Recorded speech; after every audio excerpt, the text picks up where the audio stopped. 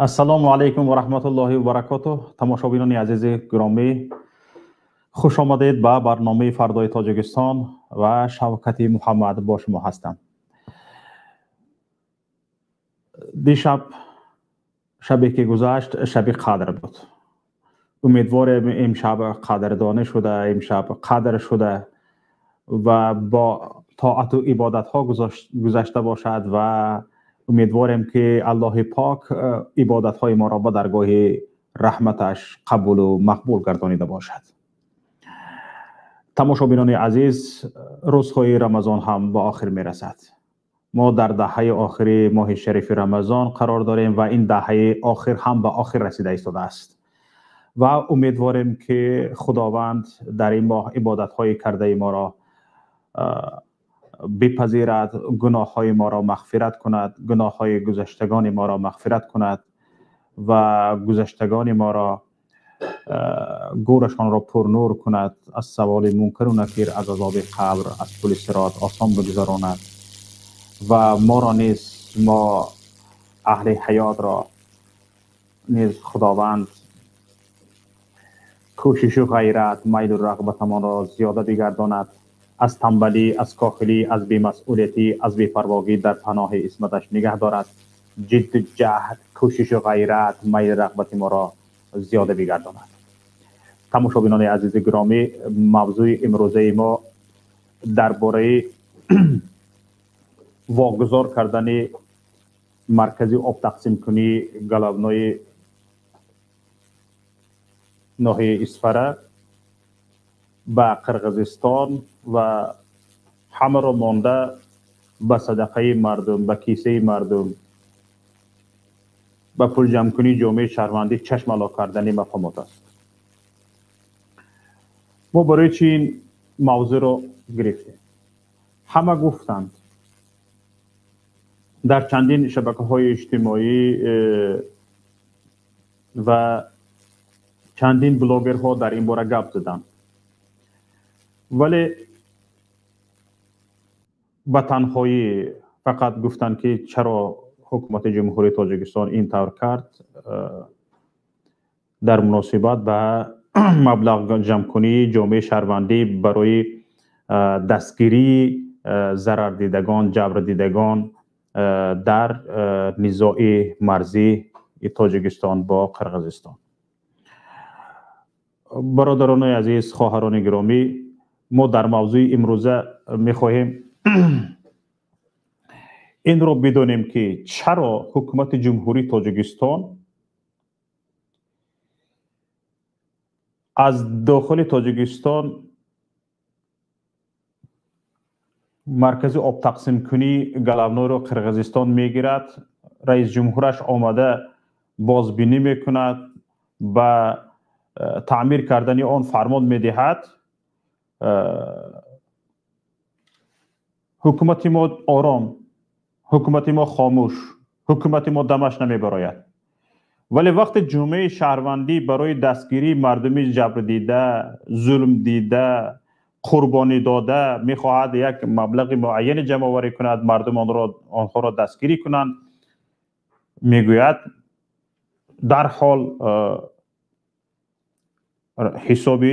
حساب میکشویند در بانک و میگویند که شما همه مبلغ هایی که جمع کردید به حساب کشاده وزارت کارهای داخلی سپارید. این خبر را رسما خودی وزارت کارهای داخلی نشر کرده. این را پیشگیری از قلابی نامید. پیشگیری از قلابی. قلاب کی است میدونید؟ اینها کی را قلاب عنوان کردند؟ رجب میرزا را. شاید خودی رجب میرزا چنانه که خودش میگوید هیچ وقت باور نمیکرد که او را حکومت کشور، وزارت کارهای داخلی تاجیکستان به قلابی متهم میکند بدون هیچ دلیلی. اینها عادت کردند که به قانون توف کنند. اینها عادت کردند که به قانون هیچ اهمیت ندهند و دلخواه کسی را بدون مرافعی سودی بدون اینکه پرونده کشویند، بدون اینکه سود قرار خودش را برارد، حلنامه خودش را برارد، گناهکار کردن میگیرند. یکی قلاب، یکی دوز، یکی تروریست، یکی استریمیست به ملال گفتن میگیرند. حالا که قانون معین کرده است، گفته شده است در قانون که گناهکار را سود معین میکند. تا سود، تا مرافعه سودی برپا شدن و حلنامه سودی برآمدن، هیچ کس گناهکار حسابیده نمیشود. به هیچ کس با این یا آن گناه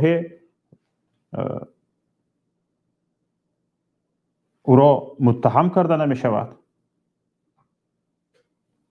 تنها می شود گمان بر شده به این یا آن گناه. اما گناهکار را سود معین می کند. در ما باشد چی؟ در ما وزارت کارهای داخلی خودش سود، خودش پروکرور، خودش ناظر ترتیبات جمعیتی، همش خودش. برای همین وقتی اون اومده است که یا همه اینها را یکتا کردن در کار است. کمیته دولتی امنیت ملی، وزارت کارهای داخلی، پروکراتوره کشور همش را یکتا کردن در کار، چون که اینها کار یکدیگرش را نمیداند چگونه اجرا کرد. اینش کار اینش را اجرا میکند، اینش کار اینش را اجرا میکند، نمیداند که کی کار کی را اجرا کرده ایستاده است. پروکراتوره کشور یک مقامات ناظر اجرای قانون است. به این حالت خاموش است، نمیگوید که هوی تو قانون را ویران کرده ایستادی. پروکراتوره کشور به طور مثال پروکرور گنرالی کشور در این حالت میبایست ضد وزارت کارهای داخلی تاجیکستان پرونده باز میکرد، چون که از صلاحیتش بیرون شد. یک نفر را بدون سود، بدون مرافعه سودی گناهکار کرد، از صلاحیتش بیرون شد. باید پروکراتوره کشور ضد وزارت کارهای داخلی پرونده باز میکرد که از صلاحیتش بیرون شده یک نفر را متهم به گناه کرد، گناهکار دانست. پروکراتور جیم صلاحیت خودش را نمیداند. پروکراتور برای چی لازم است؟ برای نظارت اجرای قانون لازم است. قانون ویران کنی از جانب وزارت کارهای داخلی شد می چی فرق دارد که از جانب یک نفر کمترین شخص ملت، شخص شهروند کشور جنایت صادر می شود، یا اینکه از جانب یک نفر وزیر یا یک نهاد حکومتی؟ وقتی که بین مردم عادی و بین نهادهای حکومتی فاصله ایجاد می شود، پس ما به کجا رفته می رسیم؟ برای همین هم تنها همین بس است که وقتی که یک ژورنالیست نامی کشور را به قلابی متهم میکنند و در این باره مواد نشر میکند وزارت کارهای داخلی، همین بس است که پروکراتوره جمهوری تاجیکستان به وزارت کارهای داخلی بگوید که از صلاحیتت بیرون نشو. هیچ نه آگاهی باید بدهد از روی قانون، نه خاموشن اینها همه گروپ راف که گویا که یک دیگرش رو پدشکه میکنن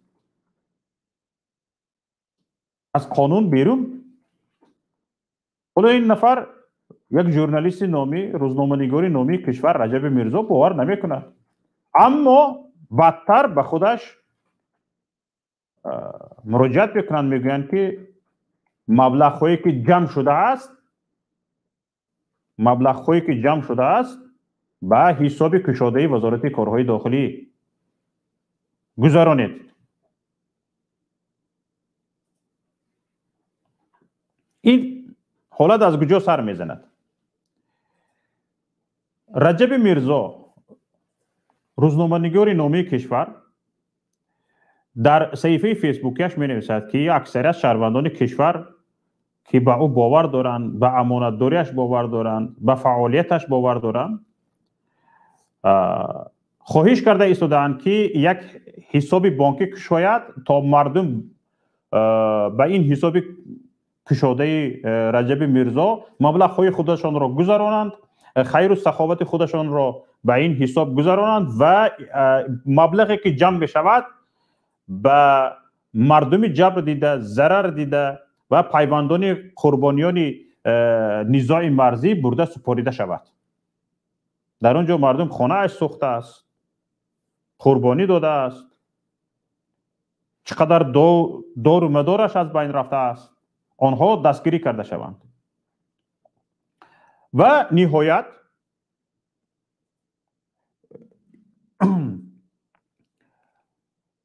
یک گروهی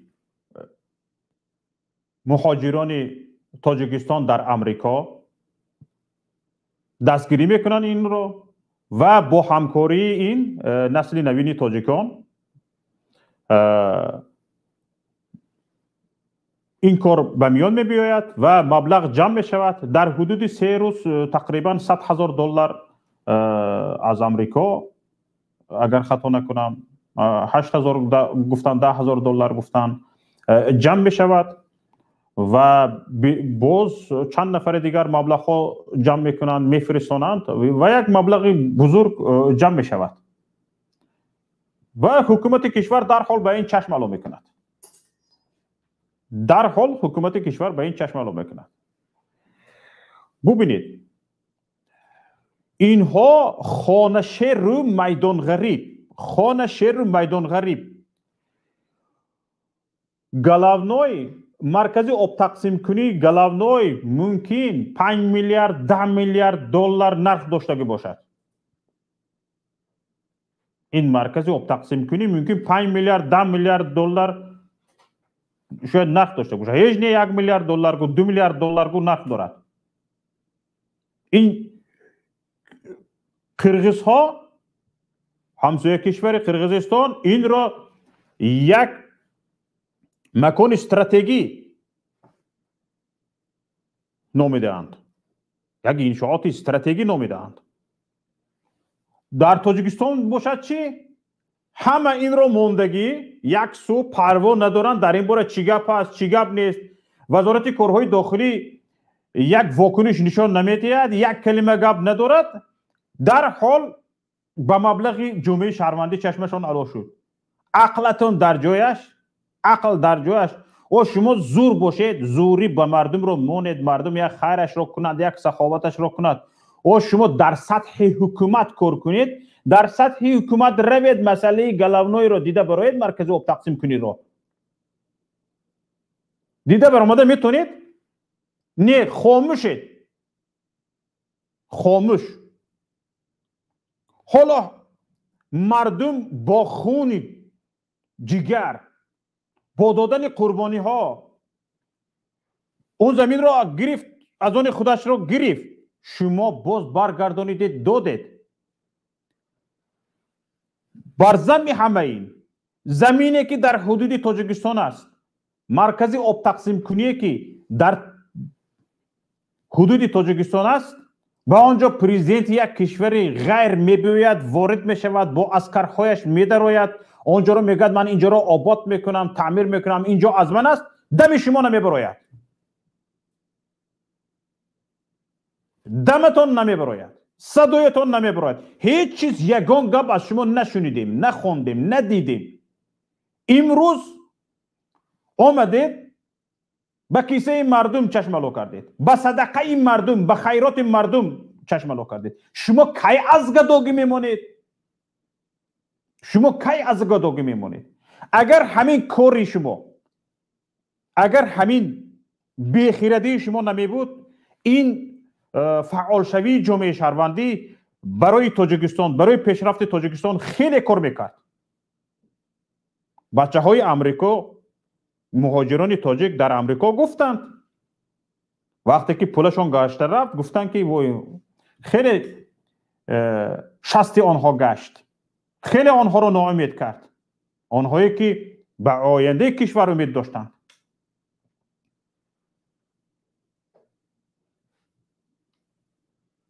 ببینید چقدر خیانت کردید شما. به چند هزار دلار چشم علو کردید، یک مردم کشور را، خصوصا جبر دیدگان، ضرر دیدگان را از هزارها کمک مانندید. حالا اینجا برادر وایسیدین نادینایف با ما پیوستند. خوش آمدید برادری عزیز. السلام علیکم و رحمت الله و برکاته. اکای شوکت زیاد وقت آوازم هست، صدام هست؟ بله برادر تکلیف میکردید، عذر میگفتم. انا این روز در خیابان هستیم بر اومدیم ولی صدا قطع و وصل میشه، اینجا شمال است، به همین خاطر پیش و پیش عذر. نهایت خوب صدا طبیعی میگوید، شاید باز بلون و گنجشکه کن همراه شاید با خوبتر میشود. خب مهم که صدا خوب باشد. زنده باشید. امرالله برادر گرامی شما هم خوش آمدید. سلام علیکم و رحمت الله و برکاته. و علیکم السلام و رحمت الله و برکاته. حالا وقتی برادران رو نمیگیریم، برادران رو خوش آمدید گفته یک بار صحبت رو آغاز بکنیم. بعضی از صحبت هایی که من گفتن میخواستم در مقدمه انشالله در دوام میگیم. برادر وایسیدین، شما دیروز در یک برآمد خود در کانال خودتان در این باره صحبت کرده بودید، خیلی به من خوش آمد و واقعا همین برآمد شما تاثیر کرد چی و کار خودش رو کرد چی امروز نهایت با کسانی که مراجعت کرده بودید به سر کار آمدن، واردی کارزار شدن. این چگونه بود؟ در این باره گپ می‌زدید؟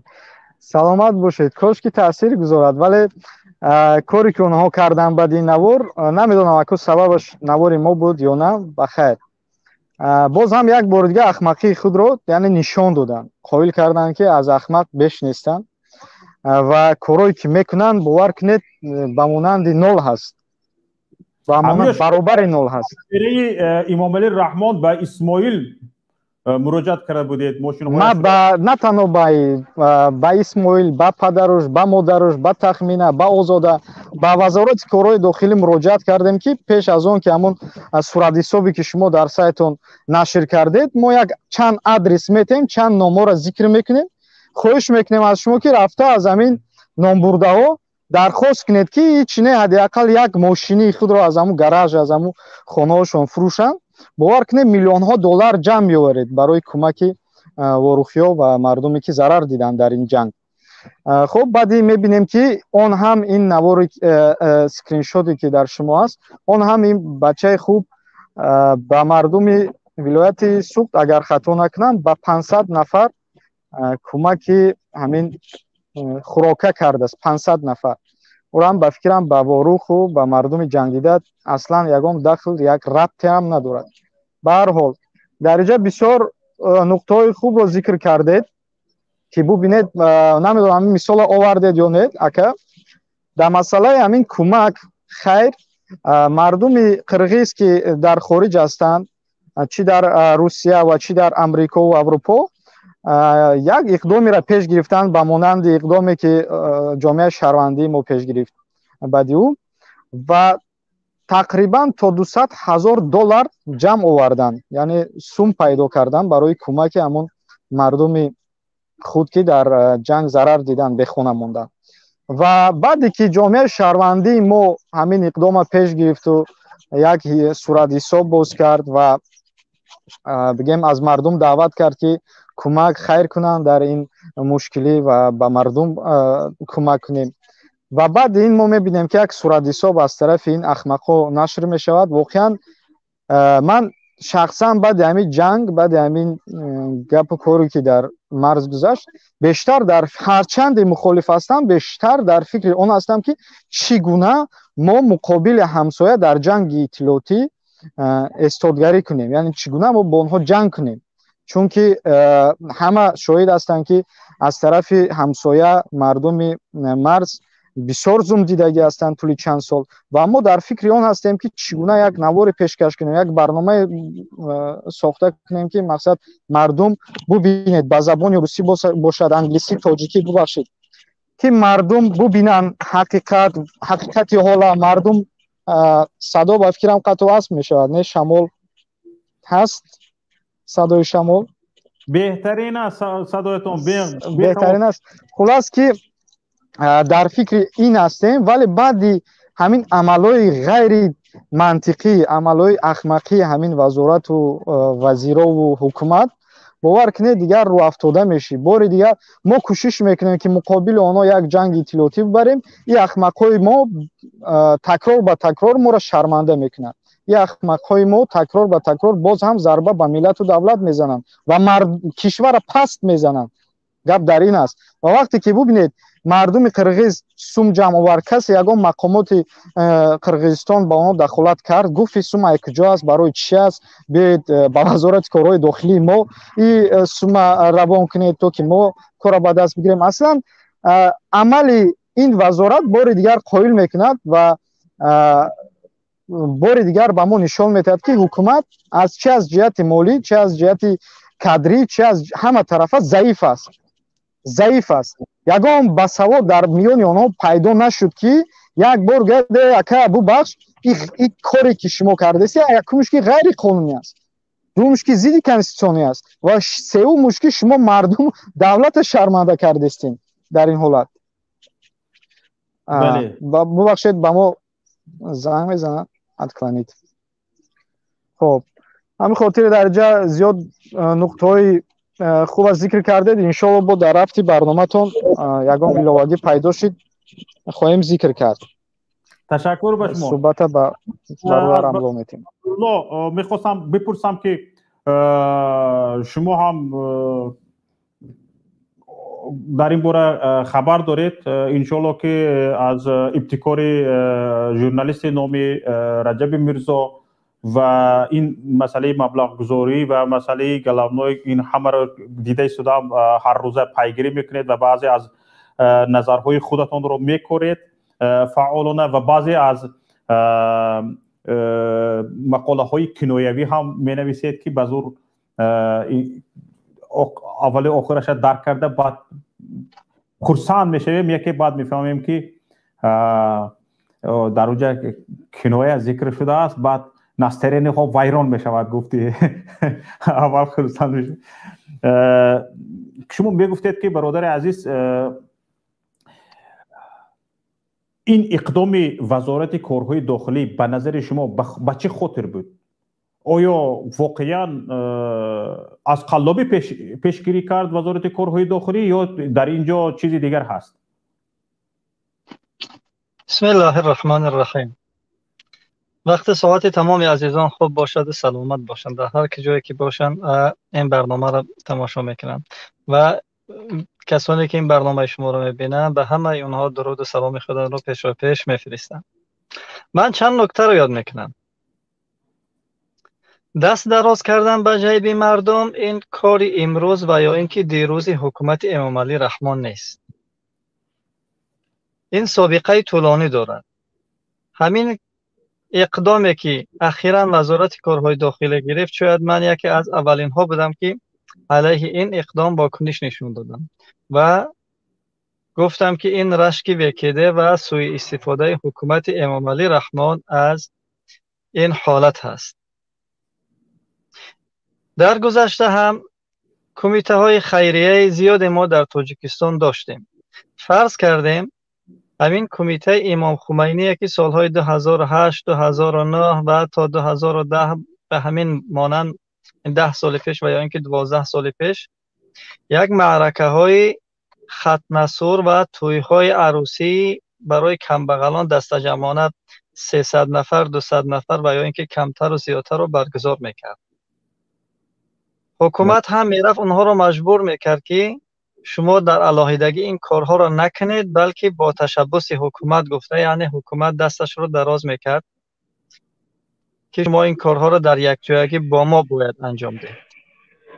این یک تشکیلات‌های خیریه داخلی که ما داشتیم خیلی هم کمک ها میکردن.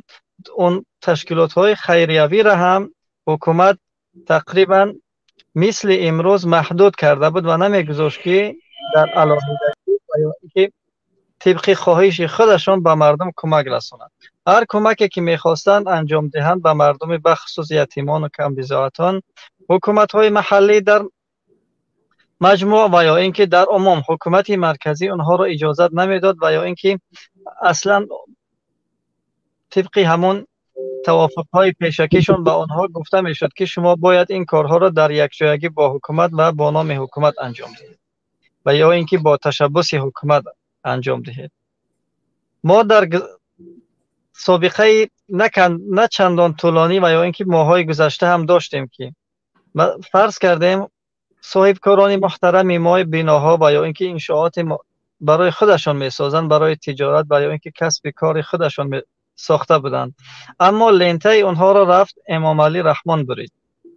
این چی معنا دارد؟ این معنای اون را دارد که حکومت تمام کارهای شایسته مردم را میخواهد به نام خودش ثبت کند. هر وقتی که اون قیچین اونجا پیدا می شود با صاحبش میبخشید اگر دغل هم شود، این مستقیما غارت کردن ایمیجی همون صاحب کار هست و یا اینکه ایمیجی همون سازنده اون کار هست که یک کس زحمت میکشه، نمیدانم 10,000 20,000 و یا اینکه کمتر و زیادتر صرف میکنه یک کارهای خیری را برای پیشبرد تجارت های خودش و برای کار اشتغال زایی یعنی جای کار آفری صرف میکند و اخیرا هم اون کارها همش به نام حکومت ثبت میشوند. یعنی این مستقیما دست درازی حکومت چی از شخص اول و یا اینکه چی از رده های پایین، این مستقیما دست درازی حکومت به جیب مردم و یا اینکه به جیب صاحب کاران و یا اینکه به جیب یک قشر علاهیده مردم است. در این اواخر هم وقتی که گروه از تشبثکاران ما خدا خیرشون دهد مردم به آنها اعتماد کردند، حالا مثل برادرمان و یا اینکه استادمان رجب میرزا، اون حق استادی دارد به ما، استادی ما است.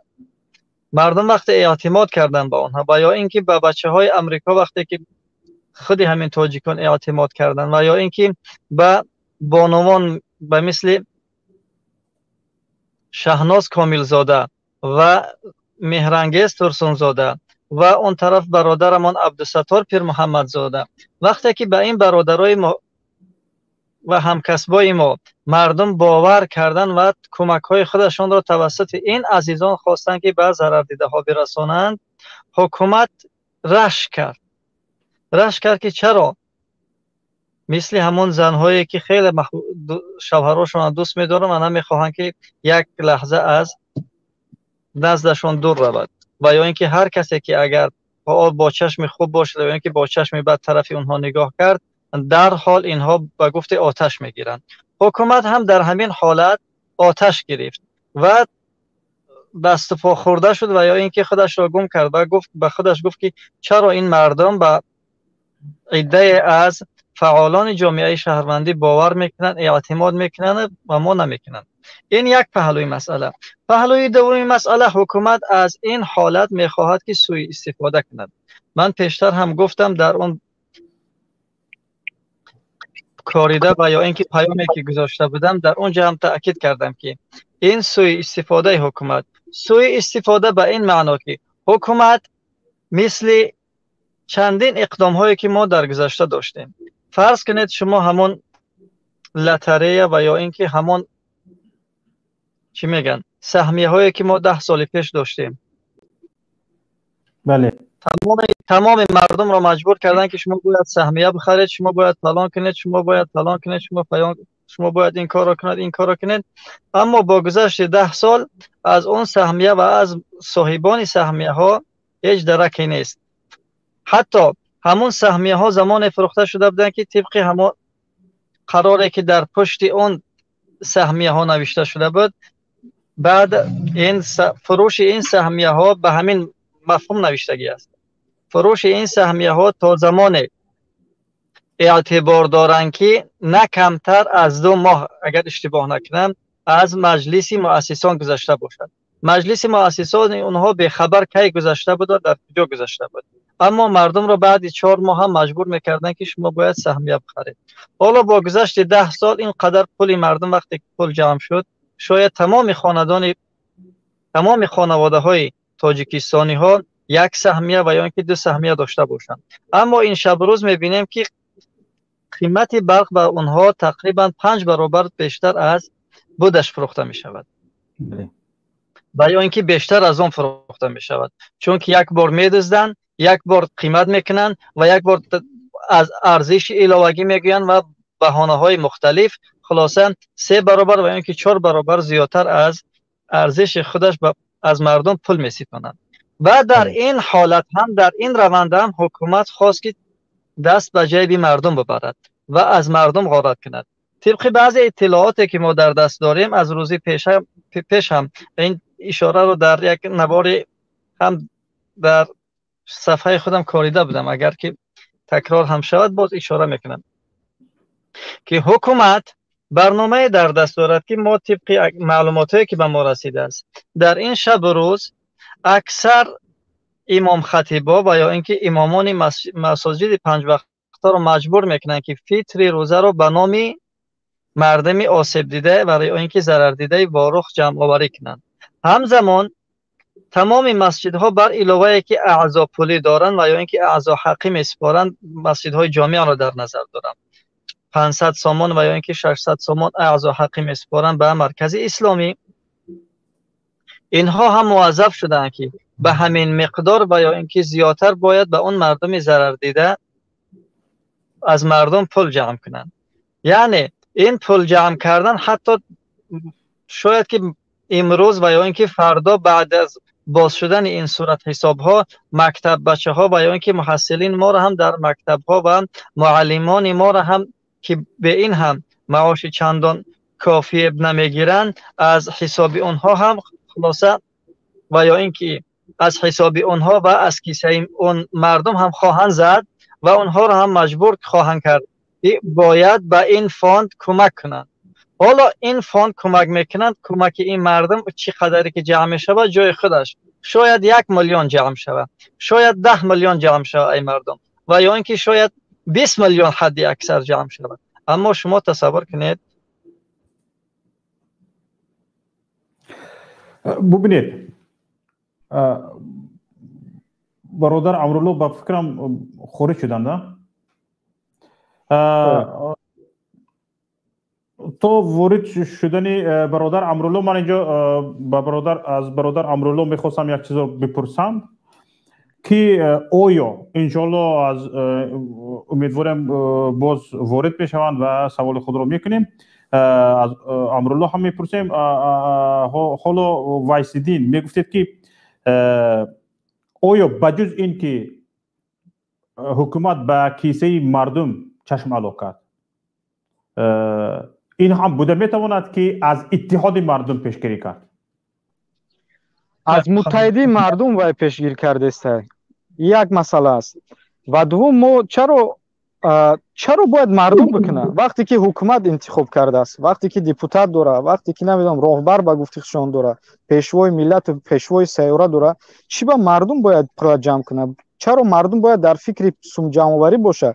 این وظیفه همون پیشوای ملت شون است که نه اینکه برای ماینوشی کنه در چی میگن کراسنی پلوشتی مسکو قطی ولادیمیر پوتین، بلکه رود قطاری در صف همون مردم جبر دیده باشد و حداقل یک اظهارات همدردی نمیدونم یک باشد با مردم. حضوری است، نمیدونم غیر حضوری است. ببینید که در بالای همه ماتم مردم که در اونجا داره به خونه مون به در مون چند نفر کشته شد، بالای همه تحقیر کرده میرود سفر میکند به روسیه و یگان سخن یا اینکه حرف اوید همین جنگ گذشته نمیگه و باز هم مقایسه کند مردم از همسایه کشور. ما امروز از همسایه کشور مینولیم آن و فلان و فلان، آخه ببینید فرق زمین و آسمان میکند. و چرا امروز مهاجر در فکر جمع آوری آن مبلغ باشد؟ چرا منصبدارا نمیدونم یک اینیشیاتیو را پیش نمیگیرن و هیچ نه یک بار در عمرشون با مالشون با مردم باشند؟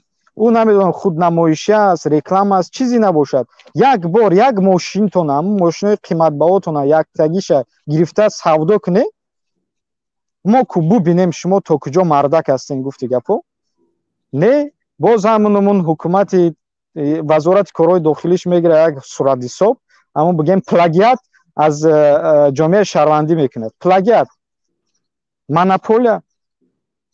و چرا امروز یگان منصبدار تا امروز یک набаромадааст, нагуфтааст хай мо ин ҳамин як чанд миқдор сум ҷудо кардем ва равон кардем аз оилики худ аст, аз маоши худ аст. Намедонам, бо ҳар як сурати, бо ҳар як ишораи ку бубинед, пеш дароед, бо мардум бошед, мардумда кӯмак кунед. Чаро намебинем? Нест. ман бовар кунед, ман дар охир мегӯям, баъд хориҷ мешавам, чунки дар роҳ ҳастем. такя ба ин ҳукумат касе такя накунад, аз ин ҳукумат касе қаҳрамон насозад.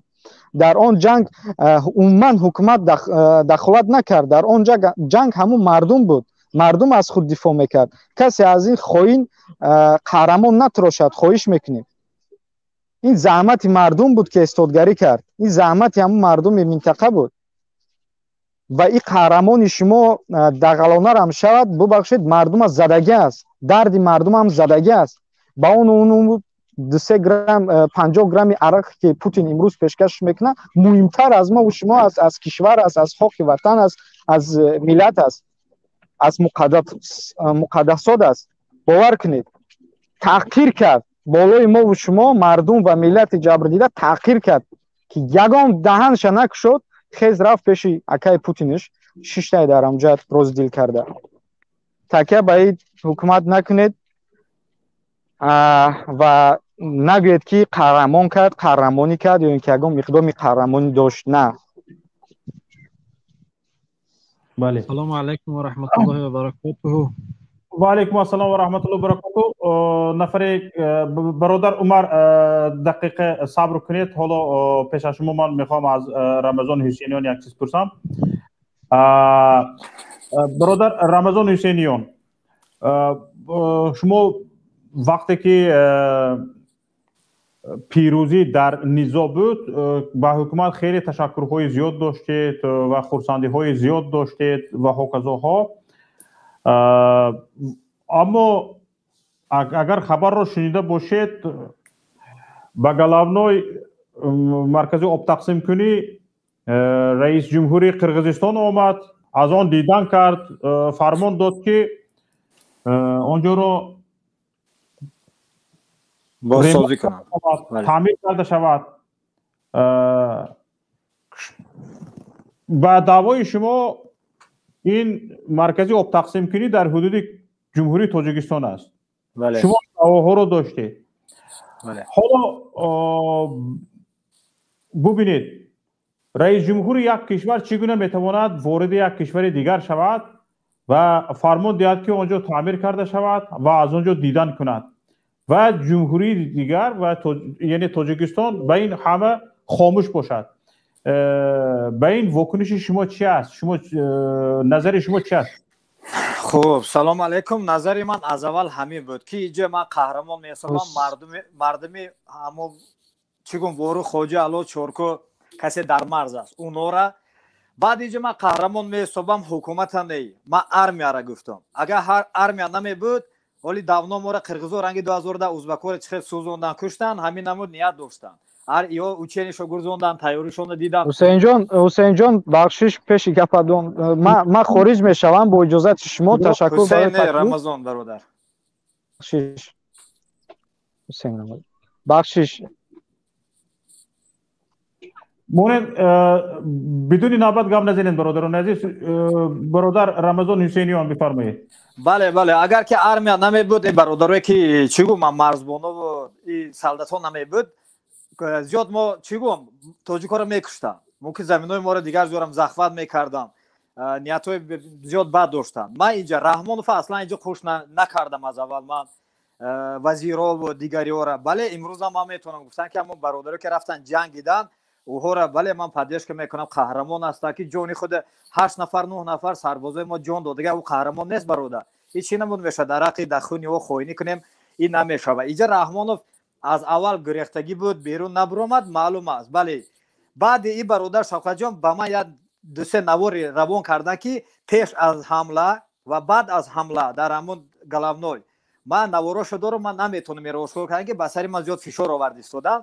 ман падару модар дар ҳама авлодо дар дохила ман наметавонам ки чӣ переговор кардаган, худи оно сабт кардаган, баъзе бачаҳомо ба мара равон кардан. рӯзаш меёд, ман инро ошкор мекунам. инҷа аз ҷанг пеш договор будагӣ аст ки дар куҷо чӣ намуд, чӣ бояд сценария шавад. солдатои моро ҳам подстава кардаги ҳастанд, солдаторо подстава кардаги ҳастанд, лекин то шумо мегӯед Головной президенти Қирғизистон омад. ира ҳам шумо ба ман савол доден, ира ба мара ҳама мардуми вору хоҷа алло чорку ба ман занг мезанад ё дигар мардум ба мара савол метавон бародар. И ҳам барои ман як загадка аст, як аломати савол аст ки унҷа территорияи мо дар ҳама картаи имрӯзам 50 солам 70 солам мегирем дар территорияи Тоҷикистон аст. ҳама халқи маҳаллӣ мегӯяд территорияи мо аст. чӣ намуд раиси ҷумҳурии Қирғизистон унҷо омад? ба ин савол ман ҷавоб дода наметавонам. уҷара аз як версия фурӯхтагӣ ҳастанд, дуюм версия кунем аниқ бикунем. барои ҳамин мо бояд интизор шавем як ҳафта ду ҳафта дига ки хулоса чӣ мешавад. фаҳмидем? ман ҳозир ростии чӣ гуфта наметавонам, фикр мекунам додагиам бародар. фаҳмидем? дигар интизор шавем ки қадами ҷониби қирғиз боз инсутар дароз шавад. дароз мешавад бародар. Эмомалӣ ҳеҷ вақт тарифи моро нагирифта буд, аз рӯзи аввал то охира намегирад. мо такя ба Раҳмонов накунем, такя мо метавонем ки ба мардум бикунем. баъд ҳарбиёро бояд фаҳмондан дар кор аст, бародари Марзбонура ки прикази болоро гӯш накунанд. ӯ аз аввал приказҳои хоинӣ метан ки халқи қирғиз меомад автоматик солдатои тоҷикӣ мезад мегирифт, командиро мегуфт не назанин қирғизора. баъд ӯ солдатои моро асир мегирифтан, шарманда мекардан. аз боло хоинигирӣ мекунанд бародар. мо бояд такя накунем, ҳеҷ вақт ба манфиати мо ҳал намешавад. 100% интизор шавед бародар. овози ман омадеста. ман аз Амрулло як чиз пурсиянӣ ҳастам. бародар Амрулло, инҷо ман ба шумо савол доданӣ будам. шумо дар бораи ба кисаи мардум чашм аво кардани мақомот гап суҳбат кардед. саволи ман ҳамин аст ки оё ҳамин метавонад пешгирии иттиҳоди мардум бошад, пешгирии ҳамбастагии мардум бошад? шумо агар мардум ман сараввал узр мепурсам аз дӯстон ва касоне ки пайгирӣ мекунанд барномаро ки ин телефони ман хато васл мешавад. агар шумо мардум касонеро дар назар дошта бошед ки онҳо хостори миллатсозӣ ва фарҳангофарӣ ҳастанд, бале ин як нав латма задан ва ё ин ки пароканда кардани мардум аст.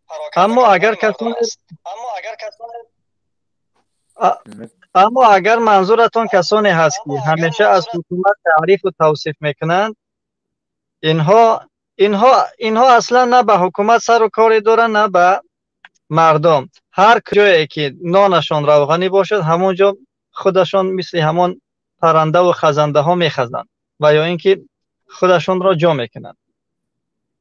аммо мардуми оддӣ ва мардуми ҷасур ва мардуми касоне ки мехоҳанд фарҳангофарӣ кунанд ва бо ҳам муттаҳид бошанд ва баъд аз фарҳангофарие ки мо дар назар дорем, агар дар ҳоли ҳозир яъне як нав ташаббус ва ё ин ки ҷамъомад яке аз сарриштаҳои ҷамъ кардани мардум атрофи як идея агар кӯмак кардан ба мардум бошад, бале инҳо хостанд ки мардумро пароканда кунанд ва дар воқеъ ба ҳамон иттиҳод ва ё ин ки ҳамбастагие ки таи чанд рӯзи ахир ба вуҷуд омада буд, ин ҳамбастагӣ ва иттиҳодро аз байн бурданд.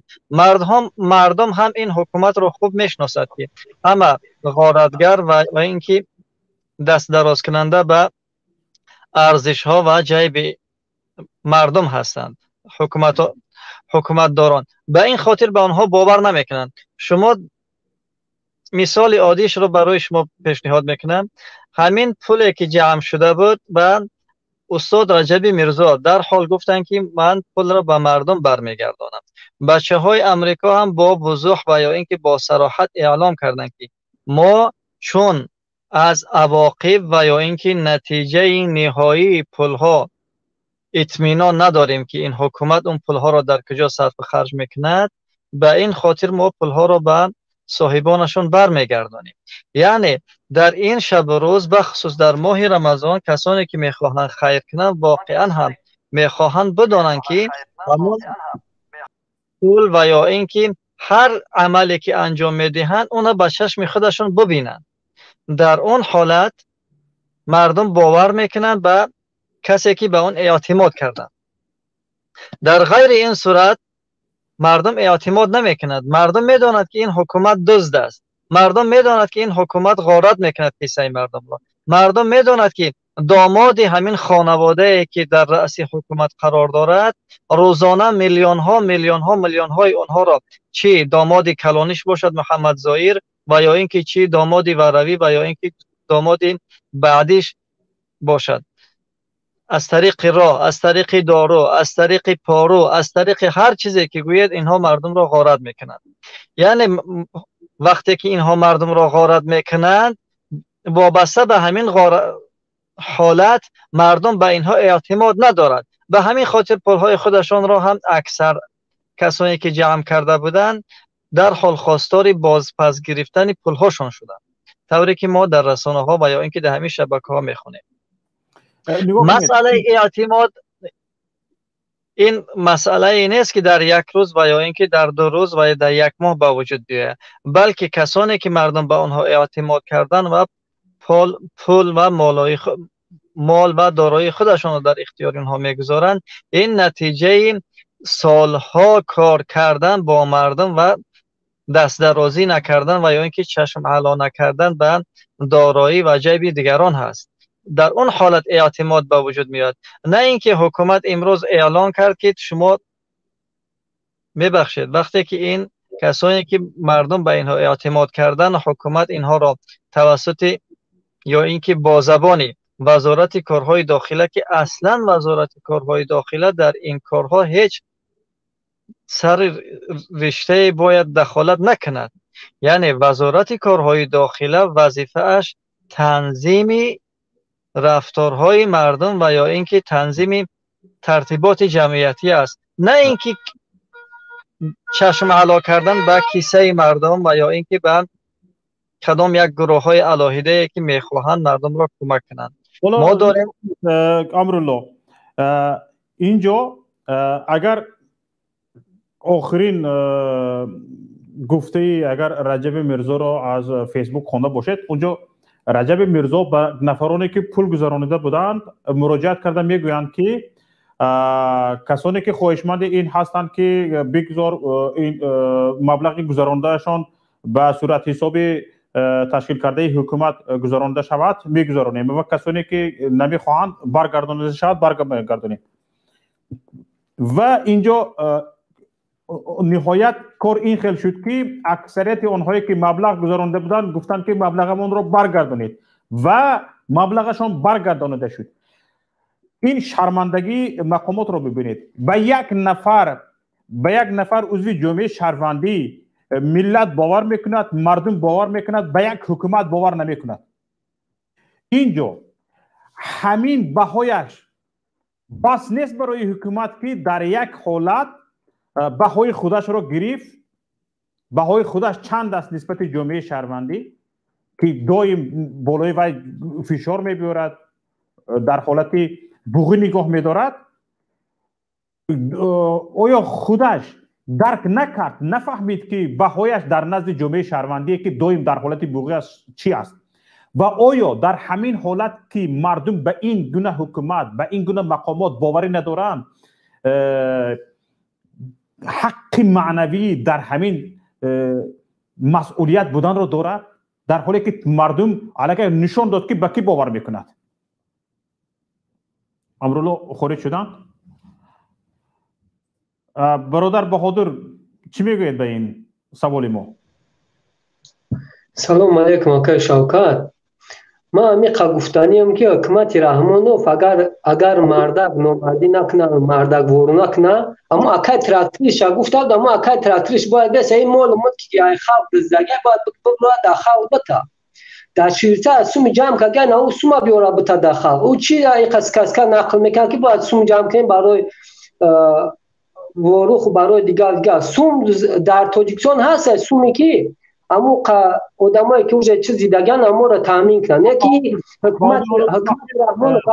یک دقیقه بهادر، حالا امرالله پیدا شدن، یک کس مشکلی تکنیکی دارن، به سوالمون جواب گیریم، ان شاءالله با شما باز صحبت میکنیم. برادر امرالله سوال مرا فهمیدید؟ میشه یک بار دیگه تکرار کنید؟ بسیار از من مشکل آقای رجب میرزا اعلان کردن که همین خیل حالت پیش آمد و کسانی که خواهشمند این هستند که همین مبلغ‌هایی که فرستادند به صورت حساب مقامات گذرانده شود، به صورت حساب مقامات بگذارند. و اگر کسانی که ضد هستند میخواهند به صورت حساب مقامات گذرانده نشود، مبلغ‌هایشان رو به خودشان باز میگردانید. اکثر چیکار کردن؟ اکثر گفتند مبلغ‌هایمان رو به خودمان بازگردانید و مبلغ‌های آنها بازگردانده شد. در این حالت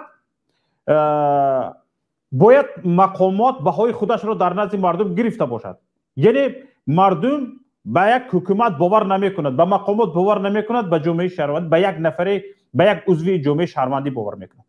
در همین حالت که ارزش یک حکومت برابر یک نفر عضو جامعه شهروندی نیست، آیا کارنشینی همین حکومت، ناعهده برای همین حکومت از باوری مردم برآمدن همین حکومت رو نشان نمیدهد؟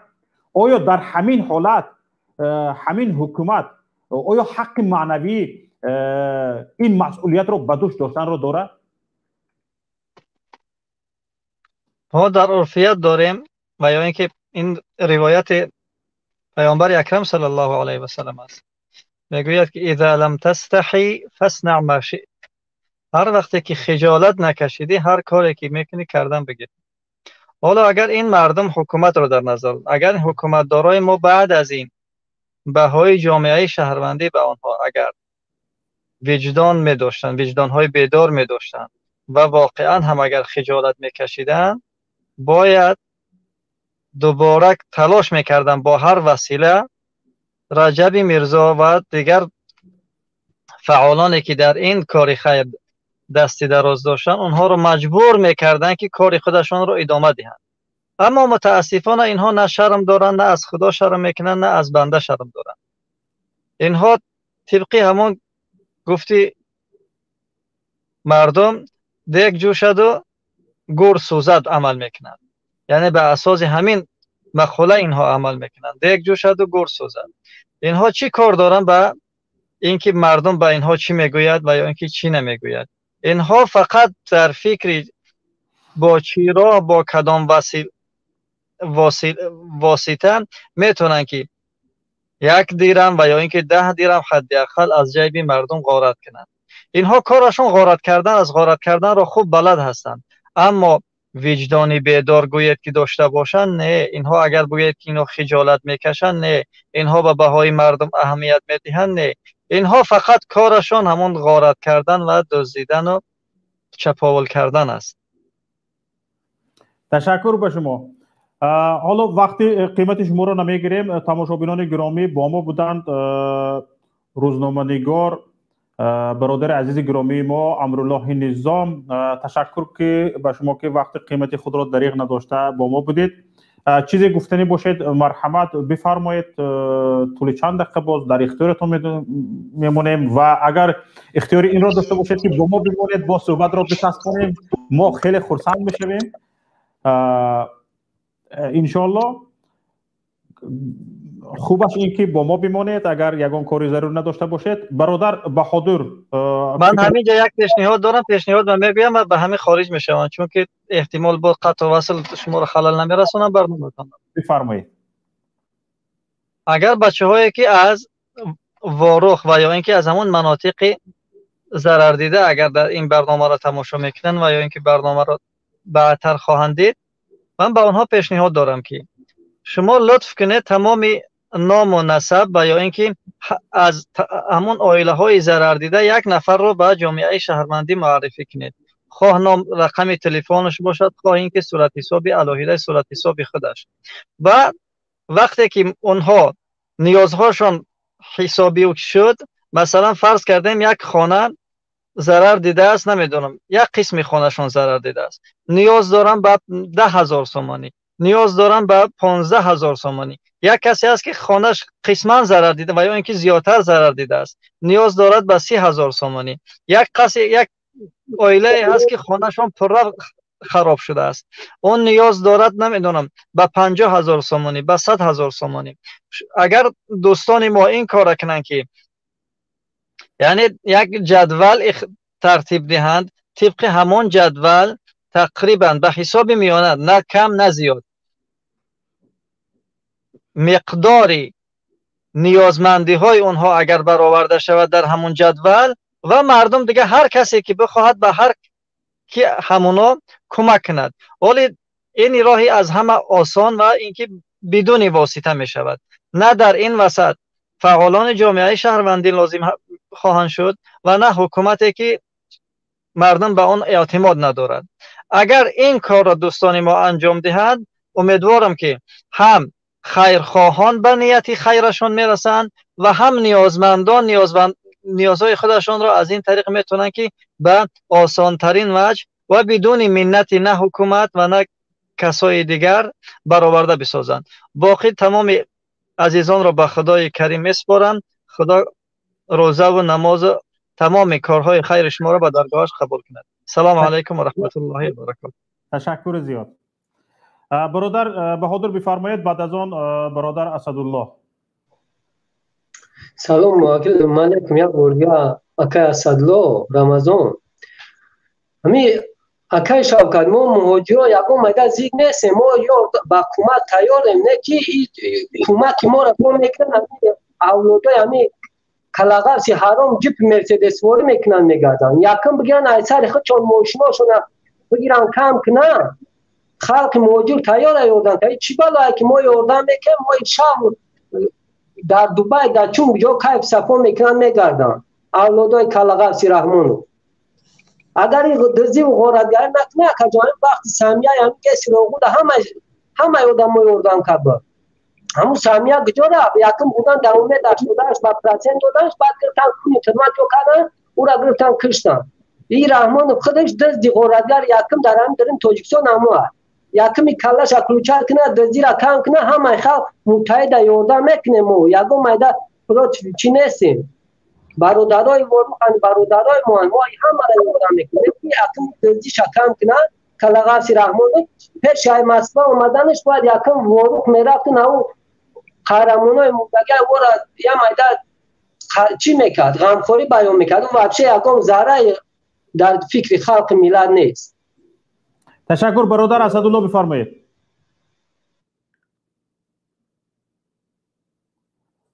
اسدالله با همه خلق و علیکم مهاجر السلام علیکم و رحمت الله. ما رو میشنوید؟ میشنویم شما رو. از موضوع ما باخبر هستید؟ بله. باز یک بار دیگر تکرار کنید میشه. موضوع امروزی ما همین است.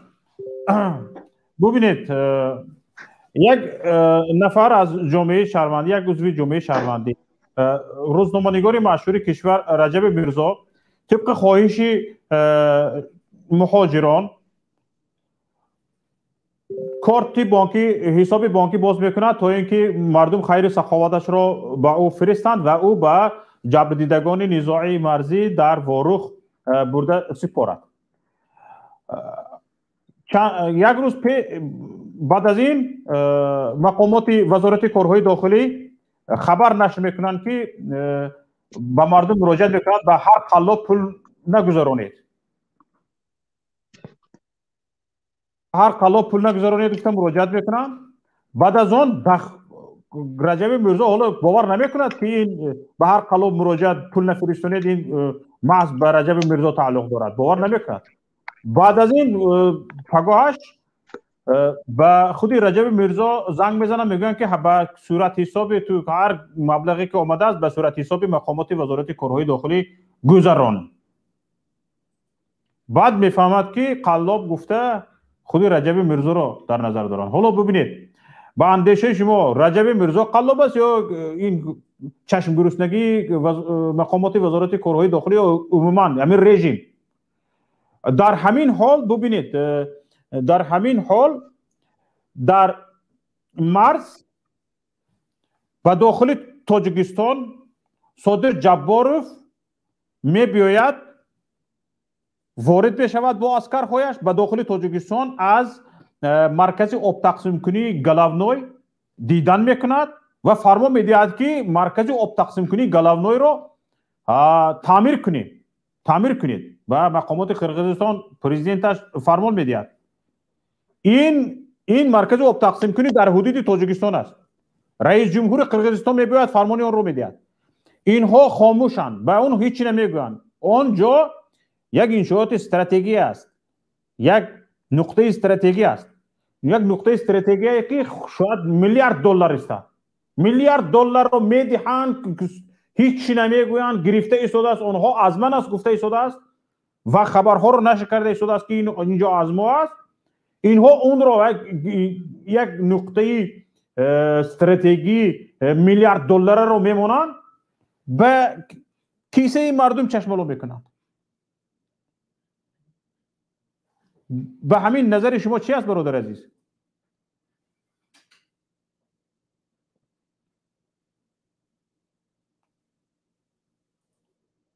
برآمدم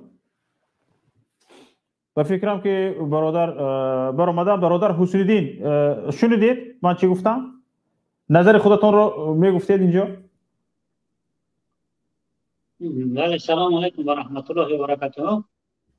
پیش از من گفتنی هستم که من همین گفته وزارت کارهای داخلی را دیدم، باور که با نکردنی و که یک وزارت بیاید به عنوان یک بلاگر یا یک نفر برای یک آفت زده کمک جمع کنه، تقریبا چنین کارا را نمیگده. لیکن تا امروز باور نمیکنه وزارت چنین اقدام کنه به عنوان یک شخص، یک وزارت. اما یک گپ دیگر شی خلاب گفته در اینجا چیکار کرد؟ معلوم کرد که خلاب آدمای جامعه شهروندی نه، بلکه خلاب خودشه. چون که مردم دوباره چیکار کرد؟ همون پولی که به همون کارتای رجب میرزا گذروندن دوباره پول گذاشتن که برگردونن. از این معلوم میشه که وزارت کارهای داخلی خود شرمنده شد، یعنی خلاب خودش به دست. ما نمیگیم خلاب، یعنی کار در روزه صورت گرفت، خودش بیانگر اونه که وزارت کارهای داخلی خلاب است، چون هیچ کس باور نداره. بله، خلاب کی معلوم شد؟ بله، ما خلاب نمیگیم، هیچ کس خلاب نمیگه. همین وقت میگن یک چیزی است که همه را معین میکنه یا همه را نشان میده. همین وقت خودش نشان داد که مردم کی را خلاب قبول داره، کی را خلاب قبول نداره. بله. دیگه ما نمیگیم خلاب، همین وقت خودش همش زمانه همش معین کرده خلاب کی است. کاری عموم در رابطه با کاری میلیسه ها این افراد پوست خر در روز کشیدگی دیگه.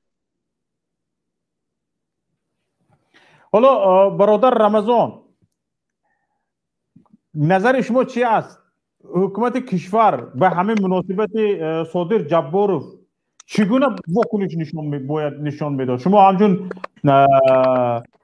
ساکنی جماعت واروخ میگوستید که به همین مناسبت صادر جبارov اینها اعلان کردن، گفتن که تا معین شدن خط مرز، تا دلیمیتاسیا و دیمارکاسیا هیچ کس یگان تصمیم نمیگیرد، یگان چیز یگان کار نمیکند، ریمونت نمیکند، انشاءات بنیاد نمیکند، یگان پایدیوار نمیموند، یگان کار نمیکند. اینها چیکار کردن؟ اینها اومدن الکی به ریمونت و بازسازی اون فرمان دادن بود با داخل جمهوری تاجیکستان برآمدن. به فکر شما در همین حالت حکومت جمهوری تاجیکستان چی واکنش باید نشان میداد؟ خب اینجا وقتی که صادر جعفر وقتی سفر کرد حکومت ما خبردار بدم. وقتی که رحمانوف سفر کرده بود قرقیزا اجازه ندادن که تریتوریشون رو بذاره رحمانوف. صدای من میره؟ میبیاید صداتون.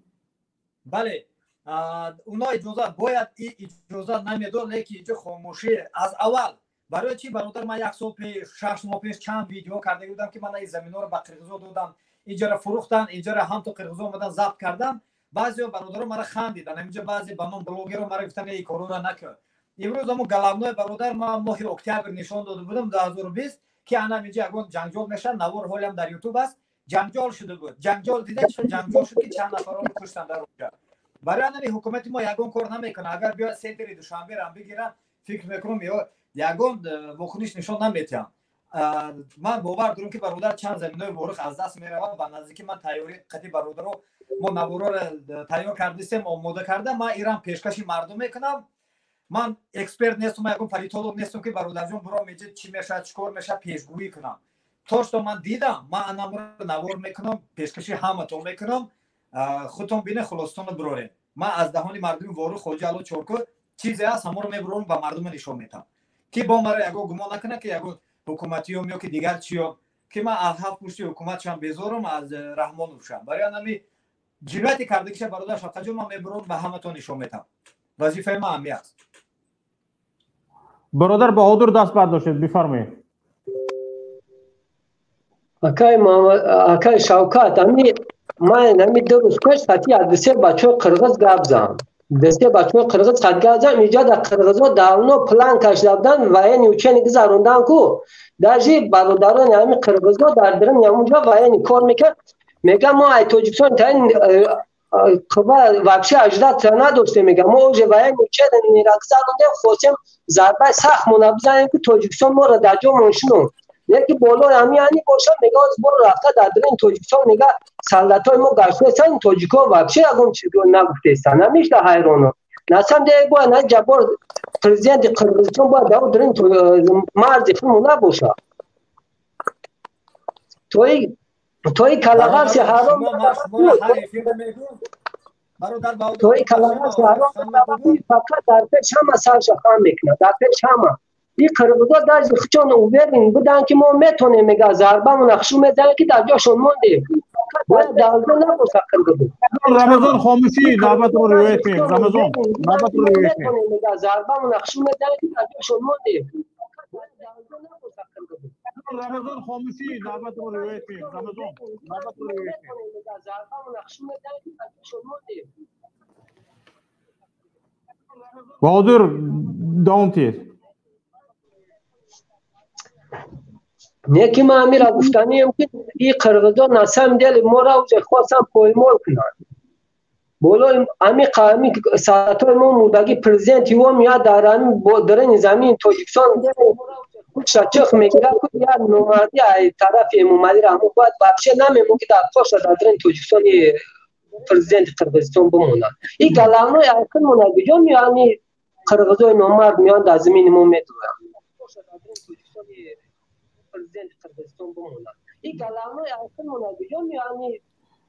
فکر میکنم بهادر یوتیوب تان گرون است نه؟ نه ایکون اینجا با فکرم فکر میکنم بهادر بسیار خوب برادر کامل بفرمایید کامل السلام علیکم و رحمت الله و برکاته برادر شوکت اکای شوکت ما رو دام شغل نمیکنی ما یک 20 minut شدم اینجا شدم میگذارم نفهمیدم چیزی گفتید نفهمیدم ما همینجا خیلی شد گفتی که ما را پراپسکار داریم نیا بول گفتی دام نزدیم گفتی گذرونده اینه گفتی که در بالا موندید خب پویننگی دوچه من گاو نزنیم میرود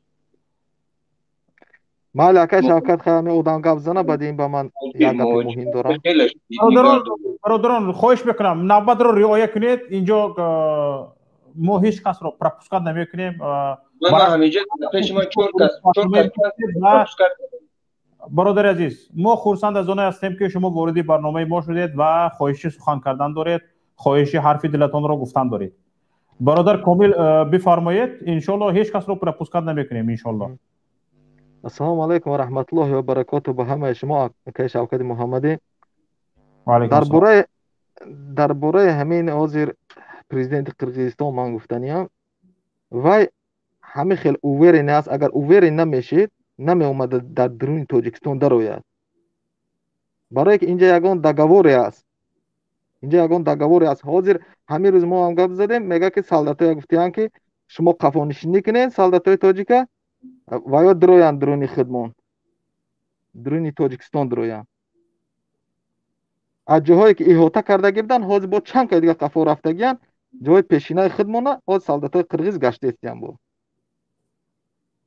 یگان چی در تغری نمیگیردین همین روز درونی مرد زنگ زدن که گفتیان که چقه نشین مایلش اگر یکی نخواست تیر پرانانم شما یگان چی نکنید واکنش نشان ندهید این که جای خودش این تماما تغری نمیگیرد این کار این مردم ترسانچه کرده استیان که همه بترسده ها بگید خواهی شما گیری تاجیکستان چند کشه میخوای گیری حاضر اوج گفتگی تا 20 باید سرتیت اما مولای دامادای پرزیدنت باید بگذره از سالداتا را گفتن شما دیگه واکنش نشون نده قرارشینه یگان جا توغری نمیگیرد ما با یک پیشنهاد دارم اخیران سخنم همه خیلی کنیم یک تشکیلات کردن در کاری که همه ما باید همه اوج دیگه با ششتن با گپ زدن مون نمیشد باید یک دست وقت کنیم باید یک دست وقت کنیم اینا آدمای با سواد هستن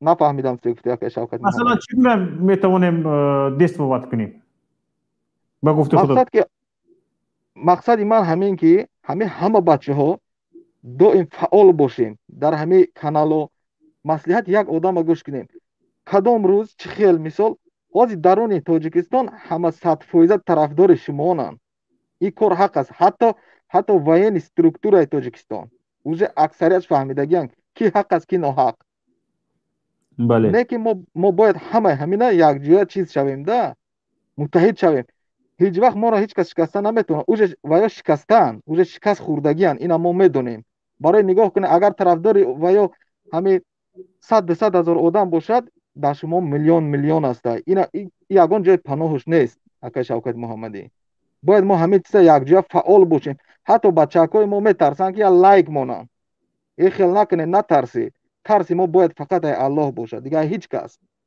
مردم وجه به نابودی رفته است به نابودی امروز یک دو آدم زنگ زده و یا زمین دارن چندها گکتار زمین دارن میگه اما پول جمع کرده است برای شروع شده چی وروخ قضیه وروخ این دقیقه توری میگیره 350 سومونگی این یگان جدا توری نمیگیره نالوگ پیش نالوگ 350 سوم برای یاردم وروخ مسپوری زمین دارو گکتار دارو کدام گکتار دارد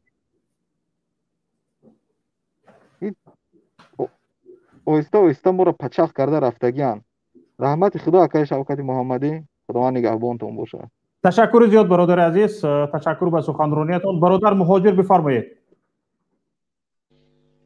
سلام بکنم با همه مردم و علیکم السلام و رحمت الله و برکاته روزی رمضان با همتون صدایتون کنده می بیاید اون شرایطی درست کردن هست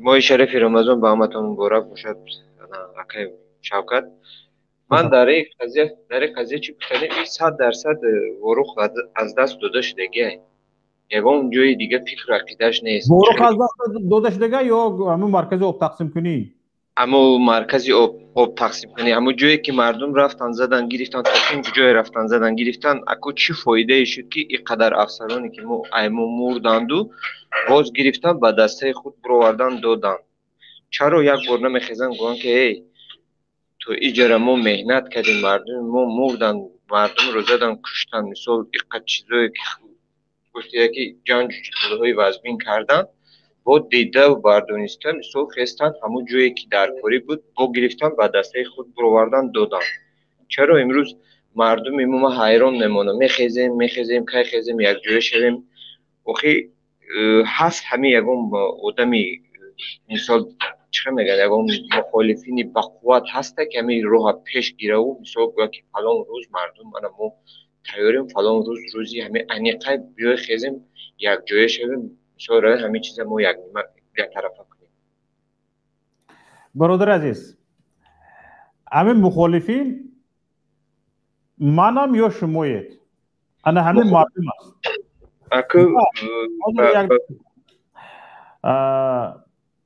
و این حالت کی به میان میباید این حالت همون زمان به میان میباید که ما نهایت به این پخته رسیم که واقعا همه مردم به این پخته رسیم که واقعا این حکومت کارناشایم است این پیشوا نیست و این اویله مفتخور است و باید این اولاد درمیت از روی قانون برکنار شود و جای رو از روی قانون شخصان با صلاحیت شخصان شایسته بگیرند ما به این حال پخته نرسیدیم نگرانی شما هم از همین است برادر عزیز وقتی که مردم به این پخته میرسد وقتی که به این مردم پخته میرسد لیدر خودش رو هم یعنی نماینده خودش رو هم خودش علاقه اکثریت مردم به همون نگاه کرده گپ میزنند به دهان همین نگاه کرده گپ میزنند و بیشتر مردم علاقه تای میشد سخنی که رو بیشتر قبول میکند اونجا همه چیز معلوم میشود برادر عزیز. حالا چرا ما این سوال ها رو داده ایستادیم؟ برای اون این سوال ها به میان آمده ایستاده است که حالا ما به کلی به این مسئله پخته نرسیدیم. برای همین هر سراسیمگی که به میان میگوید در این باره در این شب روز هر سراسیمگی که به میان میگوید ما رو به خطا میبرد. شاید خطای ما سالهای 92 97 رو تکرار کنیم و باز 30 سال دیگر مردم عقب نشینی کند و این کوشش غیرت مردم بر هدر رود. برای همین برادر عزیز این مسئله ها باید پخته برسند و مطمئن باشید که نفرانی هستند که در این بابت کار کرده ایستادند، در این مسئله شب و روز نگفته شب نخفته کار کرده ایستادند و میوه همین کارها است، میوه همین کوشش ها و غیرت ها است که امروز من و شما آزادانه صحبت کرده ایستادیم و یکی از زینه های رسیدن به این حالتی که شما طلب کرده ایستادید همین است که امروز من و شما آزادانه صحبت کرده ایستادیم، آزادانه چقدر به سیمای خودش برآمد کرده ایستاده است و آزادانه از کارناشایمی مقامات صحبت کرده ایستاده است. اما همین یکی از زینه های رسیدن به مقصد است. برای همین امروز من و شما آگاه هستیم، شاید پیوندان ما رنگ من و شما آگاه نباشند و باید من و شما اکنون کوشش کنیم پیوندان ما نیز رنگ من و شما آگاه باشند از این ناعهده برایی حکومت، از این کارناشایمی حکومت، از این مفتخوری حکومت باید آگاه باشند. امروز که من و شما آگاه هستیم، وقتی که من و شما درک میکنیم که پیوندان من و شما، همدهگان من و شما، خویش و اقربای من و شما رنگ من و شما آگاه نیستند، از این میبراید که خیلی ما کار کردن ما در کار است تا به آن چیزی که شما گفته گذاشتید. انا برای همین امروز وظیفه جانی من و شما است که همچون یک سفیر، همچون یک نماینده مردم باید در بین خویش و اقربا، همدیه، همسایه خود باشیم، همکار خود باشیم. در مهاجرت شاید اگر در یک بریگاد کار میکنه 6-7 نفر، فقط شما به این چیز اهمیت میدید، وارد این برنامه ها میشوید، سخنرانی میکنید، سخنگویی میکنید، این برنامه ها رو گوش میکنید، میشنوید، تماشا میکنید. شاید شریکان شما 5-6 نفره باشند که میبینن کار تمام میکنن، خوب میروند، پروا ندارن که در تاجیکستان چی میگذرد. باید دهانها کار کرد. راستی گپ بگم آقای شوکت جان، گپتان بریدم. من در جایی که من زندگی میکنم ما زیاده از 7-8 نفریم، هم همین زیدی حکومتداری من امروزه حکومتی ما هستند. این مردم هم میگن که اکو مثال همین کی که مثال همین روزش انیخ شود ما با مردم همشون خبر دارن. من این را عمومی گفته ایستادم برادر عزیز. عمومی با نگاه شما این تقریبا چند قید دیگر همین چیز میکشد؟ برای که من یک چیز رو نگاه دارم، برای مسئله برادر عزیز این مسئله پیشگویی نشونده است. شاید فردا نه برای که من نگاه دارم بچه‌ای که مثال تیار شدگیان مثال همش وشدگی باز یک قسمشون چقدر مایده همین آدم ها استعفا بگو یا بار استعفا بگو. استعفا امام علی استعفا برادران 100 بار استعفا میگم، یا بار نه 100 بار روز به 1000 بار استعفا میگم. تشکر برادر مهاجر. حالا سخن رو به محمد تیلوزاده میدیم، بعد حسین الدین برادر. مایل خوب در پناه خدا باشید. تشکر زیاد اکا جان. تشکر خوش آمدید. موضوع برنامه ما با خبر هستید؟ تا جای با خبرم، ولی سوالی آخر که چی بود نمیدونم. اگر با فکرم اوید خیریه بودن.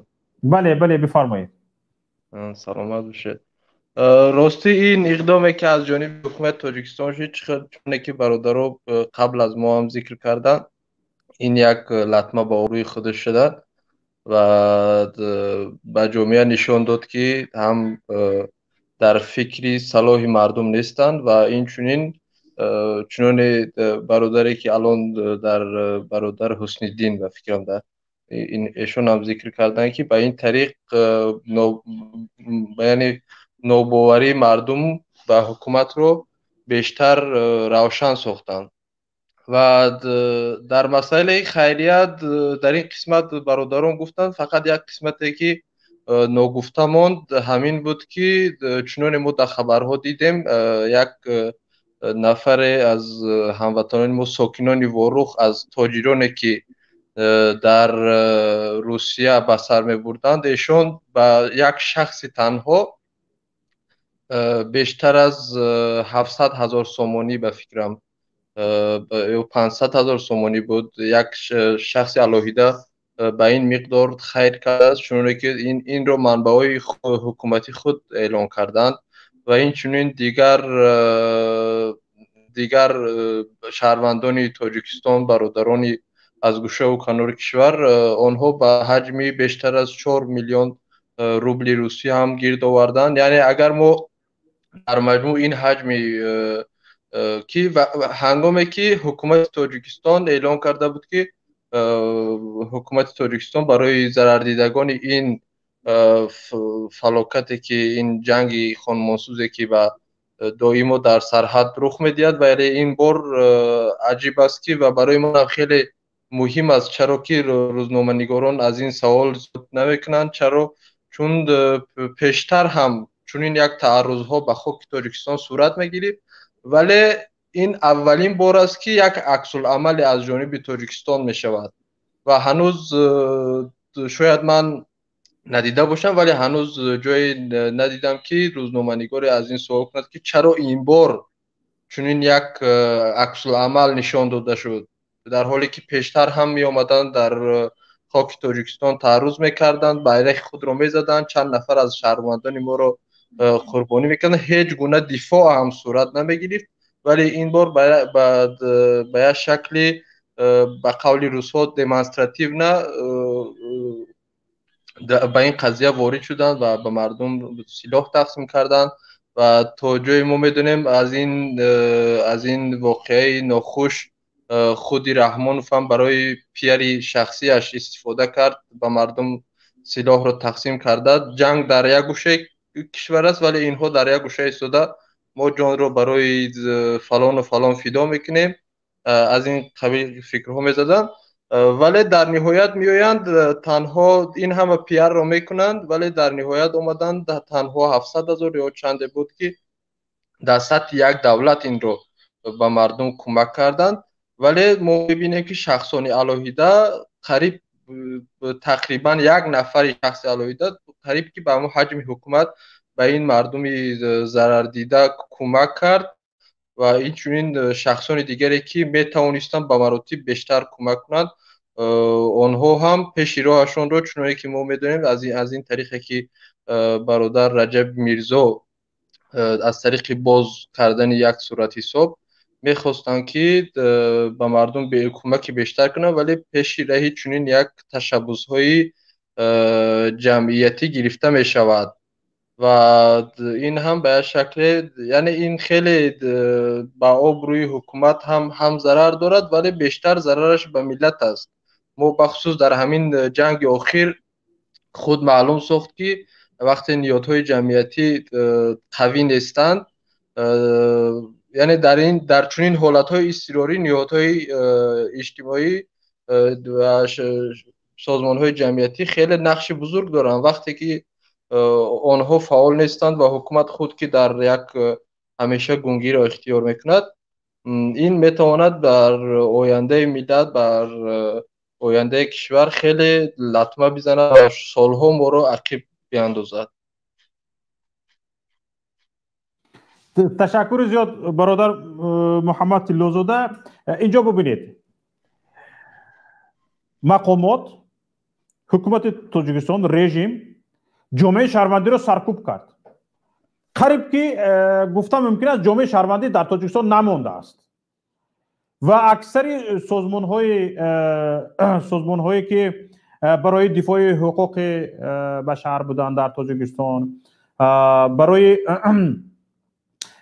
سازمان هایی که اجتماعیات مردم رو دستگیری میکردند و هکذاها قریب که از بین رفتند، قریب که نماندند. برادر محمد تیلوزاده برآمدند یا هستند قریب که نماندند. امروز اینجا حکومت خودش رو در یک حالت تنهایی گذاشت. فکر کرد که همه مسئله رو غصب میکند، از خود میکند، میترساند، میرباید، میروبد، میبیارد، از خود میکند و همه چیز رو از نام خودش نشان میدهد.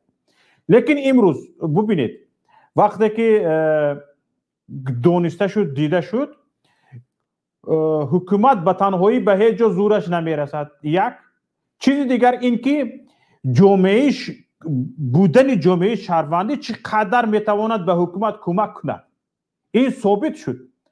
بودن جامعه شهروندی، حضور جامعه شهروندی در این گونه حالت ها میتوانید چقدر به حکومت کشور کمک کند. اما اکنون در حالی که با این رفتارهایش حکومت تاجیکستان از باوری مردم برآمد، از باوری جامعه شهروندی برآمد، هیچ کس نمیخواهد در پهلوی حکومت باشد. امروز همین مبلغ‌هایشان رو گردانده گرفتن مردم به دست حکومت نسپرده، خودش بیانگری همین است که هیچ کس نمیخواهد در پهلوی حکومت امروزه باشد.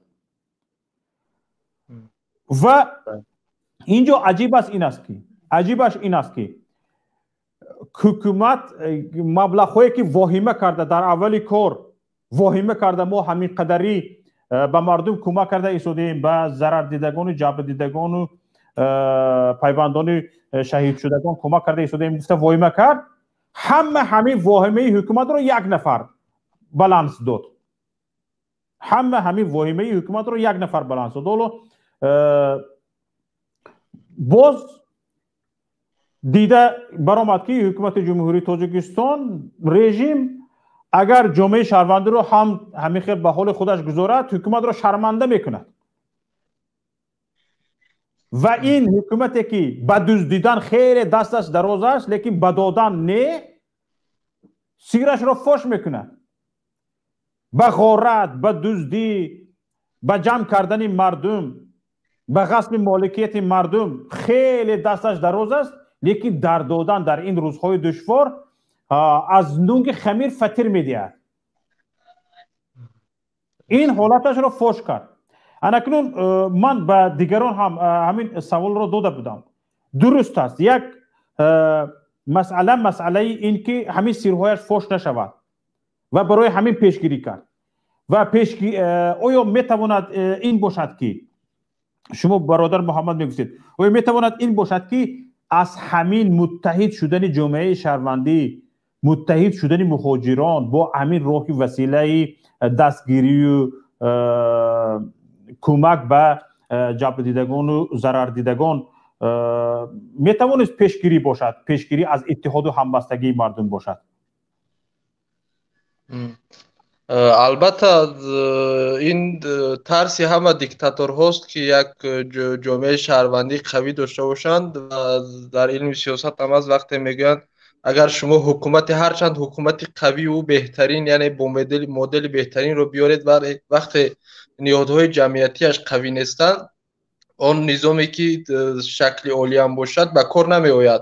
از این رو تمامی یعنی خودکامه ها که حکومت هایی که خودکامه هستند این رو میدونند و همیشه از پیش راهی قوی شدن سازمان های جمعیتی و نهادهای جمعیتی و همون جامعه شهروندی رو میگیرند که مردم به هم نیایند و به یک شکل قوی تر نشوند. مثلا همین یک تنها اقدامی همین رشد جامعه شهروندی که از جانب روزنامه‌نگار رجب میرزا و دیگر تشبثکاران این لایحه به دست گرفته شد، تنها تشبث این کار بسیاری از کارها را روشن ساخت و تا جایی میتوان گفت که آنها را در هراس افکند. یعنی حکومت با این همه نهاد، با این همه قدرتی که همیشه خیلی با یک افتخار بانگ میزنند که ما خیلی قوییم، با ما کسی کاری کردن نمیتواند، ولی از بعضی کارهای خیلی در نظر ناچیز میتوانند ولی در عمل یک خیلی در عمل خیلی نقش بزرگ دارند برای جامعه شهروندی و شما ببینید که یکی از طرفای چنان پیشتر هم گفتم در خوبی های یعنی خوبی های نهادهای جمعیتی و متحد شدن جامعه شهروندی در آن است که در بسیاری از میدان‌های و پلتفرم‌هایی هست که کشورها یا سازمان‌های حکومتی نمی‌توانند وارد شوند، بخصوص در چنین حالت‌های اضطراری که میان دو کشور جنگ می‌رود دیگر آنها مثلا وقتی یک نهاد حکومتی به این یا آن مسئله وارد می‌شود حتما کشوری طرف دیگر این را یک دخالتی حکومت بر مسائل داخلی آنها یا به شکل دیگر هر گونه می‌توانند بهاگذاری کنند. در چنین حالت‌ها حتما برای ملت و البته ما باید که ملت را از یک حکومت خودکامه جدا کنیم. در این حالت می‌توانیم باید ترتیب خوب فکرهای خود رو بررسی کنیم. البته این کارها برای ملت خیلی فایده‌ناکند. اگر هم دولتی ملی می بود برای او هم نیست، ولی چون حالا ما یک حکومت خانوادگی داریم که بیشتر منفعت شخصی منفعت گروهی خود را از تمام ملت بالا میدونند، در چنین حالت آنها خیلی خطر بزرگ را احساس میکنند و این یک اقدام بود که شاید در این 4-5 سال اخیر نظیرش رو نداشت. یعنی همین اقدامی که مردم اگرچه این اتحاد شوید اوید جنگ رو در موضوع جنگ سرحدی رو بعضی ها میگویند که در این 20 سال اخیر نظیرش رو نداشت، یعنی ولی این اقدامی که یک اقدام جمعیتی که الان صورت گرفت در اوید متحد شوی مردم در قضیه نزاعهای مرزی و برای کمک همدستی به همدیگر این خیلی یک موضوع نادر بود، یک اقدام نادر بود و باید که اگر یک حکومت سالم و ملی میشد باید از این اقدام ها استقبال میکرد و برعکس مردم رو تشویق میساخت که در یعنی این فعالیت های اجتماعی و سازمان های جمعیتی بیشتر فعال شوند. ولی از بس که ما یک نظام های خودکامه داریم و آنها از این چیزها خیلی خطر بزرگ رو احساس میکنند و شاید هرگز راه ندهند که چون یک کارهای آنها بیشتر میخواهند همه کار بر نام آنها ثبت شود، همینی که میخواهند خیریه رو بعد صورت حساب خود بگذارند، همین است که آنها میخواهند که همه بعداً از این خیریه که مردم جمع کردن آنها هم بیشتر که اینها خیری شخصی آنها یا از طرف چنون همیشه چی میکنن از جناب عالیشون این خیریه ها صورت گرفته است. تشکر زیاد به شما برادر عزیز گرامی. برادر محمود بفرمایید.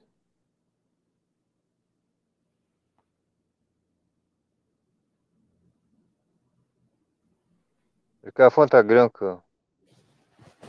برادر محمود خاموش هستید. برادر طلازاده انشالله امیدوارم که با ما هستید. دوام برنامه انشالله باز صحبت میکنیم. باشید همینجا. السلام علیکم. و علیکم السلام و رحمت الله و برکاته. با همه شمایان سلام عرض میکنم به اشتراکچیان و تماشابینان برنامه شما و برادر شوکت یک تکلیف داشتم اگر شما زید نباشید. همین دست اول با خواهر چرا سعید و نوبت میدادیم چون که زن است، زن مقدس است. بعد ما دوام صحبتمان رو ادامه میدادیم اگر شما زید نباشید.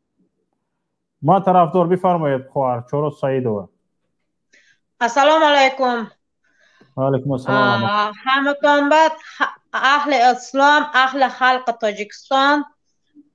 حاضر ما یک برنامه اکی محمد اقبال چشم فرامد حاضر اینترنت به پرتو 2 منت به 3 منت نزد بود با فکرم همینه دیدم حاضر تاجیکستان مردم تاجیکستان مسکو با حاضر میتینگ دسته برای رایشان نشان داده پول خداشان پشت 50 کس هست یا خطا نکنم نمیدانم بسیاری کس بود.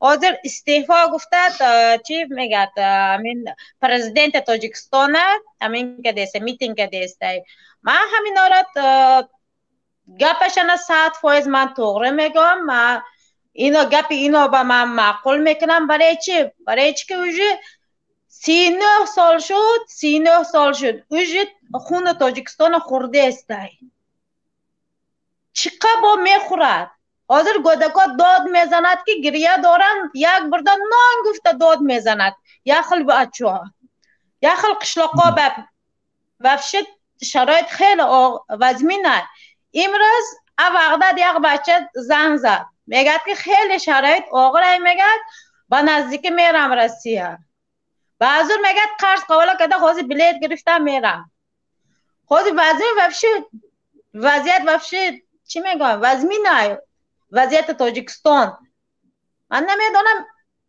چقدر با خون مردم هم میخورد مردم خوبه برای چه نگاه نمیکنند اوجه من پشت چقدر باز من میگم که زمین تاجیکستان فروخ قرغیزستان با داد زدم گفت آسیان تاجیکی گفتم بعد کدام زبان کتی گفت زنم ازبکی ایلی دیگه زبان کتی من نمیدونم اوجه فروختگی وارخ زمین نشند اوجه داونا که اساس یتیم رفته بود همین با فروخته بود دکی میتاشن 100% دستشان بخسته باید چیرش داد دارن مردم درون وارخ در آین بعد خجان بیاین اوجه سیاه اوجه درون تاجیکستان به داره ماده شد به مال پرزیدنت قرغیزستان در آمده اوجه سیر گشته استه فرمان داده است که این همه زمین ما گفته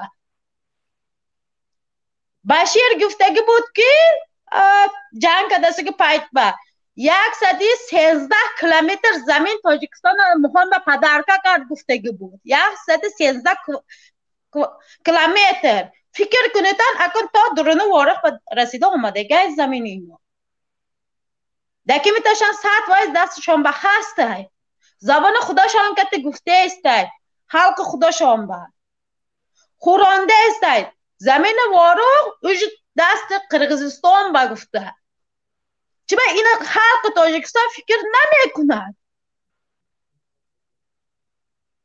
خوبه همش رنگ کریس بای من همینجا به همه شیشتگه که من سیتر دیدوستم رنگ کریس رایتان نشون تیتن مردم کریزه نشویتان چه رایتان نشون تیتن رفتت یک تا مادرتان یا باشد یگان سودن میرسد نمیرسد زورش نمیرسد حکومت اوجه بس است رایتان آشکار نشون تیتن طلب کنیتون استعفا گفته برای چی خبین شما من نمیدونم چقدر میترسید وجدان هسته شما با ایلی نه اور ناموس هسته ایلی نه ای ترسی بالا آیا ملدیس رحمت همتون با چی با مردم نمیدونم همیقه گفته سی اما نمیدونم وجدانم داد زده است دلم گریه دارم ناله میکنیم داد میزنیم برای چی مردم گوش نمیکند بیدار نمیشد خلق تاجیکستان انشالله بیدار میشد انشالله همین صحبت های بیدارانه است خالی هم اکا جان کمه حاضر شما بیدار در حالت بیداری صحبت کرده ایستادید همین شما بیدار هستید همین شما هم عضوی همین مردم هستید و همه اینجا صحبت کرده ایستادگی ها عضوی همین ملت هستند و همین نشانه بیدار شوی و بیداری است و خدا کند که همین اوج گیرد و درجه خودش رو به همون درجه رفته رسد که حکومت به این وادار شود که دیگر با ملت سر به سر شدن حجت ندارد دیگر با ملت سر به سر شدن نمیتواند به این خلاصه باید حکومت امروزه رفته رسد این رو میگویند با طور آسایشته با صدای خود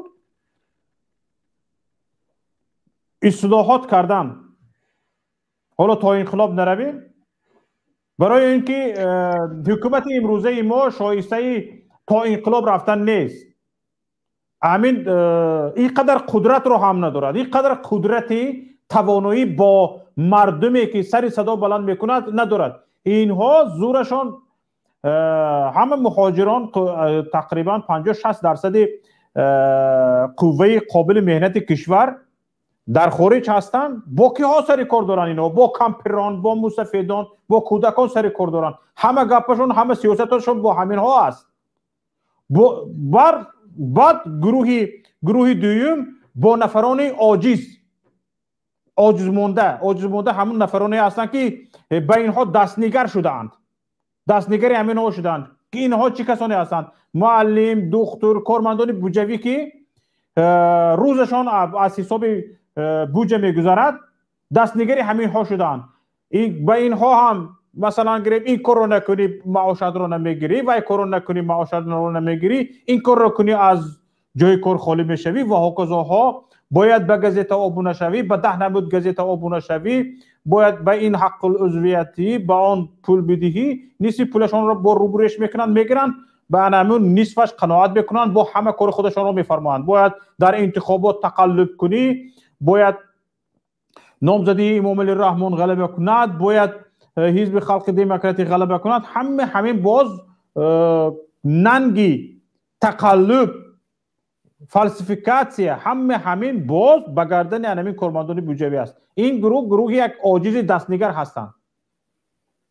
حالا که اینها میتوانستند به خاطر همین فرزندان مهاجرشان، حالا که اینها بغیر از کیسه پولی، یعنی چی میگوید کارمند رسخود، همین معاششون به هیچ جا نمیخورد، باز از همین حساب فرزندان همین معلم، دکتر، همینها باز از حساب همین فرزندان مهاجرشان زندگی میکنن. توی سورشان از حساب فرزند مهاجرشان است. لیکن باز گردن کج سرخم دست پیشی بری همین حکومت هستند. حالا که یگان کارش، یگان سری کارش حتی دیوار خانهش از حساب معاشش نیست، باز دست سرخم همین حکومت هستند. برای همین امروز آنها هم برادران عزیز، خواهران عزیز، خصوصا خواهر گرامی چاراز، امروز آنها هم به همین خلاصه آمدنشون در کار است که نهایت کارمند رسخود به کارکرد گشتن صلاحی کار نیست. دیگر قدر قیمت حق و حقوق خودشان را باید این کارمندان بودجوی بدانند. خصوصا دانشجویان دیگر به این خلاصه بیایند که آنها دیگر ربات نیستند که هر گپی که گفته شود شد باید گفته شود، هر حرفی که گفته نشود شد باید گفته نشود. از این حالت باید دانشجویان نیز بیرون برآیند، فکر آزاد خودشان را گفته میتوانستگی شوند. به خاطر زچاتکه دانشجویان ما وطن فروشی میکنند، خواهی نمیکنند. به خاطر زچاتکه گپ حق را نمیگویند، به خاطر یک بهایی امتحان را سپارید گفتند. اوی دوستان عزیز، چقدر ما نفرانی مشهور داریم دانشجویان عزیز، ما چقدر نفرانی مشهور داریم که ان همون دیپلم را گرفتن نتوانستند.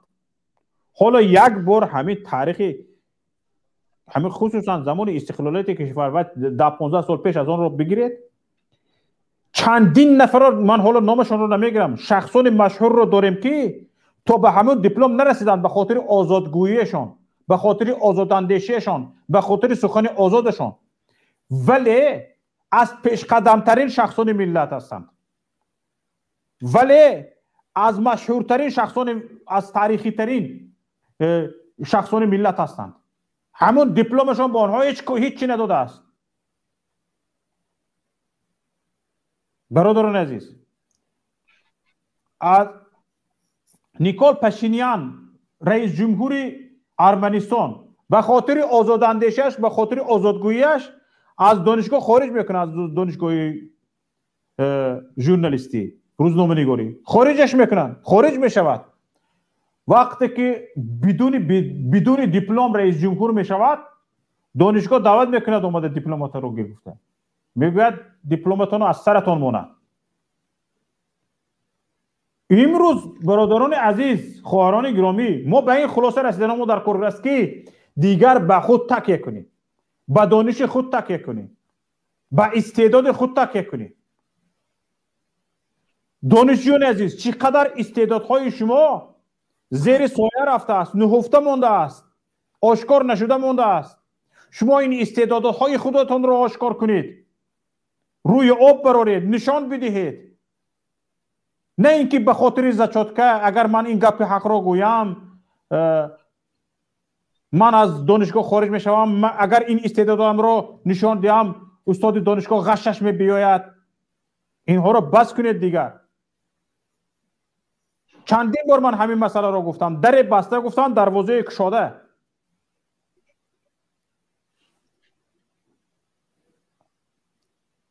انا برای همین هم برادران عزیز، خواهران گرامی، این مسئله رو باید جدی بگیرید. دیگه همین مسئله بزچاتکنگری به خاطر امتحان شده گپ نزدن و رونگری کردن و به دانشگاه فقط یک دفتر خط کرده کیسه بخسته رفته آمدن ها بس کرده شود دیگر. سیرم خانی هم پول میدهی، نخوانی هم پول میدهی، گفتن ها بس پول ندهید به همین سرسختوی پرخورا، پول ندهید به گشنگی مردم پول ندهید. اینها به دولت حکومت معاش میدهد که سیگارت پولیشون نمیشود، نوت پولیشون نمیشود، کارمند رس خود شما نمیرسد. اینها از حساب کیسه شما زندگی میکنن، خانه پوشی میکنن، ماشین سواری میکنن. باز به همین حکومتی که اینها را در همین حالتی تحقیر نگه داشته است باز به همین خدمت میکنند. باز گفته همین حکومت رو میکنند که اینها را در همین حالت تحقیر نگه داشته است. حالا که وظیفه جانی این اهل زیای کشور همین است که حکومتی که عالم را تحقیر میکند، حکومتی که اهل دانش را تحقیر میکند، حکومتی که اهل دانش را قدر نمیکند، اهل سواد را قدر نمیکند، باید اینها به سر کار بیاین، باید دفعش کنند. نه اینها دست پیش بر غلام وار، نه علمشان را احترام میکنند، نه دانششان را، نه استعدادشان را. یک نفر نامشان رو خوندن جومبیکوف ده؟ ده بفرمایید. Что там? میتوانید گپ بزنید. Просто слышу. Алло? Да. Вам слышно? Да, слышно. Пожалуйста, слово вам передается, пожалуйста, говорите. Я немножко, конечно, всем здрасте, всем.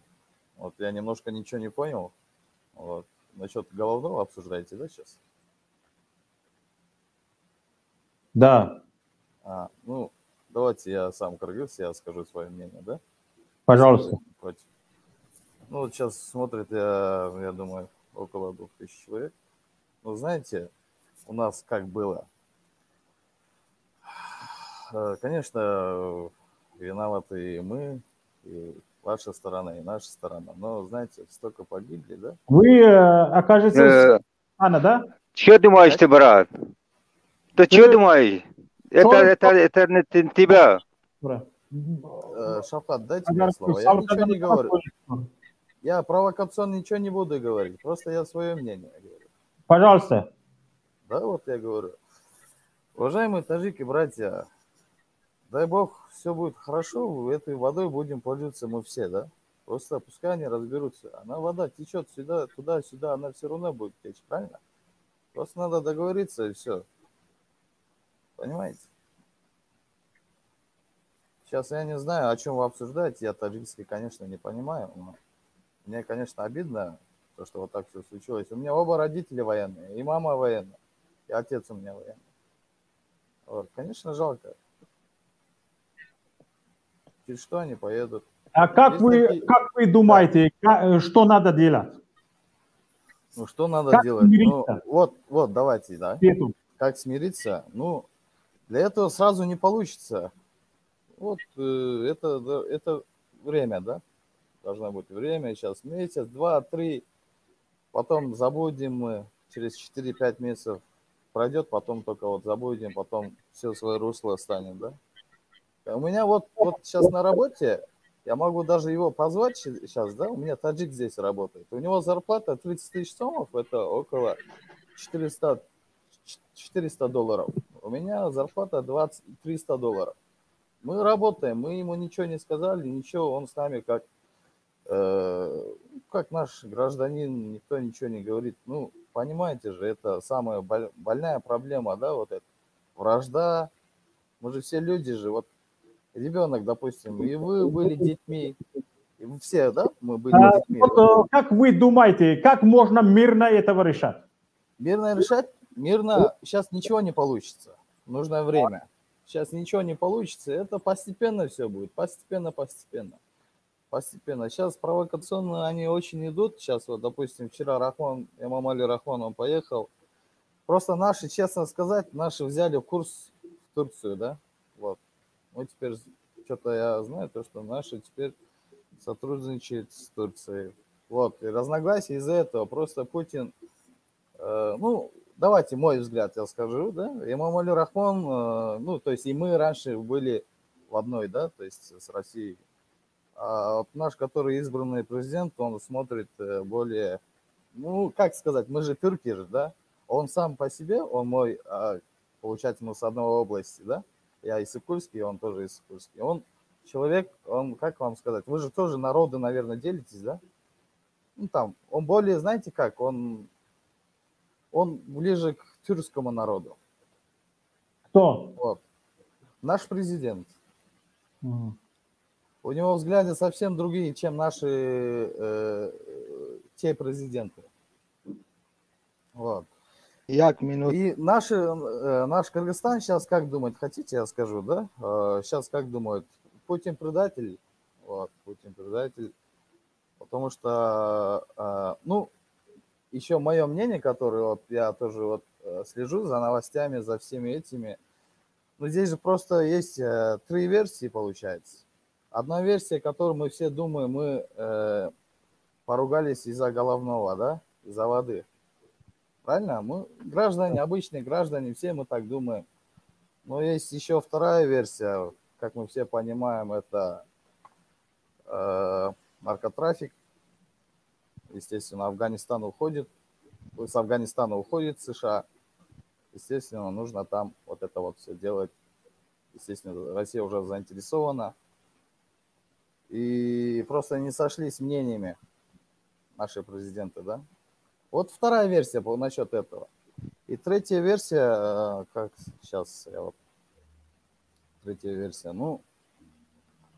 естественно, наши, то есть ресурсы, природные ресурсы истощаются, туда-сюда не хватает ни вам, ни нам, вот и все. Вот так наши думают. Джумабаев, вот слушай, я... Мухаммад, скажите, пожалуйста, от Мухаммада Махамишку. Бародар Фарход, Байн Гапой Нафар, Джумабеков, фикр шумо час? Я не понял. Я слово предоставил другому человеку. Все.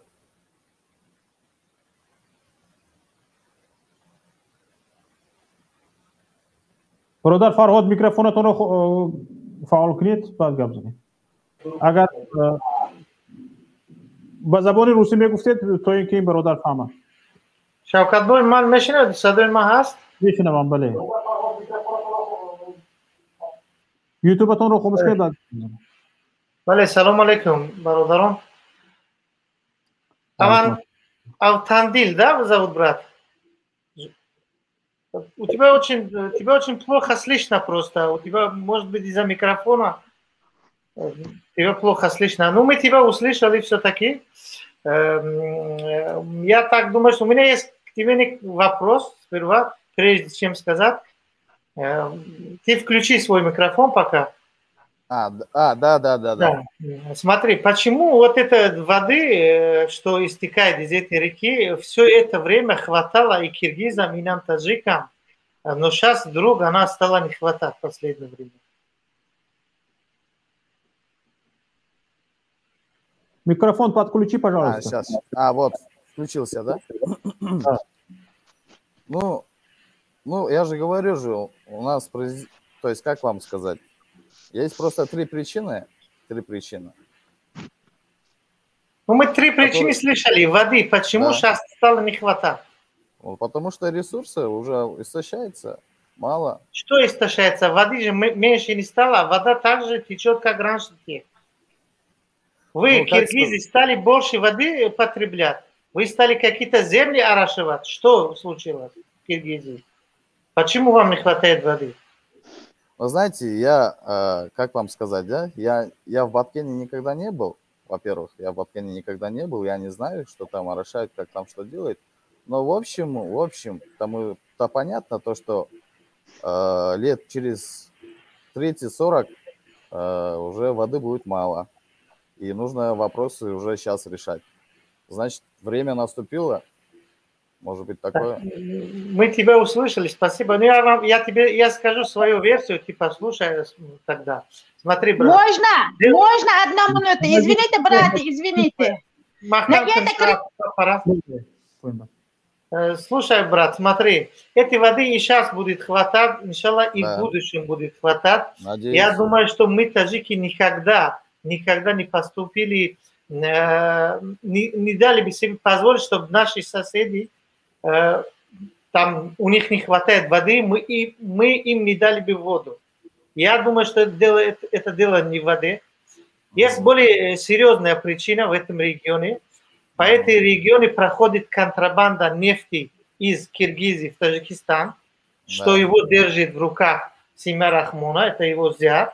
У нас эту тему в Таджикистане все знают, но в Киргизии, к сожалению, не все это знают. Но ваш глава ГКМБ из своих уст прямо он сказал, что пока вопрос с контрабандой не решим, пока этот вопрос не решится, мы Таджикистану не позволим, не будет решен вопрос с Ворухом, с дорогой, которая есть в Ворух. Этот вопрос не будет решен. Почему?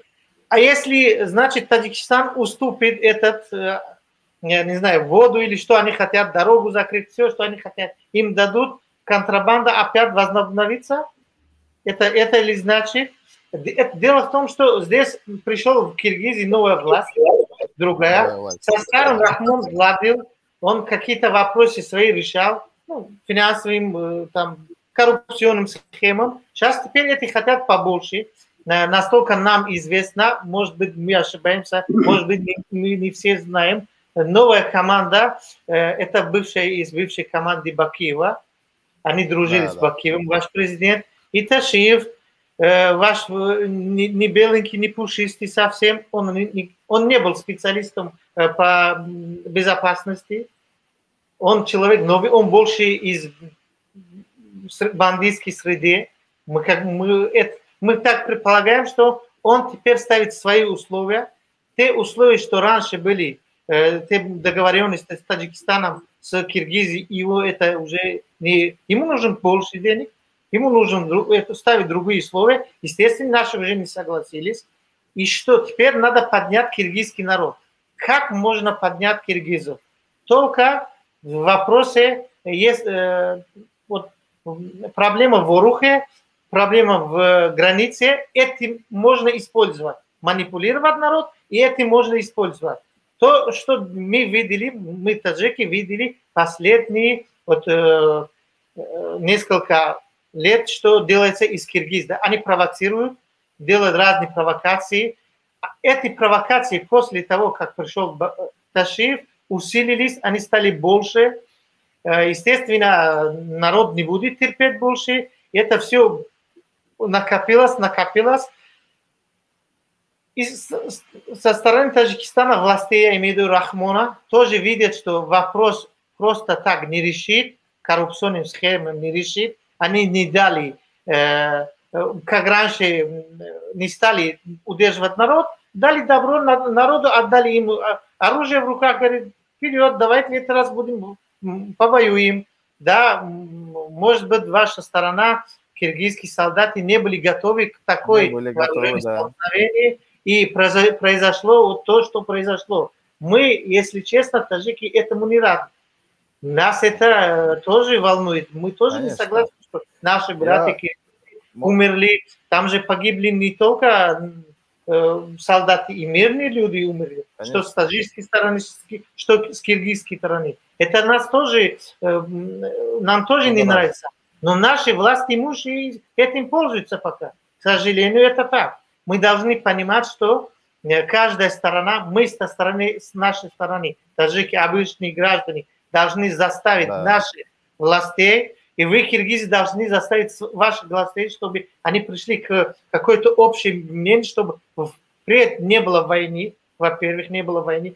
А мы народ, между собой ладим. Почему? Потому что я был в Орухе, я был в Чоркуе, Ходжа-Алу был, я в Исурхе был, я в Исфаре был. Я видел, как этот народ между собой живет веками. Они не одни 100 лет живут вместе. Почему столько времени мы ладили? Вдруг пришел Советский Союз, разделил нам земли. Вот эта территория ваша, а эта территория таджикская. И вдруг мы стали между собой враждовать. Почему? Раньше же мы жили без границ. Почему сейчас не можем жить без границ? Почему европейцы между собой живут без границы, а мы, киргизы, таджики, узбеки, не можем жить без границы? Мы должны в первую очередь вот этих колючую проволоку, что есть у нас в голове, убрать сперва эту.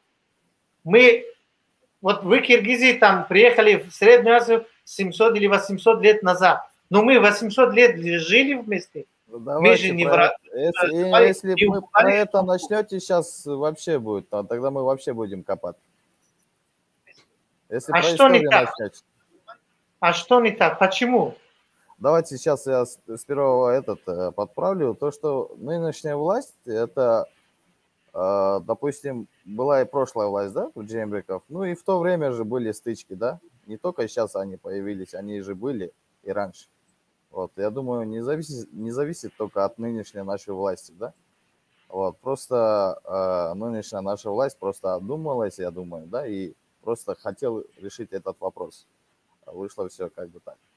Вот, во-первых, который вы сказали. Вооруженным путем хотел решить? Нет, не то, что вооруженным путем, а просто как бы решил думать об этом. А что значит слова вашего главы Гекембе Ташила, что давайте поменяем Ворух с другим землей? Что люди в Орухе, это что?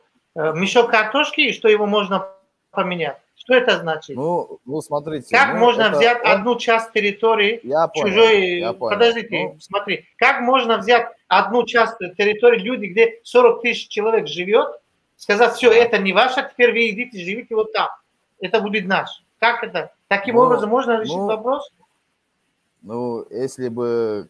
Ну, вообще, это же можно же. Ну, вообще, я понимаю, нет, если просто так брать, да, не будем копаться, то, что вы там жили издревле, там Ворух никогда не отдадите, хорошо, но если так, если, допустим, если война, вот это все никому ничего не устраивает, ну, возможно, можно было бы, да, он свое мнение, человек просто свое мнение сказал, просто можно было бы отдать земли такие же, ну, ближе к вашему району, да, Таджикстану, и поменяться, как бы, и решить таким вопрос, да? Может, он свое мнение так и сказал, да? Автандил, брат, смотри. Во-первых, Ташиф – это не Жумабаев, и он свое мнение не говорит в Ютубе или в каком-то это. Это глава Гекембе республики, который говорит свои слова, он подозревает, что он что-то, значит, у них есть какая-то программа, раз так говорит. Нет, потому что он должен сперва подумать, как это воспримут в другой стране, где люди веками жили в этом Ворухе. Теперь он должен свой дом бросить, поехать куда-то, где-то в новой земле, непонятно еще где, еще непонятно какое место ему дадут. Наверное, там еще должен оживаться. Как это должен воспринимать? Ну, он, наверное, это не агрессия разве? Братья, пожалуйста, подождите. Вот сейчас Рос Саидова хочет сказать своим мнением, и не давали ему очередь. Вот сейчас пусть скажет, пожалуйста. Можно брать ответ слово? Вопрос. Ваша сторона, Башир, кто, я не знаю, короче, ваша старшая военные, да? И это свои языки. Наши народы вызывают воры. Когда видели наш народ вор? Говорит, наши коровы украли, наши машины украли. Вы видели своими глазами? Обычно народы не оскорбляют своих слов никогда. Народ не виноват. Почему кормят своих людей, своих языков? Таджики наши враги, таджики наши воры, они террористы, да? Мы не понимаем, что ли, ваши языки? Я понимаю, 60% ваши языки. Не надо оскорблять обычные народы. Понимаете? Почему знаете, оскорбляют обычные народы? Я не понимаю на это. Спасибо, сестра. Я отвечу, да? Да, отвечу. Чарльз Саидова, я вам отвечу. Вы же знаете, в такие моменты это естественно же, это бывает же. Это медиа, интернет, это все бывает. Вы, допустим, Саидова, вы не знаете, что на самом деле было там. И я не знаю, никто не может сказать. Честно. Когда идет война, никто за себя не отвечает на самом деле. Вы же знаете об этом, правильно? Когда люди погибают, когда кровь, там, я не знаю, всякое могло там быть.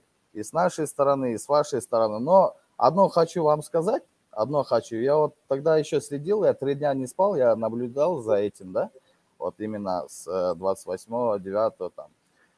В общем, когда у нас в интернете, в кыргызских интернетах,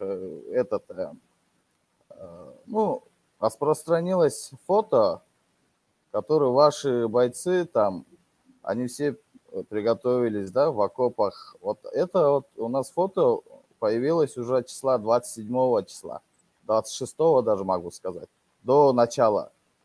Когда все они ваши приготовились, у нас же камеры же были же, они все со спутника, я не знаю, со спутника или, я не знаю, с камеры просто, или с дрона. Я не знаю, просто сняли у нас за 2 дня, мы уже знали то, что это будет. То, что с вашей стороны все там подготовленные были, да, то есть с окопами, с автоматами. То есть обычные пограничники как ведут себя? Просто ходят, а там уже реально было все вот наготове. Вот. А то, что, Саида, вы говорите, то, что там корова, не корова украла, давайте я не буду говорить. Вы не знаете, я не знаю. А когда идет война, когда все бесплатно, когда хозяева нету, да, все может произойти. Я честно, давайте я не буду об этом. Спасибо вам и спасибо Чорос Саиду, сестра. Сейчас Мухаммад Тиллозода что-то хотел сказать. Пожалуйста. Мухаммад Тиллозода. Спасибо большое. Я по поводу этого ничего не хотел говорить, потому что тут это брат Жумабеков, он свой как гражданская позиция выразил, а тут, как брат Фарход говорил, там между гражданских лиц и официальных лиц есть большая разница, когда кто-то выразит свое мнение, и я приветствую такой, как говорится, толерант, он, это киргизский брат, он в своем речи соблюдает толерантность к таджикским народам и всем этим событиям. И видно, что он хочет как-то, чтобы этот конфликт не был, и как-то сгладилось все это. Но там политика свое слово говорит, и так, на уровне политики не можем мы тут решать все это или как-то, поэтому лучше будет, когда народы этого осознают, и они будут дружить между собой, между народами. А там в политических делах, там, когда лезут обычные люди, там, всегда будет бесконечный конфликт будет, и все. Они ничего не могут решить. Спасибо вам. Спасибо. Я не могу сказать ваше имя. Джумабеков. Автандил меня зовут, да. Спасибо вам большое. Сейчас пусть наши зрители очередь занимали, пусть они говорят. Сейчас слово предоставляется Прав, давай. Слово предоставляете 44-44. Метавонед ба забони тоҷикӣ гап занед дигар. Салому алайкум. Ва алайкум ассалом ва раҳматуллоҳи ва баракатуҳ. Сӯзи ака Шавкат хуби? Алҳамдулиллаҳ. Бародарам хубану хе, нами бародарам ашта салом. Ман қа гуфтанем ки Рамонов истефо, Раменов истефо, Рамонов истефо. Ам бародарам ашам хеле гап занам бубро истефо бугу. Баъд ами бародари ами оз қирғиза рад додем ку мо то вақти ами Рамонова яъни ман акнем ами ҳеҷ вақт тоҷик шикаст хурдагӣ набуд, ин шикаст намехӯрад. Вақте намхе турусо боша ку байнда турусо. Ами турусо Тоҷикистон шикаст метавад. Гар нотуғри боша бигем нотуғрие. Вақте ҳам туруса нобуд кардем, ё хачон саматиё ҳамҷа мегрезанд. Оз ё истифода бурдеса ин момент ки калони мо турусае. Турус ҳеҷ вақт чӣ намекунад, халқ хича маҷақ мекунаву бегона ранде бегона наба. Вақте халқ хича маҷақ кард, медроя бегона. برای هم بگم که بسیار وقت سوال چیش کردن درکو نیست. ما بگه پرابلم خون رشد میکنیم. اینجا گپ چیزا نیست. وقت نگیره هم برآمدیم برادر استعفا رامون فقط طلب کنیم. همه در نابود کردن که شلو کو همش بگه. همه آقای محمدی با میگه کو میگه ما اول همه را نابود کنیم که همش بود میشه میگه شلو. همش برازگی خدا یکمش آن همه را گم کردن کو. بله برادر عزیز درباره اون که صدر جبارов به مرکز آب تقسیم کنی گلمنوی آمده به تعمیر اون فرمان داد با خبر هستید؟ هست ما تماشاش کردیم. فکر ما پازاکون براتسواک دا پابراتسکی. ای как кепкамон хулиганский омад даромад нигоҳ ки туруси мо дар куни бевашта шиш ҷога шид хаб кард барое ки ҳафт домод аямҷа нон мехӯра ҳафт домод ката мехӯра кор борошон маҳкамай чика наметунад дровардан чизе хапай зонш гангай барои халқи хичам ҷиқидесай барои акай Шавкат ку ӯ зувониш дарозай лебо хулиганский кепка мемона медроя лебо гап мезана ай нея ай туруса برادر کو ببینیم محمد چی میگویند محمد بفرمایید السلام علیکم آقای شوکت محمدی و دیگر برادران ما درباره همین قرغیز ها اگر گپاشون اهمیت دادگی باشد همین قرغیز ها گفت که ما را ترکا یاردم میکنند و ترک تبارای تیپ همین خیل ما به همین ما با روسی گپ زدم که تو чтобы هوای بفهمد هوای قرغиз ҳози гап задагӣ. Вот, брат Киргиз, ты только что сказал, чтобы этот ваш президент примерно вот туркоязычный или турки помогают этого, да? Нам не пугает никто, син таджикский народ никто не пугает. Нам без разницы, хоть с турком, хоть с кем. Мы все-таки умираем. Мы уже видели несколько год, уже война. Война как же? А вы же пока не знаете, война, что это? Вы сказали, чтобы у нас был окопы и этого. Ваши этого спецназ Бури называется, спецназ Бури называется. Мы это точно знаем. Они давно там практиковал или что-то, но в военной учебе, чтобы пугать. Даже Камчи Бекташев сказал, что таджики испугались, увидели нашу армию. Если Таджикистан надо будет это, на 2 часа мы полностью заберем Киргизстана. Не пугайте нас, мы не пугаем никогда. Вот, ты говоришь, что нам турки помогают и это, а у таджикского народа тоже есть. Тоже есть Ирана и Афганистан и другие. Это нам не пугает. Мы в любое время гордимся за свой народ. Ты понимаешь? Сейчас на свой личный переходишь. Турция нам помогает или так же. Нам без разницы, нам помогает Аллах. Хасби Аллах ва ни'мал вакиль. Это хватит нам. Не забудьте этого. Тот девочка, которая всегда вы напишите на интернет, убили таджики, нет, это ваши БТРы это убили. Это даже знает ваше правительство. А сейчас таджики виноваты. Таджики так. Мы никогда не испугаемся. Это, клянусь Аллахом, мы лично я на Россию. Или если вот так же начинается война, в любое время я готов свою жизнь отдать на свою родину. Не забудьте этого. Мы не испугаем от турков, от других. Мы знаем. Мухаммад, ты меня слышишь? Меня слышно? Мухаммад, слышно, Алло. Да, слышно.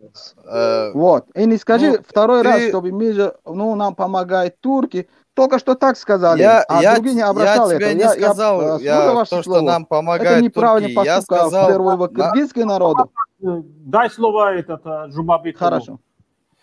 я не сказал то, что нам помогают турки.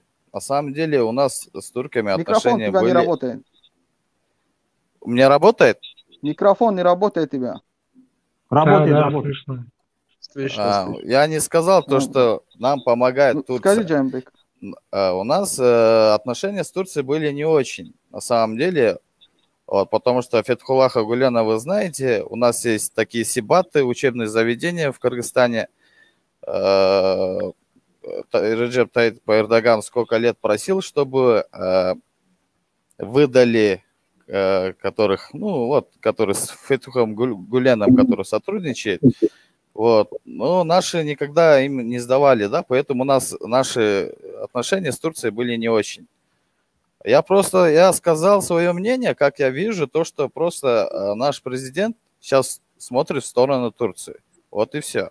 Это мое личное сугубо мнение, да? Вот. А то, что ты, Мухаммад, ты говоришь, то, что там там таджики, мы там то да все. Ты знаешь, брат, когда будет война, и с вашей стороны умрут, и с нашей стороны умрут. Согласитесь? Ну, согласны же. Конечно. Сейчас мы, на самом деле, у нас одинаково, да, у вас есть истребители, хорошо, да, вот пару штук. У нас пока их нету. Но истребитель, да, я просто не хочу, просто это Мухаммед, он сейчас начал, да, говорить про мощь, про это, про то да все. А так, на самом деле, у нас вооружение, у нас народным, да, то есть такое, как вам сказать? Автомобиль, Мухаммад, брат, слушай. Ну, Мухаммад просто начал, я не хотел. Да, я не хотел. Вот как раз нас и вот эта тема как раз и будет провоцировать последующую войну. Мы, наоборот, должны сделать все, чтобы этого не было. Мы должны избежать этого. Надо максимально стараться, что мы таджики крутые, нет, мы киргизы крутые, все мы нас создал Всевышний. Погибнут все, погибнут и ваши, и наши. Сейчас, вот посмотрите, если хочешь, Фархад, вот посмотрите, если твой враг одевает на себя перчатку, мы как будем стоять и смотреть? Давайте послушаем Рамазана, все-таки он из Воруха. Вот послушаем Рамазана. Он сам из этого села, он не один, он сам, как пострадавший, нам лучше расскажет, как обстоит. Нужна ли нам война? Ребята, убедительная просьба, скажем свои речи, только без оскорбления. Пожалуйста. Да, всем ассаламу алейкум, брат Киргиз, салам алейкум. Я тоже таджик из Воруха. Именно где вот Баткен, Аксай, оттуда, короче. Да. Я в протяжении 15 лет замечаю, как ваша армия, ваш народ агрессивно против, да, наш народ настроен. Они день за днем захватывают потихонечку, там пару километров, завтра еще там немножко. И вот мы собирались, ни разу наша армия, вот вы знаете, у нас диктаторский режим, за свой народ никогда не будет стоять. Наша армия ни разу не была за нас, как бы. Они прятались всегда. Народ вставали камнями, отбивались, но по-любому, каждый раз, каждой стычке 1, 2, 3 таджика убивали, вы сами в курсе по-любому. Вот вам нужно, обязательно, вам, киргизам, нужно перевоспитать баткенское население. Понимаете? Мы не хотим войны. Ни один наш вот житель, Воруха, там, Чорку, никто не хотел войны. Мы каждый раз резали быка, барана, как бы плов там раздавали, дуслик устраивали, ну, через день там или через несколько дней по ночам камнями закидывали наши машины. Опять продолжают, как бы, ваши граждане. Я не обвиняю, что вы такие плохие, но вот их действия, у нас есть документы, там все доказательства, что это наша территория, Ворух не является анклавом. Ваши боятся, что Лелекский район остается в анклаве в составе Таджикистана, потому что вам по горам невыгодно, как бы, дорогу сделать туда, в Лелек. Вы сами хорошо знаете. Плюс еще там речка идет. Речку переименовали на Акцу, там речка называется Исфаринка вообще-то. Вам нужно объяснить вот с местными населениями, нужно беседу проводить. Нужно конкретно, жестко им объяснить, что это не наша территория. Вот доказательства есть, как бы. Не стоит нам лезть к соседям, потому что нам нужно жить, и что, знаешь, брат, веками нужно жить. Лично я оттуда, меня несколько раз задерживали ваши погранцы там. То, что я у себя как бы да, на территории находился, они говорят, это наша территория. Я вырос там, как может быть ваша территория? Там история начинается, вот Ворух, Аксай. 1970-е годы мы звали несколько знакомых киргизов, да, наши отцы там. У нас как пастухи были, мы давали своих коров там, овец. Они пастили летом, а зимой вернулись с гор, спустились. Мы в краю Воруха им сделали несколько дома. Вот и началось появление киргизов в Аксае, в Орухе именно. За 40, за 50 лет население выросло до 3-4 тысячи. Сегодня они нашу дорогу закрыли. Танги Ворух называется, переименовали на Танги Кыргыз. Они речку хотят забрать. Все, вот дорога закрыта, якобы Ворух Анкалав. Вы знаете, это тут политически вообще, как сказать. Ну, можно и так и сказать, что да.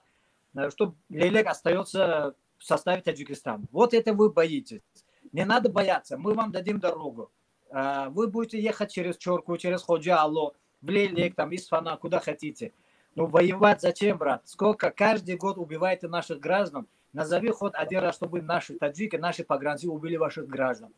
Ваши граждане наших убивают, у вас называют Мерган там, и по телевизору, по Баткину показывают, вот наш Мерган убил таджика, его награждают. Это же неправильно, ни по исламу вообще, ни по каких законам, это неправильно вообще, не лезет никуда. Поэтому я очень устал говорить, я годами делал видео, показываю, что вот эти земли захватили, вот эти земли в аренду отдали киргизам.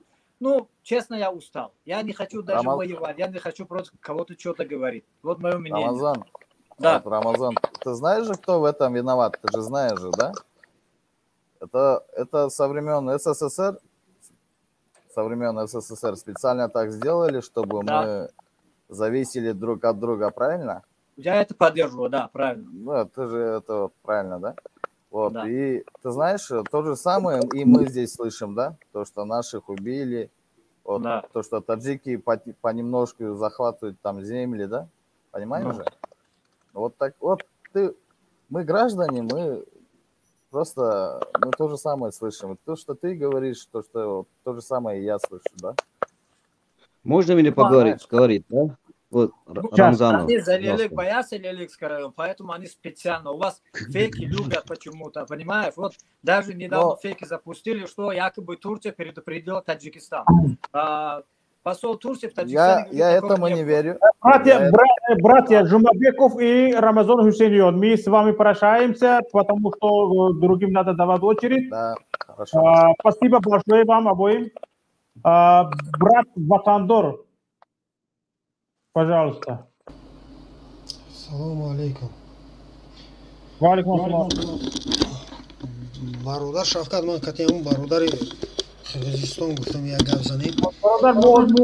Бародар сухан тем муҷе чӣ қадар назардар мебонад? Баҳс рафт барои ки як гапе аввал гуфт ки мисол мегирем президенти ҳозираи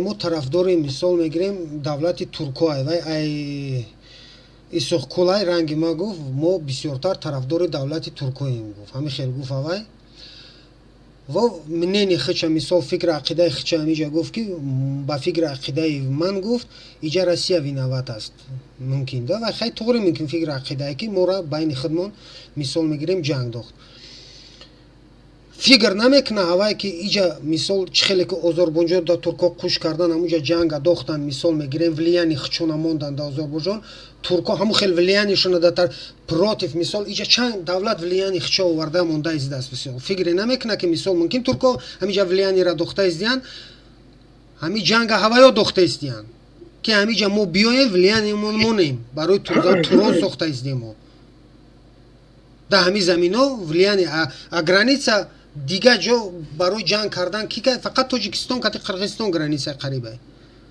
и проблема чанд сол шуд ҳамиҷа истодагиае точка горячей точкой ки можно спичку вот так зажигать вот только Таджикистан и Киргизия а ай ҳамиҷа влияни хча ба хеле турон сохтаниян влияни хча намонданиян мисол ира мумкин мисол фикри вай да я бор намедроя ки мисол и хелша мумкина ки не толка Россия не толка дига кас вай ки тараф боша мисол ваё ҷанга сар кардан охи то ҳозира ҳами главной чихеле ма документоя дидам документода главной ба документ да территорияи Тоҷикистона درود برادر ببینید ما اگر که طرف قرقیزا را افزودت کنیم که شما باید تحقیق باشه یا نه این کشوری استقلال است میخواهد که ترکا شاید استراتژی میگیرد میخواهد امریکا را میگیرد و کاری اون است ما باید پرابلم های خودمون حل کنیم ما 30 سال شد شریک استراتژیمون روسیه است و هیچ جا نرسیدیم اونا هم همچنین دیدن که در 29 سال 30 سال استقلالیتشون با روسا بودن و هیچ جا نرسیدن میخوان وکتوری سیاستشون دیگر کنن میخوان با روشون طرف ترکیه کنن حق دارن این کاری داخلی اوناست ما باید با کارهای داخلی اونو دخالت نکنیم من فکر میکنم ما بهتر است که بگردیم به مسائل روزمره ما موضوعی که داریم موضوع داغ است مادام اگر گری کاری داخلی ما کتی روسیه ملاقات میکنیم یا کتی دیگه دولت دیرم کاری داخلی ما اونا میگم پرتنز ندارم مدخلی هر کس میگه 30 سال با روسیه هیچ یک موضوع نشده با 30 سال دیگه با روسیه باشیم همون هستیم همون میمونیم میره بعد رحمانوف میره جاش در رستم 30 سال دیگه با رستم کار میکنیم با رستم دو زن دارد یک اومد فرزند فکر عقیده وای در چیه فکر عقیده وای کی اینجا روسا گناهگارن کی صبر همه صبر برادر بتاندون لطفا یوتیوبتون رو خاموش کنید بعد سخنرانی کنید یوتیوبتون رو خاموش کنید حالا طول چند دقیقه مجری برنامه برادر فرهاد اودینایف میشوند و برنامه رو طول چند دقیقه برادر فرهاد گرفته میبرند تا اینکه ما نماز شام رو خوانده باشیم ولی تشکر شوکت جان منم دوستان خواهش میکنم بیاید بگردیم به اصلی موضوع چون اصلی موضوع ما امروز کمک هایی که باید به باروخ رسانده میشید چگونه باید رسیم ما بهتر است که فکر کنیم که چگونه میتونیم ما امروز به برادرانی که در چارکو در باروخ در اونجا آسیب دیدن خانه هاشون ویران شد اموالشون ترمز شد با اونا چگونه میتونیم یاردم کنیم چخیلی شما همه درک دارید وقتی که جمعه شهروندی تشبوس کرد از خود و نمیدونم شاید که بعد اون پیشنهادی استاد حاجی اکبر تراجانزاده بود قاضی دوملو شاید که از خود بود خب رجب میرزا را متصدی کردن و اون یک مقدار پول هم جمع کردن برای کمک برای برادرانی در مرز ضرر دیده و یک کمک خوبم شروع شد جمع شد یک مقدار پولم جمع شد که متاسفانه با این وزارت کارهای خارجه با این وزارت کارهای داخله با این کاری کردهش از اون هم مون دیگر مردم به وزارت کارهای داخله باوری که ندارند کمک پولیاشون رو بازپس گرفتن و برادرانی که در امریکا یک مقدار پول جمع کرده بودن حدود $8,000 اونا هم جمع‌آوری پول من کردن و خواستار میمون شدن که ما گفتن که ما پولها رو برمیگردیم به صاحبانش چون نخواستن با وزارت کارهای داخله این کار رو انجام دهند چون در شهرشان گفتن که ما نمیدونیم این پول چگونه به ساکنان واروخ چارکو رسانده می شود و چگونه این مبلغ ها می رود میرسد ما باوری نداریم از این پول تقسیم کنی نه کدام وزارت کارهای داخلی برای اون بس که این کارو نکردن انجام ندادن دوامش ما بیا فکر کنیم که چگونه میتونیم امروز برادران رو با چی راه یعنی اگر که این راه رو بستن ما چی راه رو باید که باز کنیم که بتوانیم برای برادران چارکوه استره کمک برسونیم من از برادران تکنیکی خواهش میکنم صورت همان مردی که با دخترچه هست اینجا بگذارم من با شما پیشتر پرتوخته بودم و من درباره این مرد قصه میکنم این یک پناهنده یک گریزه سوریگی است. حالا شرایط داره شما اون رسم رو بمونید؟ بله، این رسم پیشین است. رسمی اولش رو مونید چون اونجایی که با دخترچه‌اش هست، دخترچه. بله این رسم. ولی تشکر. ببینید برادران، این یک گریزه سوریگی است که در فعلا در ترکیه، ببینید دخترچه‌اش در دستش قلم میفروشد، یعنی روچکه میفروشد. میگشت تو در کوچه های استانبول قلم میفروخت که یک کمی بتواند زندگیش رو پیش ببرد.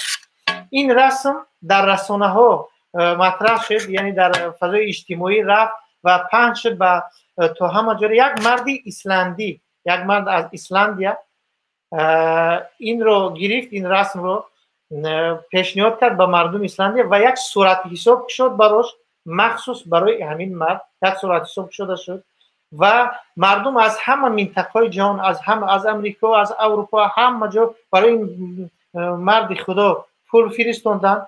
در این صورت حساب حدود 190,000 دلار جمع شد و این پول رو به خودش، به شخص خودش رساندن. در بعد این برادر، این سوریگی، ببینید در بعد چیکار میکند؟ این یک نانبوی خانه میکشد و دو آشپزخانه میسازد و در این آشپزخانهش حدودی 16 نفر از پناهجویان، یعنی گریزه های سوریگی را به کار میگیرد. برای ما این یک بهترین یک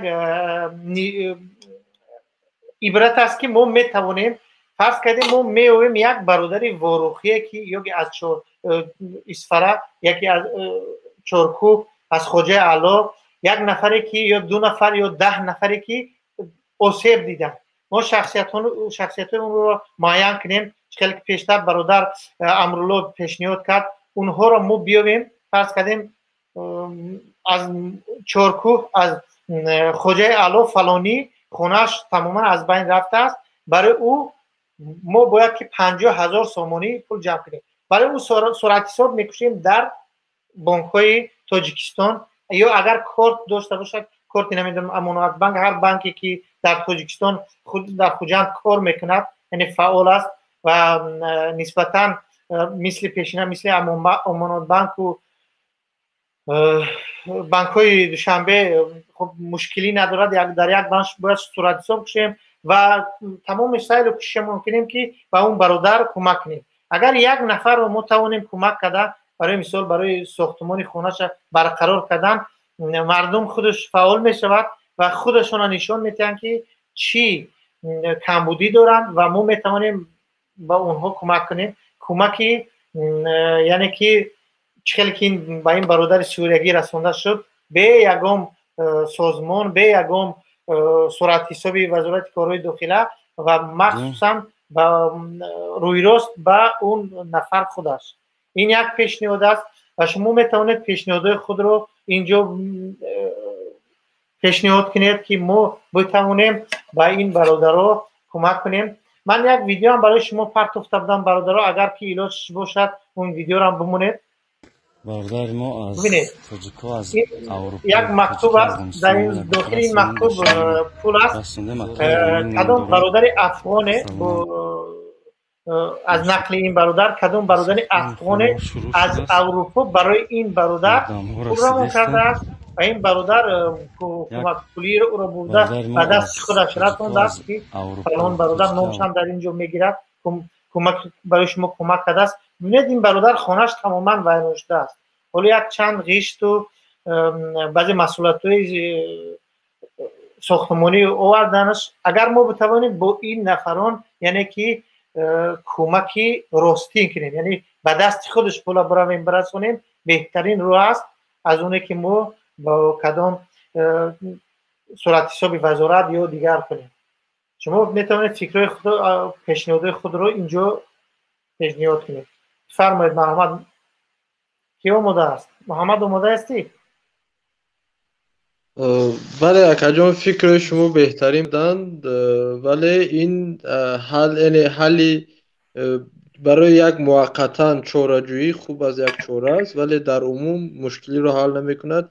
зеро агар мо бинем бояд ки имрӯз ҷомеа як аксулъамали шадид нисбат ба ин иқдоми ҳукумат кунад, то пеши роҳи хайр кардан ё кӯмак кардан ба ҳамватанон гирифта нашавад. Зеро ҳар як офатҳои табиӣ ё чунин як ҷангҳову хонасӯзиҳо мешавад, ҳукумат ҳамеша дар ин гуна корҳо дасташ кӯтah аст ва танҳо дар ҳолатҳое ки то маҷбур нашавад вориди чунин масъалаҳо намешавад ва ба кӯмаки мардум намешитобад.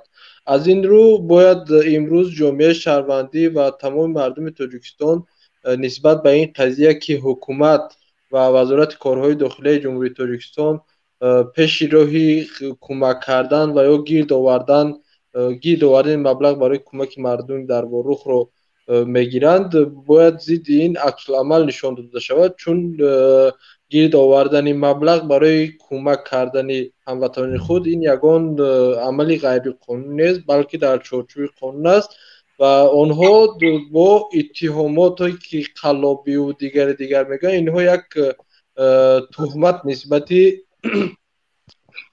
шояд баъзе аз қаллобон вуҷуд дошта бошад, вале маҳз дар ҳамин қазияи Раҷаб Мирзо ки як иқдоми хуб буд ва метавонист ин кӯмак карданҳоро мутамарказ ба як ҷо кунад ва бисёр як тартиби хуб дошта бошад ки ба мардум ин кӯмакҳо ба мардум баробар бирасад ва гузоришҳоро ҳам мардум дошта бошанд. вале мутаассифона чунин рух дод. Ман пешниҳоди ман ин аст ки ин мардум бояд нисбат ба ин қазия бетараф набошанд, аксулъамали шадид нисбат ба ин қазия нишон бидиҳанд ва то ҳукумат водор бишавад ки пеши раҳи ин иқдомҳои ҷамъиятӣ гирифта нашаванд ва мардум битавонад ки ҳамдигарро кӯмак кунанд, дасти ҳамдигарро бигиранд, дар ҳоле ки ҳукумат худаш дар чунин корҳо дасткӯтаҳу хеле беҳавсала аст. Ташаккур Муҳаммад. Бародар Муҳаммад бифармоед.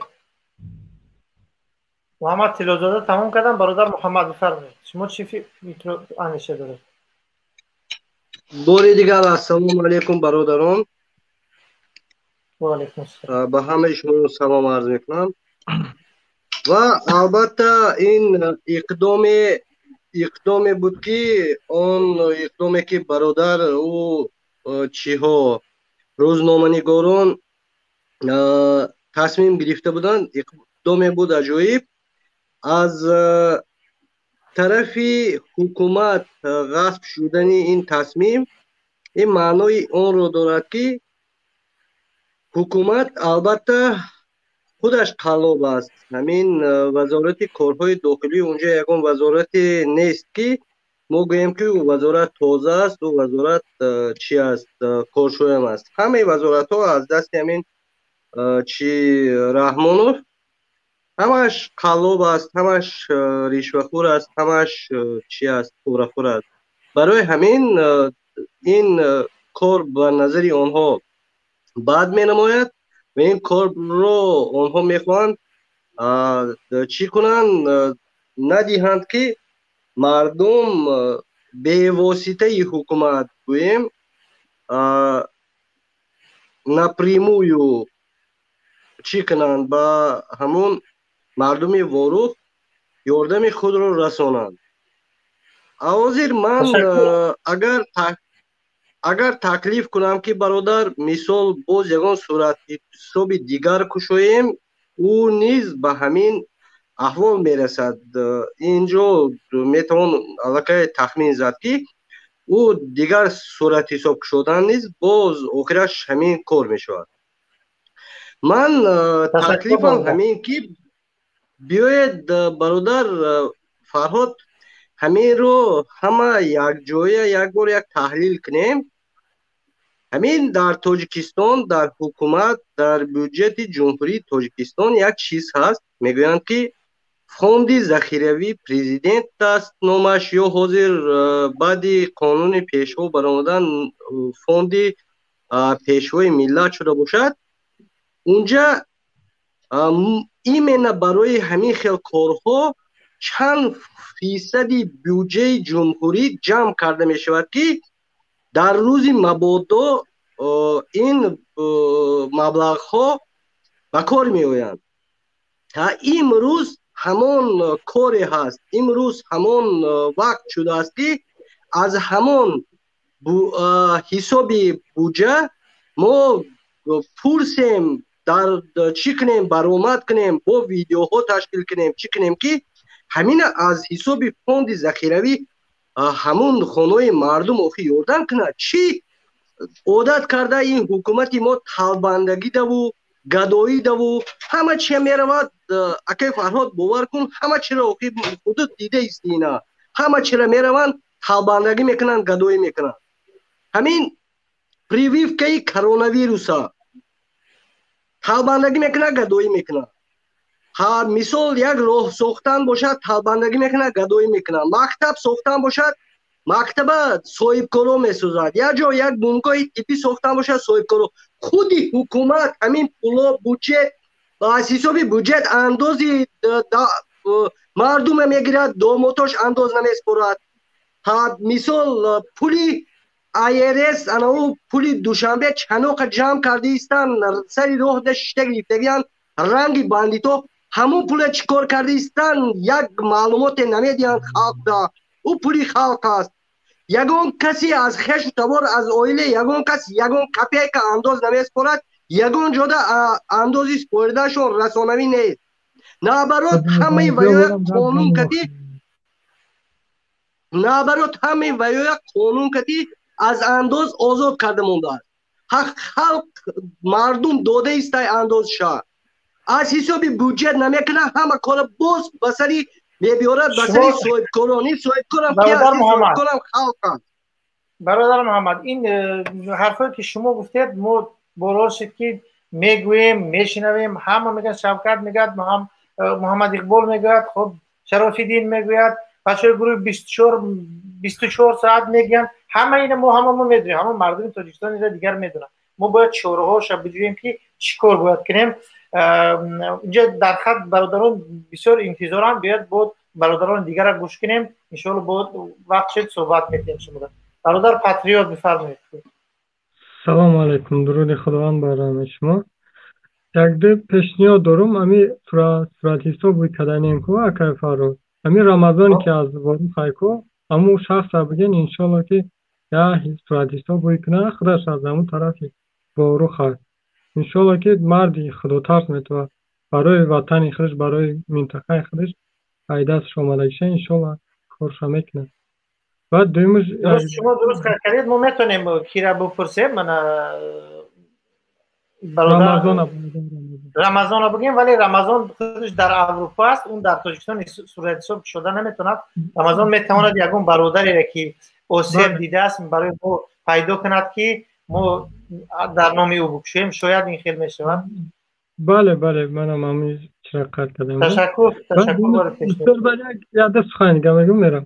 баъд як чанд қадам хабарҳои новостиро мехонам. ами бисёр баъд дами мушкили дами галавноя чия қавра бисёр баъд қирзо амра претендава дорад, амра нашавад бигира ам ворухиё чапа кунанд, дафтан хидмо месозем охи. қадар агар мушкили бубинед бародар, он яъне маркази обтақсимкунӣ мегӯянд онҷара, номаш галавной, яъне ки ба маънои ки дар забони шӯравӣ ҳама хел номбар кардияша, ҷои асосӣ гуфта, дигар ҳаму ном намунҷа шишта аст, вале унҷа асли номаш маркази обтақсимкунӣ аст. яъне чанд дарвозе аст ки пеши обро маҳкам мекунад ва об тарафи Қирғизистон меравад, тарафи Боткин меравад. вагарна агар он набошад, об дигар рост меравад тарафи Исфара. бубинед ин ҳами охили аст ва ин фикр мекунам ки на фақат барои қирғизо, ин барои маҳаллаҳои дигар минтақаи Исфарарам лозим аст. шояд ба хотири ҳамун бошад, чун барои фикр накунам ки як барои қирғизҳо лозим аст. агар фақат барои қирғизҳо лозим бошад, барои тоҷикҳо лозим набошад, мушкилӣ надорад. гапи шумо дуруст аст, вале як чизи обода вайрон кардан ҳамин худшам хуб аст. ҳамин чизе ки аст, ҳамин иншоот агар худшам бошад, бозсозӣ ҳам ки накунанаш, метавонанд қирғизҳо аз оби лозимиро барои худшон бигиранд. ин мушкилӣ нест. мо ин мушкилиро бояд ин хел ҳал накунем. ман фикр мекунам ки об чизе нест ки мо аз برادرای قرقیز به آب مونیم، ولی باید اون معیار داشته باشه.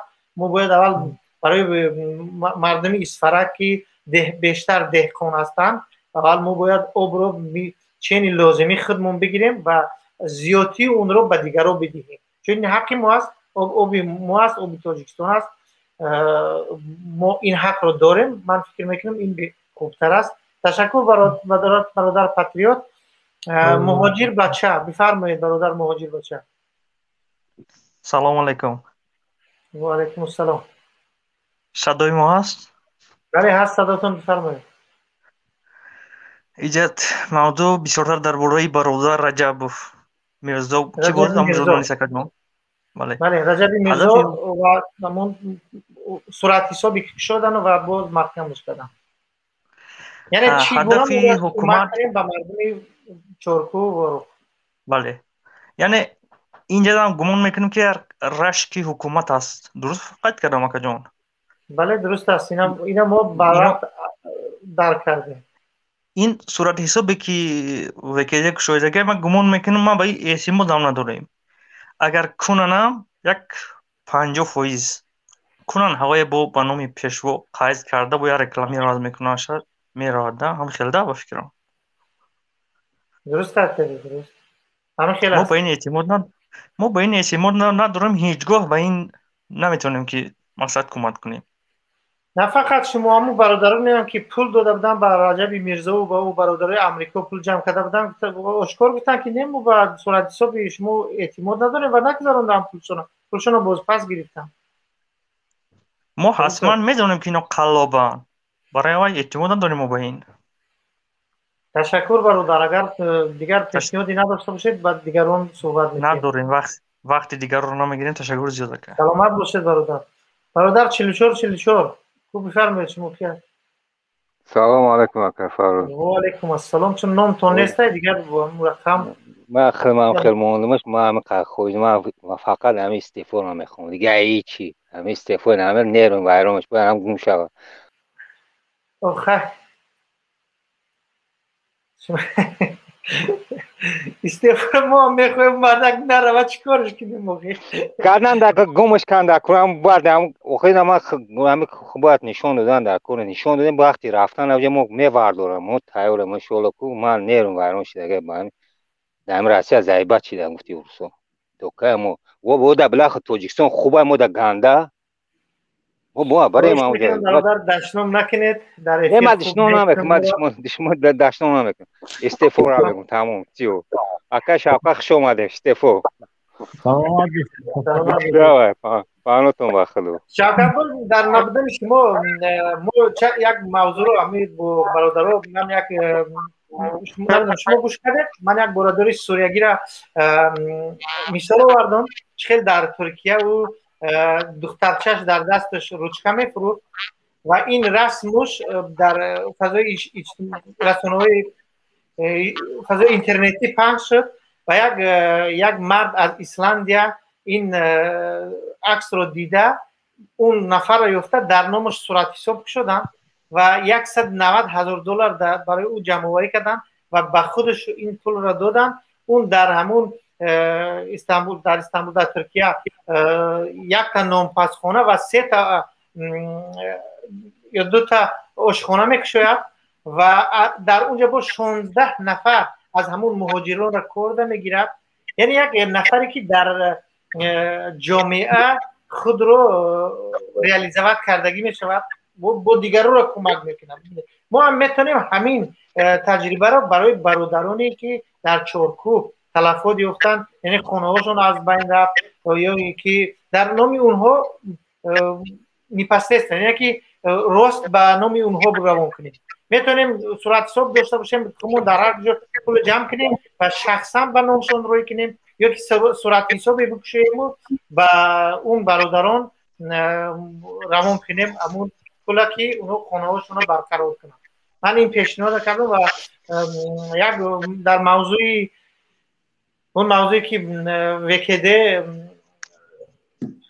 خب رجب میرزا رو با یک گونه روی راست هم که نباشد خواست بینه بگیم قلاب گفت و اون رو گفتن که پولایی که در اون صورت حسابی کشودن جمع آوری کردن اون رو به صورت حسابی وزارت کارهای داخله بگذارید.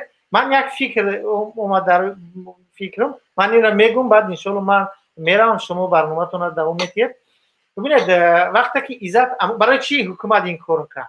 من میخوام فکر شما بگم که برای چی حکومت این نگذاشت که جامعه شهروندی یک صورت حسابی خودش داشته باشه و نپسرسن به مردمی چاکو و روح خودشان کمک پولی را برسونن، کمکاشون رو برسونن. چون دیدن حکومت دید که در مسکو، در روسیه عزت امان با این کمک های اجتماعی شخصیت شد و مردمی مهاجر که دیدن که در حقیقت عزت امان توانست برای مهاجران کمک برسونه، توانست یک چهره خود، یک انسانی خوب بدن خود، یعنی انسانی چسنی، یعنی بدن خودش نشان بدهد و توانست مردم دل بیزنسمن رو هم یافت. یعنی بیزنسمن ها دیگه باور داشتن به عزت پول میدادن و عزت اون کمک رو تقسیم میکرد. اگر عزت خلاب میبود این مردم مهاجر به عقل نیستن که ندونن عزت 1 سال 2 سال کار نکرد، 10 سال کار کرد، اگر خلابیش که معلوم میشید به او هیچ وقت پول نمیدادن. این پولای کلانه که او به مهاجران کمیزات کمک کنه. خب اینا دیده نخواستن که در تاجیکستان هم یک عزت دیگه با پیدا شود، نخواستن که رجبی میرزا هم یک عزتمند شود، آبرو شود و با دردسرشون شود. چون هر نفری که در تاجیکستان آبرو دارد و یک شخصیتی مستقل است، برای حکومت تاجیکستان این دردسر است. اونها نمیخوان این خیلی را، اونها میخوان که همه چاپلوس باشد، همه پیشوای ملت بگرد. خب همه دیگر همو معلوم است به همه دیگر. و خاطر همین من فکر میکنم سبب اساسی که نگذاشتن جامعه شهروندی و رجب میرزا این در این کار موفق شد این هست. تشکر زیاد به شما برادر عزیز. من هم واقعا دقیقاً به همین اندیشه هستم و یکی از اونها، نه همش بلکه یکی از ورسیه ها همین است که اینها در سیمای هر یک نفر ملت همین که سرش رو بلند کرد و چهرهش رو دیدن، دشمنشون رو میبینند، رقیبشون رو میبینند و نمیخواهند که سر ملت بالا شود و به اینها روبرو نگاه کنند. هر نفری که یک تشبس میکند، وقتی که میبینند که همین تشبس از دستشون نمیبیاید، در حال این تشبس رو سرکوب میکنند. به خاطر چی؟ به خاطر آن که میدونند که وقتی که این تشبس میشود، عملی میشود، آنها شرمنده میشوند، آنها در نزد این گونه تشبسکاری ها عاجز میمونند. برای چی؟ برای اینکه ملت، مردم با آنها نیست، این گونه کارها رو با مردم کرده نمیتوانند. حالا ببینید دوملوها، معلمان مکتب و خبر آمده است به ما و چقدر از کمیته های محله رو مجبور کردن، گفتند فطر روزه رو جمع کنید، زکات مردم رو جمع کنید، به خانه بوی ها، به خانه پولدارها بروید، آنها خودسرانه مستقلانه زکاتشون رو به هیچ کس ندهند، زکاتشون رو پرسیده گرید به اینجا. در این حالت چه خیل می شود؟ وقتی که زکات رو یک نفر دارا به مقامات میدهد، الکی از روی زکات دادگیش داراییش معلوم می شود. بله وقتی که دارایی و از روی زکات دادگیش معلوم می شود، بعد از بالای وی نقشه میکشند، پسی وی میروند میگویند تو فلان قدر مبلغ داری، فلان قدر بایگری داری. بله اگر او ندارم گفته نمیتواند، برای اینکه نصاب زکاتش رو برآورده به دست همین ها داده است. میگن که فلان جا کوپروک میسازی از نام پیشوای ملت، 1 کیلومتر اسفالت میکنی از نام پیشوای ملت، در فلان جا فلان انشاءات رو آباد میکنی، مکتب میپوشی، بخچه بچگانه میپوشی، میدانی ورزشی میپوشی. بعد پیشوا میبوید با خیچی سیرناکش این رو میبرد. همین مسئله شوکت جان مسئله خیلی شما را شرح بدم. همین مسئله فیتی روزه و زکات همین چی ببینید، همین مخصوصا مسئله فیتی روزه فقط فکر میکنم در همین منطقه اوسه میانه مو باشد، چون همین فیتی روزه را باید برام در ملو بتن، چون ببینید ملو دستنگر نیست، ملوهای ما دیگه کم بغل نیستن، باید اگر یکم ملوی کم بغل هم باشد شاید درست اول به او دادن درست، ولی فیتی روزه حقیق آدمی نداشته است و بیشتر در کشور عربی اگر نگاه کنید فیتر روزه را پول نمیدن. فیتر روزه رو به ما میدهید، ما روی خط بیوه و بیچاره و مسکین و غریب رو داریم، ما برده به اون میتیم. شما نه اینطور درست نیست. فیتر روزه این خیلی نیست. فیتر روزه را باید هر کس، برای مثال اگر شما میخواهید اگر فیتر روزه شما 5 کس در اوله شما اگر 2.5 کیلویی مثال برنج باشد 12.5 کیلو برنج میبرید به یک کم بغل میتید خلاص، یا که پولی همون رو میبرید میتید. این است فیتر روزه. این یگان خیلی باید نباید با سنترالایزوانی نیست. در مسئله زکات اگر نفری که زکات شه برای مثال بتید در ملکی ببرد در وزارت کارهای داخله بتید صورتیسوی پیشوی ملت زکات اون انسان قبول نمیشود و میتونه در هر ملکی که میخواد برود پرسد زکات اون قبول نیست، اون زکات از گردنش ساقط نمیشود. به خاطر همین باید که نفری که پولدار است در تاجیکستان باید فکر کند که زکاتش به کی میبرد. زکات حق اون است و خودش میداند به جا برد بتد. به هیچ وجه به این فوندهای ساخته اینا باید که، چون زکات این عبادت است، عبادت باید که درست انجام داده شود. اگر عبادت برای مثال اگر نماز شما به طهارت نماز کنید نماز شما قبول نیست، چون این یکی از فرضیت های نماز است. برای مثال اگر در نماز شما سوره فاتحه رو نخونید نماز شما قبول نیست. چرا که این از فرضیت های نماز است. شما وقتی عبادت رو نادرست میکنید عبادت شما قبول نمیشود. برای همون برادرانی که فیتر روزه میتین یا که زکات میتین باید در فکرش باشن که عبادت اونو پیش خداوند قبول میشود یا نه. و تشکر برادر شوکت جان. اگر شما اجازت من مرخص میشوم و نوبت برادر سعید سفر است، بعد اون میتونید یک سخن و دوام کنید برنامه. اجازت است؟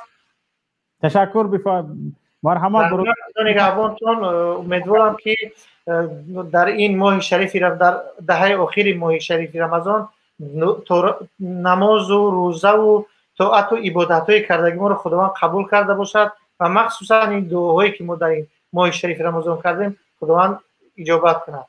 آمین. تشکر که به ما کمک کردید و هم سخنرانی کردید.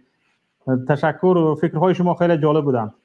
حالا برادر جنتیان میادن ان شاء الله دوام میتین. سعید سفر بفرمایید.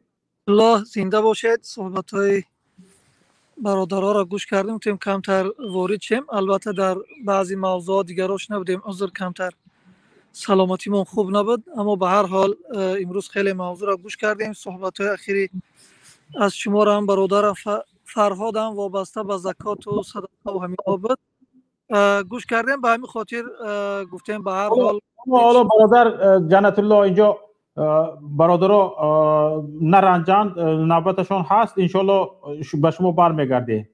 وسیع‌تر سعید سفر گپ زنن، انشالله باز به شما برمیگردیم. نرنجند انشالله برادران. برادر سعید سفر بفرمایید.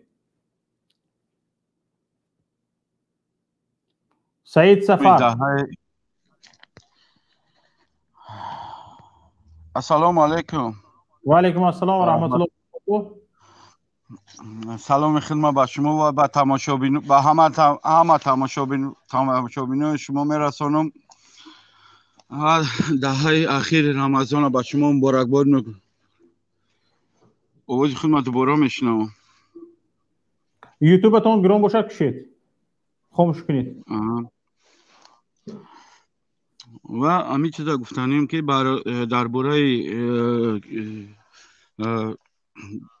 جامعه جهانی اینه تمام چیا در رسانه ها در شرمنده کرده پرتفتن ما برای همین گفتم که ما داوریت نمیکنیم، ما برای چی پول ما نگرفتیم. اوز ما دوباره میشنم گپو ما نمیفهمم. نو دوباره برای چی گرفتیم؟ برای که هیچ کس نمیخواد که چوپان خودش گرگه بمونه. امروز به همه معلوم شد که نگاه کنید برای یک بازی کردن خودش 20 جوانی توجیک گرفت قربانی یک بازیش کرد. همون شاهد یمی کاره. حتی زبانش کل خورد که مثال یک تازیه بیان کنه برای مردم که مثال یک مهر در دل مردم جا شود. بله. ما این دیگه چه خیلی همین دولت باوری کنیم و به همین دولت بگیم که ما هم خیلی دولت داریم و ما چی نمیخواه گفتنیم که استعفای امام علی دیگه در جان ما زدی. تشکر به شما برادر عزیز. نفر با نام یک سخن.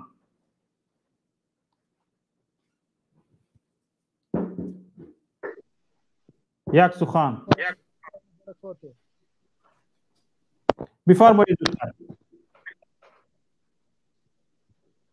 السلام علیکم و رحمت الله و برکاته.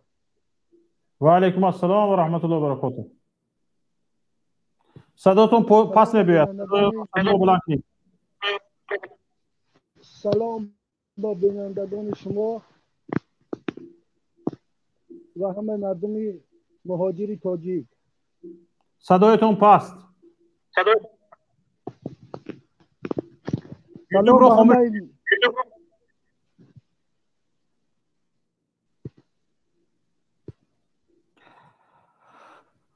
خب برادر یک سخن رو یک سمونید. برادر جنت الله کامل هستید؟ آماده شوید برادر محمد گپ زنید. برادر جنت الله کامل آماده شوید. السلام علیکم و رحمت الله و برکاته. من درباره همه کارت بانکی ماندگی حکومت میخوام دو سخن کنم ده. بفرمایید. اگر همه مهاجرایی که همه اگر کدامش که یاردم کند اگر همه در نام پیشوای ملت می نویسانم. میگم پیشوای ملت هم خیلی یاردم کرد.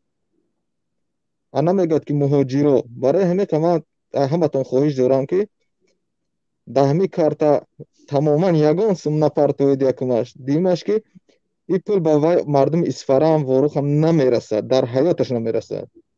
این همه یگان بنزین پولی همه ماشین قیمت چند میشود، یگان جا میشینن میخورن، این تمام. از اگر همه کدامت که تماشا کردگی باشد از هم پیشاب ملت در همونجا استکان برداشت. کدامت که تماشا کردگی باشد که دهه آخره، دهه رحمت، دهه شوی مثال بخشیشا.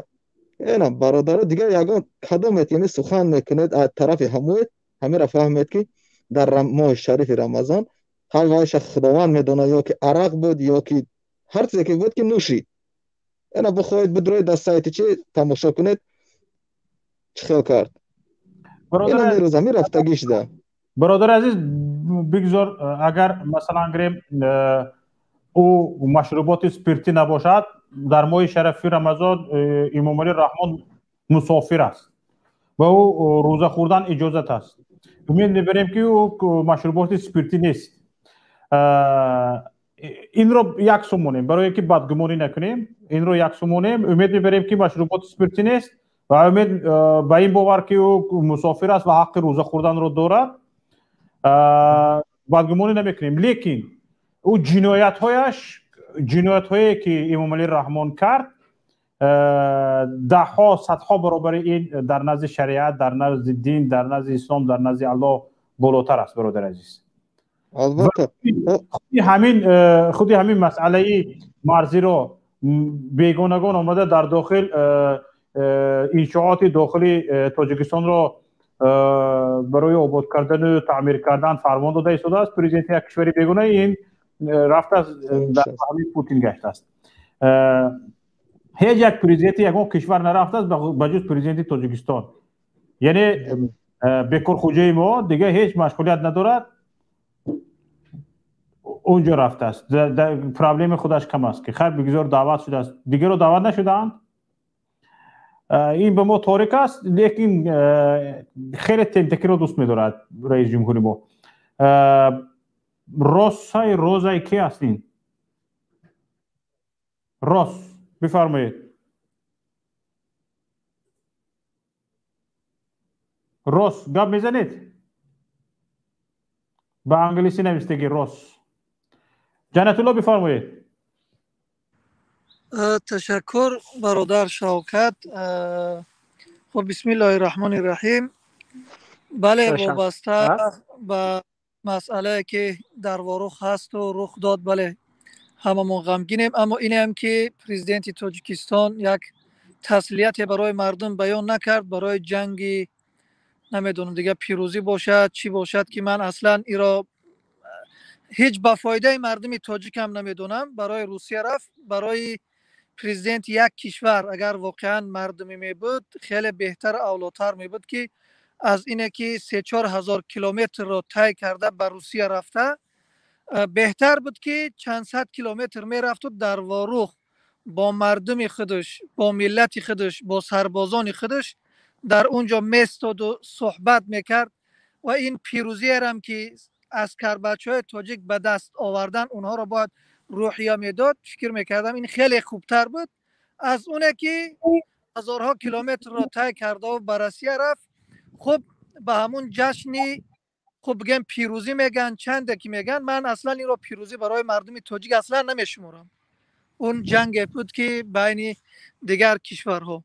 خب اما متاسفانه باز هم میبینیم که صفاتهای هر یک رئیس جمهور دیکتاتوری همین است که همیشه مردم خود، ملت خود را صرف نظر میکند و همیشه در پشت بدیل آوردن مردم و اهل جامعه دیگر کشور است.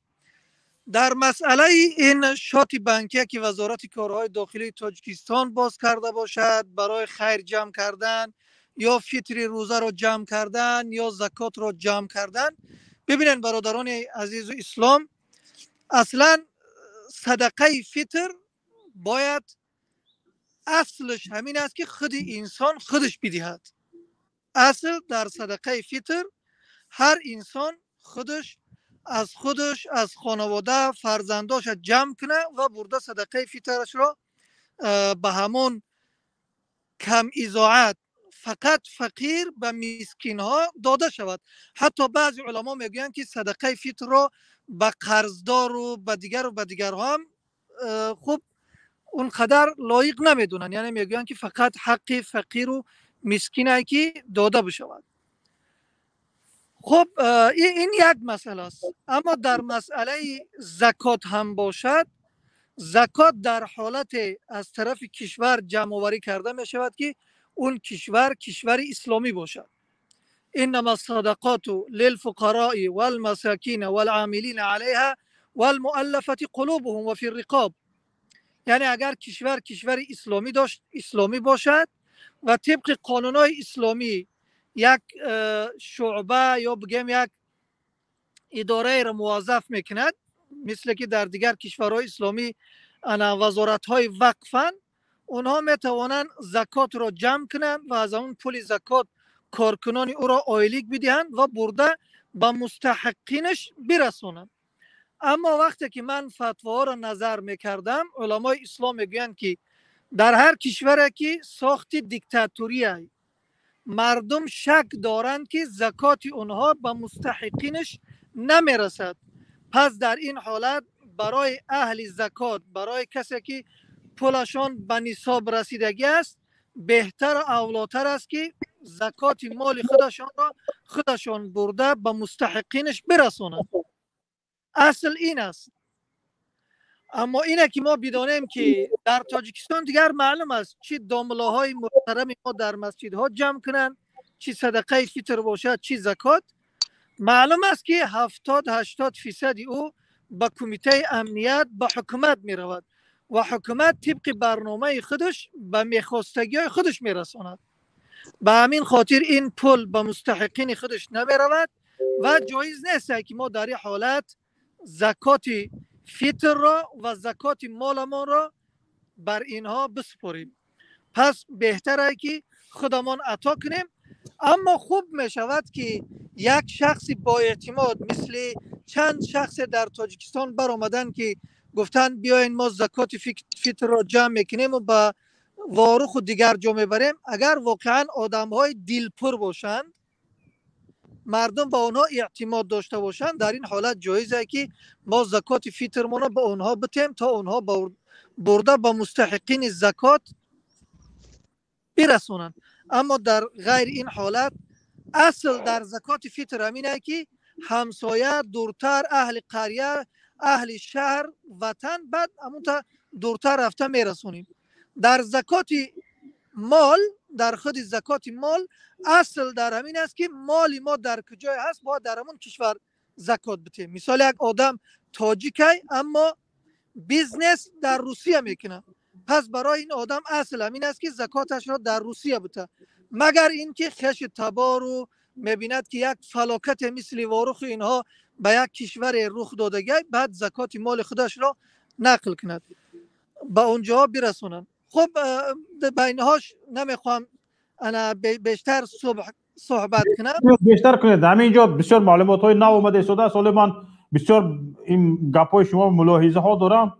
اول شما بیشتر وسیع‌تر مفصل‌تر این مسئله رو بیان کنید، بعد من خب ببینید اگر من بخوام خلاصه بکنم، در هر کشوری که نظام دیکتاتوری علمانی غیر اسلامی دارد، بر غیر اسلامی بودنش هم حتی ببینید که در کشور آلمان کشور دموکراتی نیست، بخشش باشد کشور اسلامی نیست، یک کشور صرف دموکراتی است کشور آلمان. اما اکای جانتلو خاموش اکای جانتلو можна بفرمایید و اگر سوال باشه من همین نقطه رو یک از تماس همین نقطه رو قید کنم.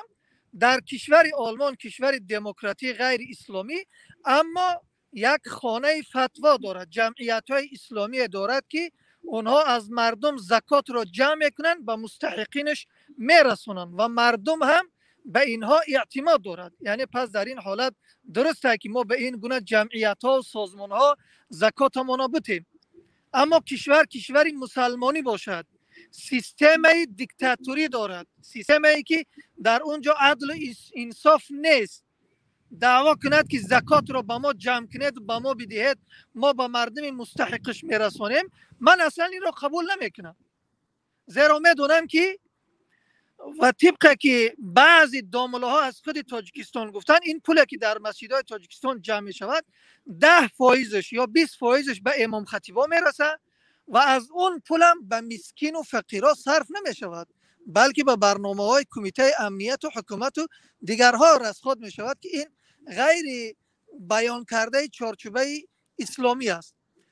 وقتی که فتواها را من نگاه کردم، مطابق به مذهب امام اعظم میگوید هر کسی که زکات داد بعد از اون فهمید که زکات دادگیش به جای درکاری نرسید، یعنی که تو با حکومت دیکتاتوری زکاتت را میسپاری، بعدا میفهمی که این حکومت زکات تو را به جای درکاری نرسون، در اینجا میگوید زکات داده تو قبول نیست، باید از نو زکات بدی. اما بعضی علما بایونه که میگن که از سرش ساقط میشود، یک قسم زیادی از علما میگن که از سر ساقط نمیشود. پس به همین خاطر اولاتر همین است که زکات مال خودمان رو در این شرایط باید خودمان به دست خودمان برده با مستحقینش برسونیم، چه زکاتی مال باشد چه زکاتی فطر، هر دوش در این حالت برای رسوندن از یکدیگر فرقی نمیکند. بفرما برادر. تشکر. اساسیت میفرمایید. اکای جانتلو سلام علیکم و رحمت الله و برکاته. و علیکم السلام و رحمت الله و برکاته. برادر فایزدین دودارت سوزه جورای ما همسایه یتیم فایزدین دودارت سوزه. خدا را شکر الحمدلله.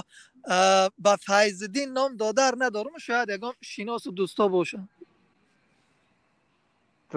برادر خودت بدوخی، برادر خودت در تجارت میکرد در بزرگ ما میشناسمش، شروع میشناسمش. با شناسامون از دادرها و برادرام است شناسام. خیلی بیستانی دنغره و خیلی بیستانی دنغره. بله ماشاءالله.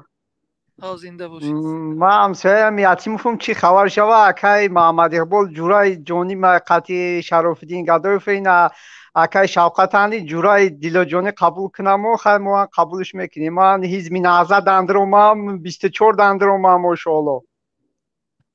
بهتر سلامت باشین. مهم همین مسلمان بدن و تاجیک بدن و عادل همین حق طلب بدن است دیگه. انشالله حقیقت غلبه میکنه. انشالله کلاغاسی همشهری تا انشالله سرش میخریم انشالله. همشهری منه و همچنین یک تاجیک هر کسی که ظالم باشد هر کسی که باشد نباید در سر قدرت باشد نوابسته از اینه که از هر جای باشد اکای جانتلو همین خدا یا وقت عقیده شیعگی داشتی فرستادی ایشالله یا نه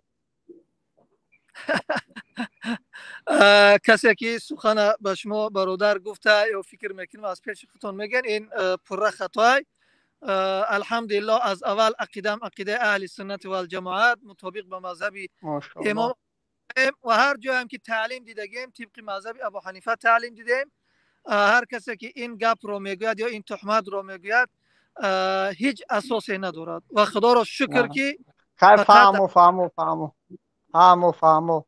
برادر اساس یتیموف شما شما رنگ یتیموف بسیار سوال داده ایستادید سوال موضوع ببرید جانتلو را ما شروع میشناسم قطعی برادر کار کردیم ما 100% میدون شناس بازی نیست برادر اینجا برنامه رفته ایستاده است ما میگم کلاغا وسا نیست کنیم و هم دنگرگی را نیست جزیرش کنیم موضوع کلاغا نیست استعفا دیتا как называется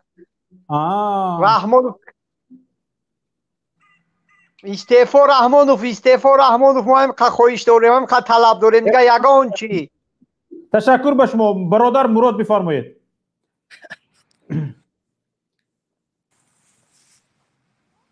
مراد بفرمایید مراد گپ میزنید شما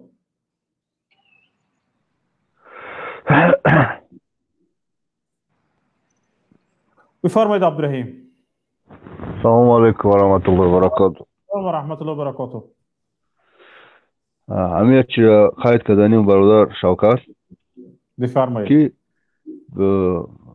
همه خوش رو نظر کنه که برای چی یک سیستم نظارتی MVD برای چی اداره قضیات نه برای چی اداره اوید با مثلا یاردم دادن با اهالی با ستادانه و MVD همیشه را با کلای خود گرفته که برای چی حکومت آخری خودش آخری خاتمه رژیم خودش حس کردگی ترسوی میترسه که همین پولی که مردم جمع میکنن با یگان راهی دیگه با راه تبادلات و با راه دیگه رسخود نشود گفته همین پولا خودشون میخوان نظارت کنن ما همین را میشنم به خاطر چی کمیته حفظ اجتماعی اهالی نه بله برای چی ای سگا دستاشون در کیسه خلق دختیسیان علاقه وقتی رسید که ای ایسرای زنای معجبه حجاباشون کشیدن که با در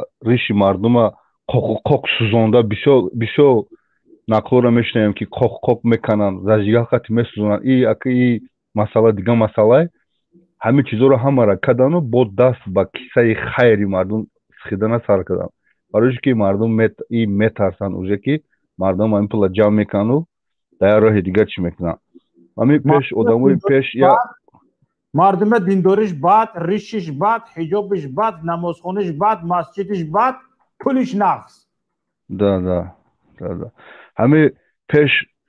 همه پیش اداموی پیش میگفتن که ای خداوند ترسیدن در کار نکیم ای سه چهار چی احتیاط کردن در کار او الله شمال همه خلق مثل طوفان شمالو الله اوای همه خلق اگر همه یا مشتخیزن کو اینو بردیدی هیچ کار کنه نمیتونه بردیدی خلق ما این همه همین نشانه ترسایی نشانه ترسو بودن همین حکومت ما ای همین شهر مردای تاجیکستان یا چرا پرزیدنیم همین التماس همین کدومیت که برآمد میکن همین سوالی من جواب که شما یگون فرشته و ملائکه را نگاه کردین شما حضرت جبرائیل رضی الله عنه دیگر در روز قیامت میفرماید شما کیرش در دارید چی مودا در کار دیگه ببینید در برنامه شما در برنامه محمد اقبال صدرالدین در وایسیدین گروه 24 تمام جنایت ها ای درینی خونش جنایت ها گفتسته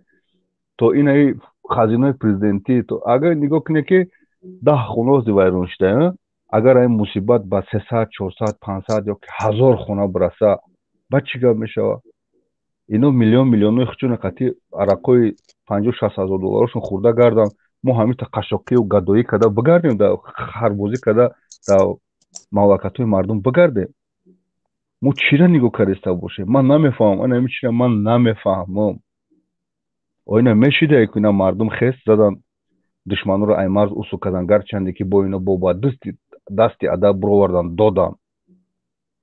دادن میشیده که مردم گفته بود که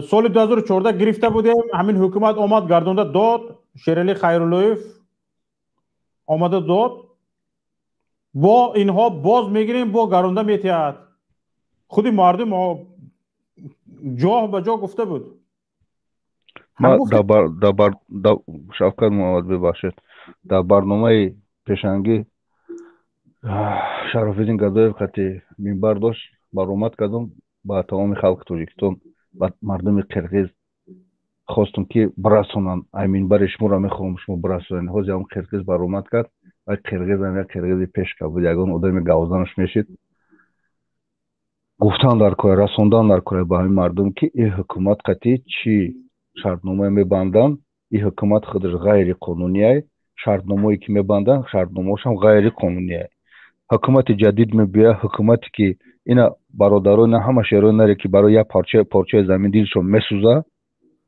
اینا مردم که اومد وظیفه را گرفتن وظیفه را شرط نیست که وظیفه میگیره اینجا حرکت شما حرکت محمد اقبال سعدی حرکت گروه 24 اینا یگان تا اینا ما فکر میکنیم که من تماشا میکنیم یگان تا در فکری وظیفه را نیستن خلق خودش انتخاب میکنه خلق به خاطر یگان شخصیت اینا ایروی شخصیت اینا شما حرکت نکنه ایروی برای آزادی خودتون تلاش کنین برای آزادی دینتون و برای مذهبتون و برای آزادی یا ولی گپ بسیار رفت حکیم ای موضوع نبرو میگم همین کاری کردن در کاری که همون مردم رساندن در کاری که تمام سازشنامه‌ای که حاضر سازشنامه عقب نشینی که سازشنامه‌ای که در وطن خمون اومده ما را زمینمون نگلا گرفته یعنی او چیزی اساسیه او سال تا سال پای برن که استاتستیکا نیوکنه در تمام آسیای مرکزی در تمام جهان او کم شده البته او الله خودش میتیه لیکن در حقیقتا دا او کم شده است حساب تمام همین بهرا و چیزا پرس نیواده میگن همین روسا کم شده چی در آسیای مرکزی چی در چی این مردم چشننگا این چیزا رو پای برده قدم به قدم زمینای اویرا و اوبانبورو هم را داده ای خودشون کردستیان که آینده دا اینو به او نمونن آینده دا ما به او میمونیم برای همین رسوندنیم که چی شرطنامه‌ای که اینو میکنن بین اینا این همش بیکار کرده میشه وقتی که حکومت جدید میاد مذاکرات قشا با مذاکرات با جنگ شو با جنگ ما از جنگ نمیترسیم با تمام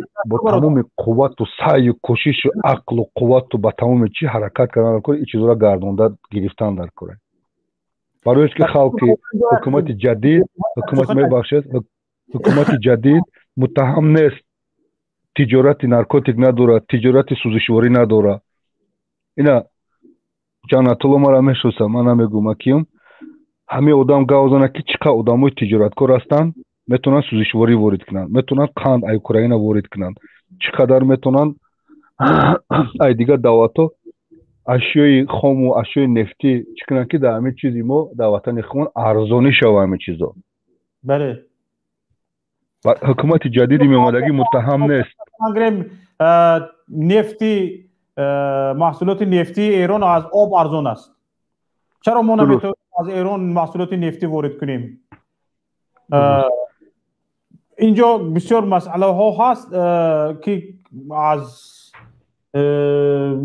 فهمش ما بیرونتر است نمیدونم چرا اینجا شما به یک مسئله خیلی مهم اشاره کردید باید این گپ شما را به آب طلا نوشت حکومت قرقیزستان باید بداند که این حکومت امروزه رهبرش نلگیتیم است حکومت امروزه تاجیکستان رهبرش نلگیتیم است چندین انتخابات است که مردم را انتخاب نکرده است یک شخص لگیتیم در رأس قدرت است هر امضایی که به نفع کشور ما نیست او میماند این امضاها قبول نیست مردم این امضاها را قبول ندارند وقتی که حکومت قرقیزستان باید بداند که وقتی که در تاجیکستان اصلاحات به میان آمد شخصان شایسته به سر قدرت آمدن این امضاها همش بیکار میشوند به این جان نزند حکومت قرقیزستان این امضا محمد هر یک امضایی که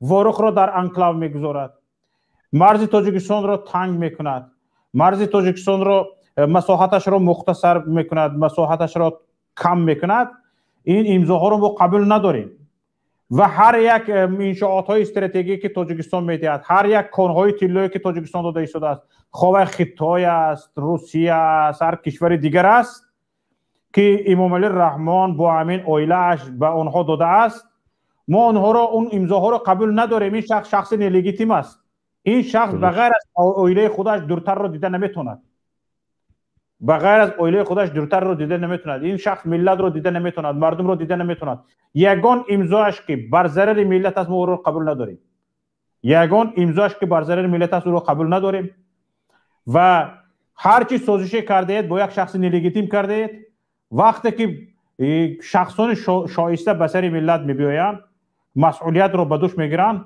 همه این چیز از نو دیده برآمده میشود شریکان استراتژی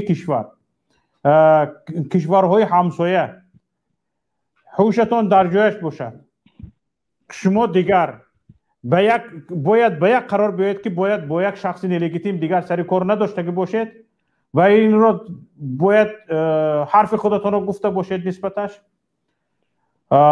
و هر کوشش غیرتی که میکنید با یک شخص نلگیتیم تنها به منفعت خودتان کار میکنید این قصد که این شخص اکثریت امضاهایش به منفعت ملت نبود و به خاطر منفعت خودتان ما را تنگ میکنید دانسته باشید که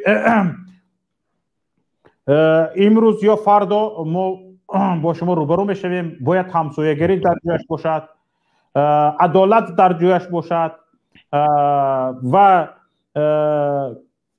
داد و گرفت و معامله خوبی حسنه در جایش باشد برای همین بیایید داد و گرفت این پیوندی ما در جایش باشد همسایه های عزیز ما باید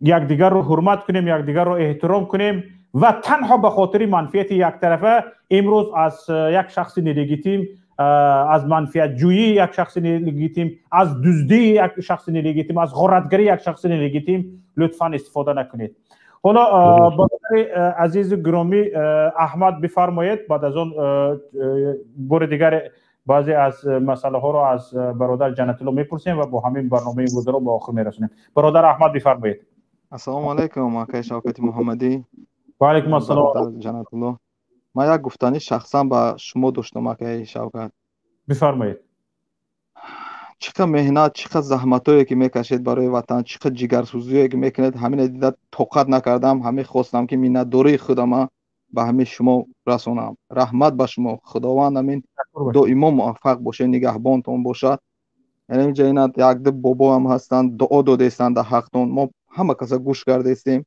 خداوند نگهبانتون باشه که یک برای وطن جگراتون میسوزد یک عذاب میکشید یک ما رو میفهمونید رحمت به شما ما همین که گفتنی داشتم خداوند نگهبانتون باشه برادر سلامت و ما قدر میکنیم هر یک گفتگی شما رحمت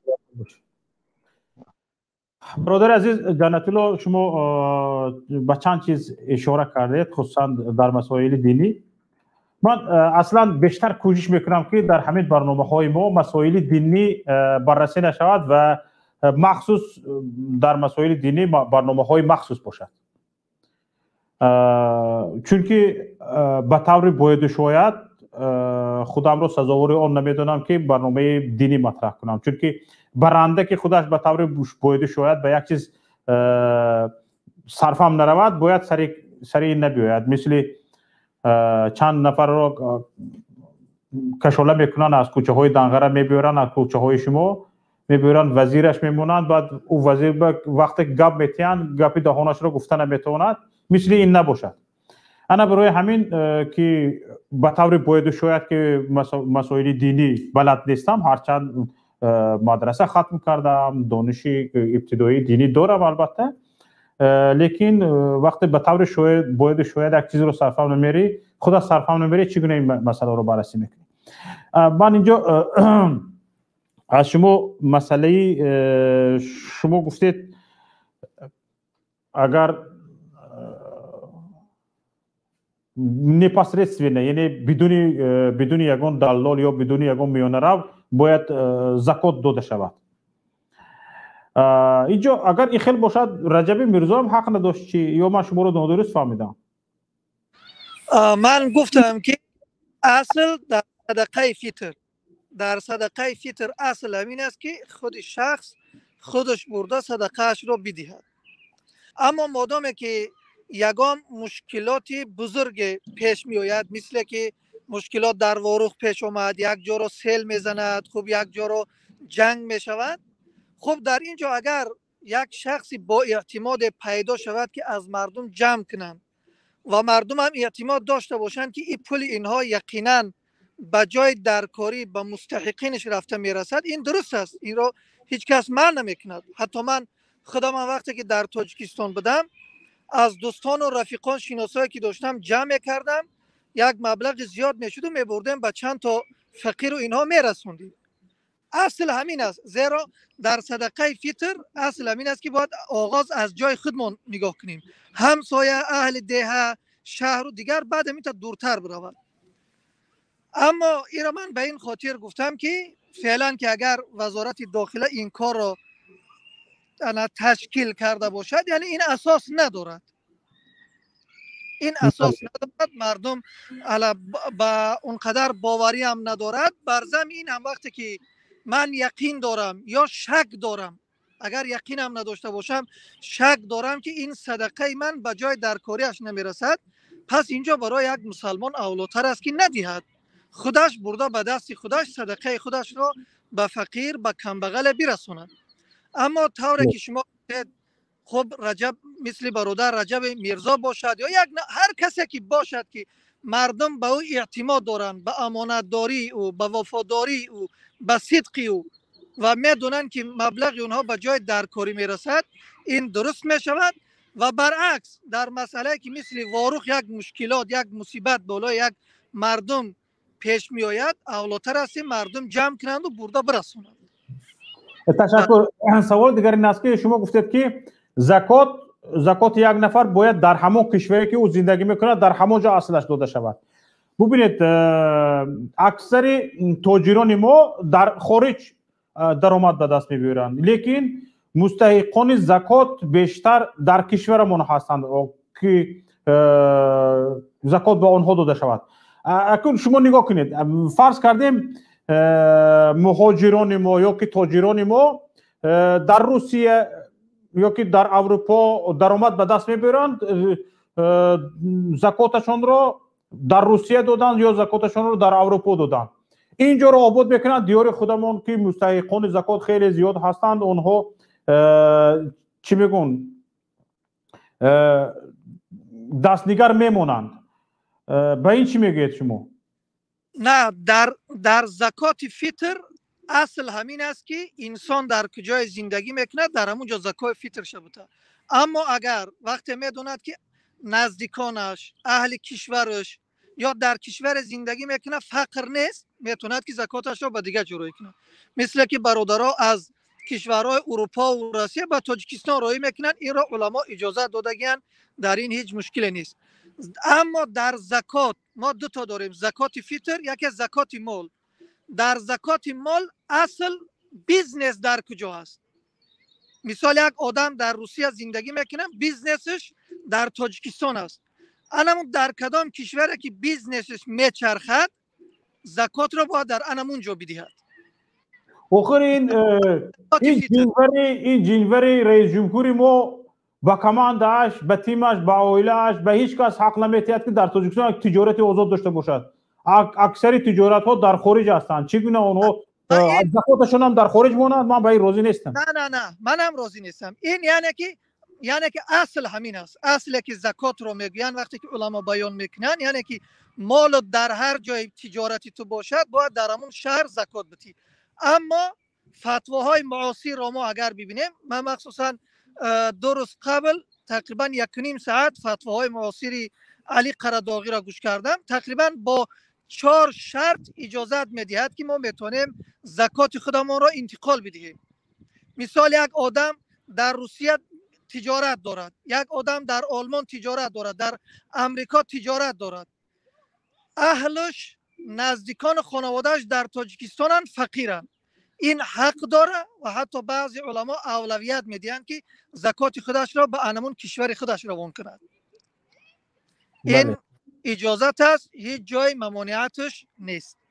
اولش که به مسائل شرعی مثلا اگر من به این روزی نیستم به اون روزی نیستم این خیلی گپ وجود نداره، لیکن شاید یک کمی حرف من تند برآمده باشد، لیکن من به این نظرم که برادر عزیز ما از جهتی اون که مثلا مردم اروپا مثلا میروند در امریکا شرکت میکشویند، بله به خاطر درآمد بیشتر، به خاطر مثلا گریم یک فیلیال شدن ها، نمایندگی شدن ها و هاکذا که روسیه میروند میکشویند نمایندگی هایشان را، لیکن مردم ما به خاطر اون که مثلا این تاجران پایدیواری شرکتشان اصلا در زادگاهشان هست یا که میدونن که فلان جا میشود که پایدیواری تجارتشان را گذاشت، میروند میگذارند، هیچ چیه ندارد، ممانعت ندارد. در تاجیکستان شرایط بیزنس وجود ندارد، در تاجیکستان شرایط بیزنس وجود ندارد، همه خورنده ها در تاجیکستان هستند. مثلا گریم من در روسیه تجارت میکنم، تمام خورندگان من، دستنگران من در تاجیکستان هستند، اهل من در تاجیکستان هستند. حتی من خودم رو در اونجا گرچند که تاجر هستم مثلا خودم رو مقیم حساب کرده نمیتونم، برای اینکه موسمی در اونجا میستم و تمامی مراسم های من، چی شادی چی غم همش در کشورم میگذرد. چگونه من زکاتم رو به بیگانگان بدهم مثلا؟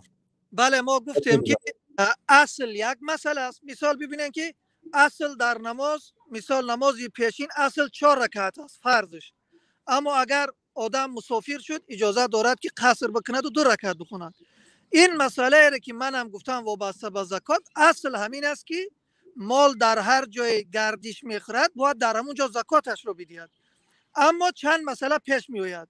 یک، نزدیکانش، اهلش، اولادش در یک جای زندگی میکنن، حق دارد که زکات مالش را به اونجا بفرستد.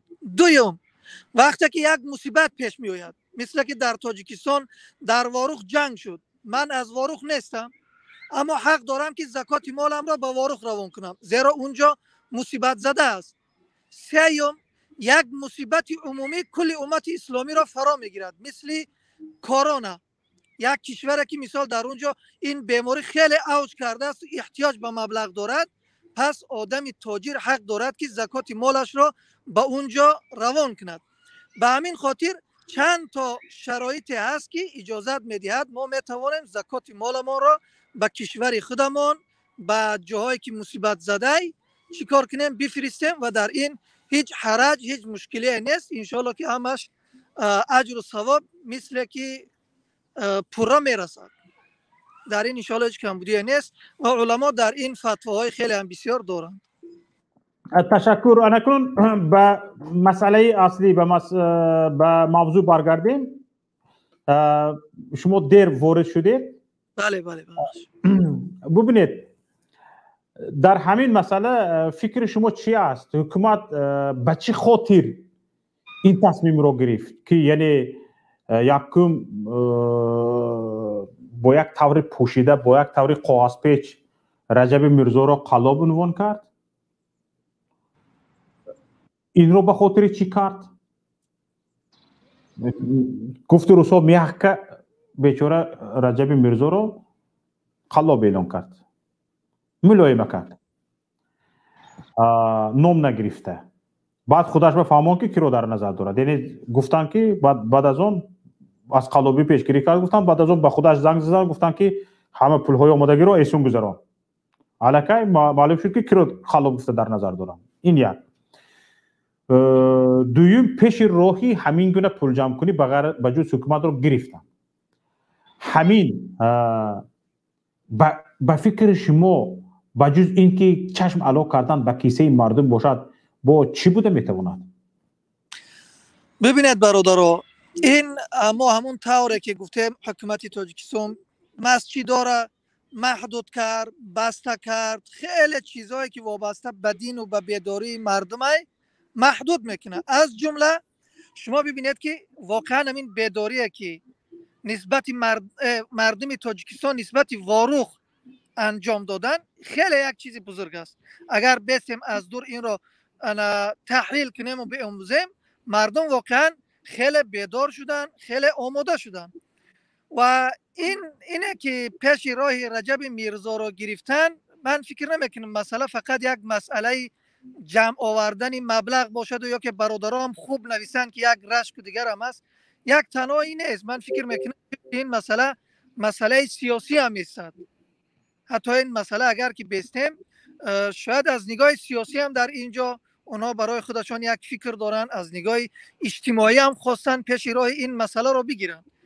اگر پیش راه رجب میرزا باز میمون و چند تا خواهر دیگه هم فکر میکنم در این مسئله شامل بودن و همین گونه کارها بیشتر بشود، مردم که اصلا به حکومت اعتماد ندارد و یک چیزی اندکه که با همون حکومت هم که دارن یک رشته این هم برهم میخورد و میرود. دیگر مردم علاکه حس میکنن که یک شخص میتواند که از یک حکومت کرده وابسته به این کارها بسیارتر عمل کند و کار را پیش میبرد و واقعا هم چنین میشود. به همین خاطر این نه پیامدهای بگم که بجز پول جمع کنی و دیگر، فکر میکنم پیامدهای سیاسی هم دارد، اجتماعی هم دارد و دیگر مسئله هم من فکر میکنم که در اینجا وجود دارد. تشکر زیاد برادر عزیز. در آخر با ما بودن جنت الله کامل، یک فعال سیاسی و دینشناس. برادران عزیز، خواهران گرامی، تماشابینان محترم، اینجا ما برنامه را به پایان خودش میرسانیم.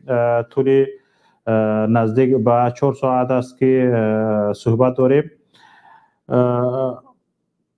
تماشابینان عزیز، چنانه که فکر و ملاحظه ها را شنیدیم، دانسته شد که کوتاهک مختصرک این است که حکومت درک کرده ایستاده است که باوری از خودش مانده است. یعنی باوری مردم از حکومت مانده است. دیگر مردم به این حکومت، به این تیمش، به این نهاد باور ندارد، به این رژیم باور ندارد. این چیز احساس شد و خواسته و نخواسته خودی حکومت کشور همین باور نکردن مردم، از باوری ماندن مردم رو خودش به نمایش گذاشته ایستاده است، خواسته و نخواسته. چرا چنین است؟ به خاطر اون که در حکومت شخص خودش رو احترام میکردگی نمونده است. شخصی که خودش رو احترام میکنه در این حکومت کار نمیکند. شخصی که خودش رو احترام میکنه در این حکومت ناعهده‌برا کارناشایم کار نمیکند. انکنون کیا مونده‌اند؟ همین نفرانی که اقلا صرفم نمیروند که همین کارشان ناعهده‌برای خودشان رو به نمایش میگذارند و همین کارشان صرفم نمیرود که آبروی نبودهشان در نزد مردم را از این هم بدتر میرزاند و به همین اقلا صرفم نمیروند که باز بین حکومت و بین مردم فاصله های بزرگ ایجاد می شود. وقتی که فاصله بزرگ بین حکومت و بین مردم ایجاد می شود، دیگه حکمرانی هم مشکل می شود. اینها چی را فکر میکنند؟ میدونید اینها چی را فکر میکنند؟ اینها فکر میکنند که همین میدونستگی چیزهای اینها همین، حالا بعضی نقشه ها ما داریم که اینها نمیدونند. اون نقشه هاتون را همه میدونند. شما از همه مهم همین سرلوحش همین است که شما همین کرسی هایتون، کابینت هایتون را حفظ کردن میخواهید. و می ترسید می هراسید که جامعه شهروندی حرمت احترامش بلند شود، جامعه شهروندی فعال شود، افطاریت ها پیدا شوند، قبر شما کندگی. برای همین این خیلی چیزها رو پیشگیری میکنید. سرلوحهش همین نخواد همین چیزها از نظرها دور ماند، نخواد نمیماند. آخه یک بار به خود بیایید. دیده ایستودید کسانی که حالا شما گله دارید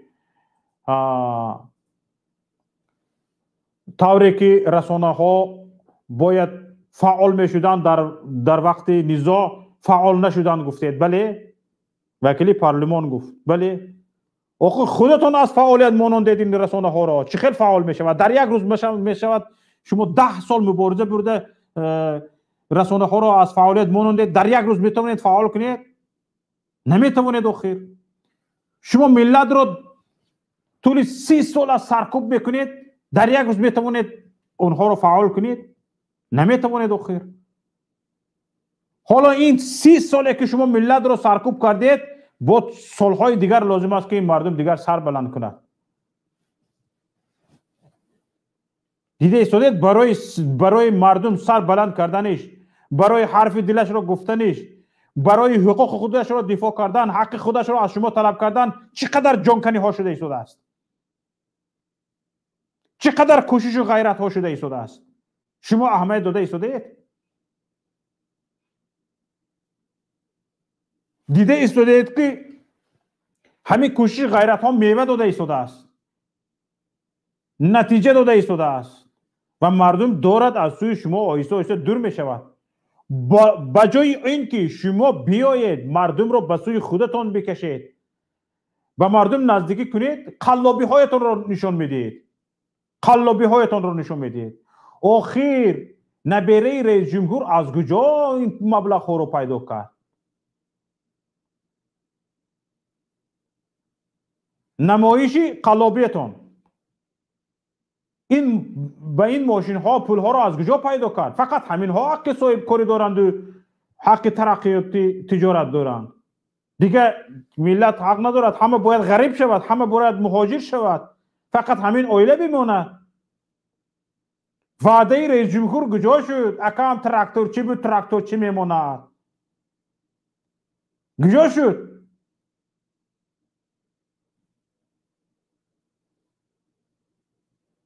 کنی او همین ثابت سایمومی نیتیمی و یک براره دازار خیف یک مردم گوش کند برادرم تراکتور چی بود؟ تراکتور چی میماندیش؟ هیچ کس فراموش نکرده سولی.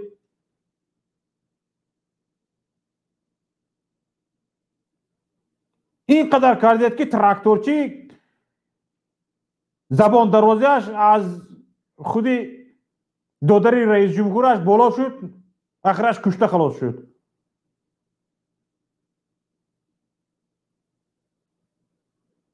نادرست است. برای همین به خود بیایید، به خود بیایید. ناآمدید شوربایتان میپزد. مردم نزدیک اومده ایستاده است به این مسئله. آگاهی سیاسی مردم، مدار سیاسی مردم به این مسئله نزدیک اومده ایستاده است. خودتون این را احساس کرده ایستادید. دوان همه دور مدارتون رو جمع کرده، ماشین ها رو قطار کرده. وقتی کرونا ویروس ماشین های خالی رو از دوشنبه تا خوجند آورده بودید، ماشین های خالی رو. سیرتان فاش شده بود. حاضر که زور آمد هوشیاری مردم رو دیدید، ماشین بجای کماس پورتر برده ایستادید، پورتر قطار کرده برده ایستادید. برای کماس قطار کردن دیگه زور نمیرسد. همه پورترتون رو جمع کنید یک کماس نمیشود.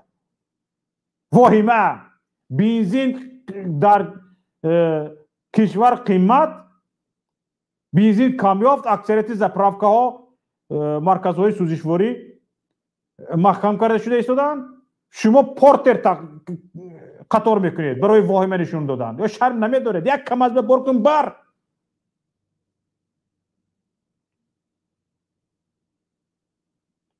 شرم نمیدارید؟ پورتر قطار کنی به یک کم از برکن بر. یک پورتر 2 تن نمیبرد، 10 پورتر 20 تن نه. یک کمز 40 تن میبرد. یعنی 20 پورتر قطار کنید شما یک کمز است. شرم نمیدارید به این واهمه، به این ریاکاری هایتان؟ با همین افعال مردم چشم مردم میخواهید فریب دهید، با چشم مردم میخواهید خاک پوشید. روسیه ها که شما از این غارتگری چشم مردم فریب کنی میمونید؟ چشم مردم خاک پوشیدن.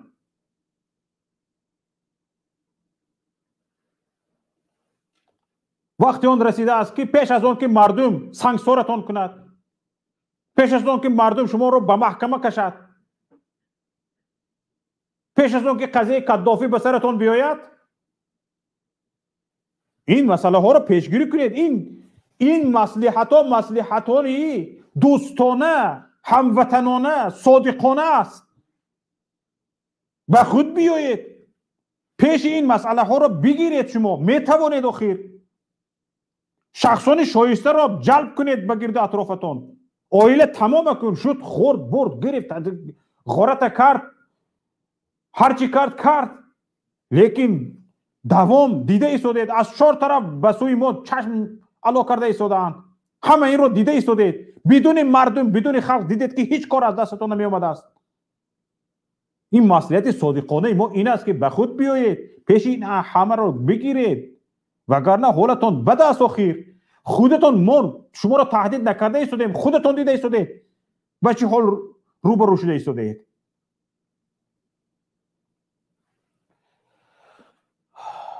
اینجا نهایت برنامه امروزه ما است. آنهایی که در برنامه ما سخنرانی کردند، آنهایی که برنامه ما را پیگیری کردند، آنهایی که این برنامه ما را به دیگران فرستادند تا دیگران نیز به ما بپیوندند، بازرسانی کردند، به اصلاح پدیدیت کردند، به همه‌تان تشکر زیاد. به خاطر آبادی کشورمان، به خاطر فردای پیشرفته، به خاطر فردای مترقی کشور، به خاطر فردای گل شکوفای کشور عزیزمان تاجیکستان، یکایک شما را به الله پاک میسپارم. سربلند و سرافراز و همیشه موفق باشید. السلام علیکم و رحمت الله و برکاته.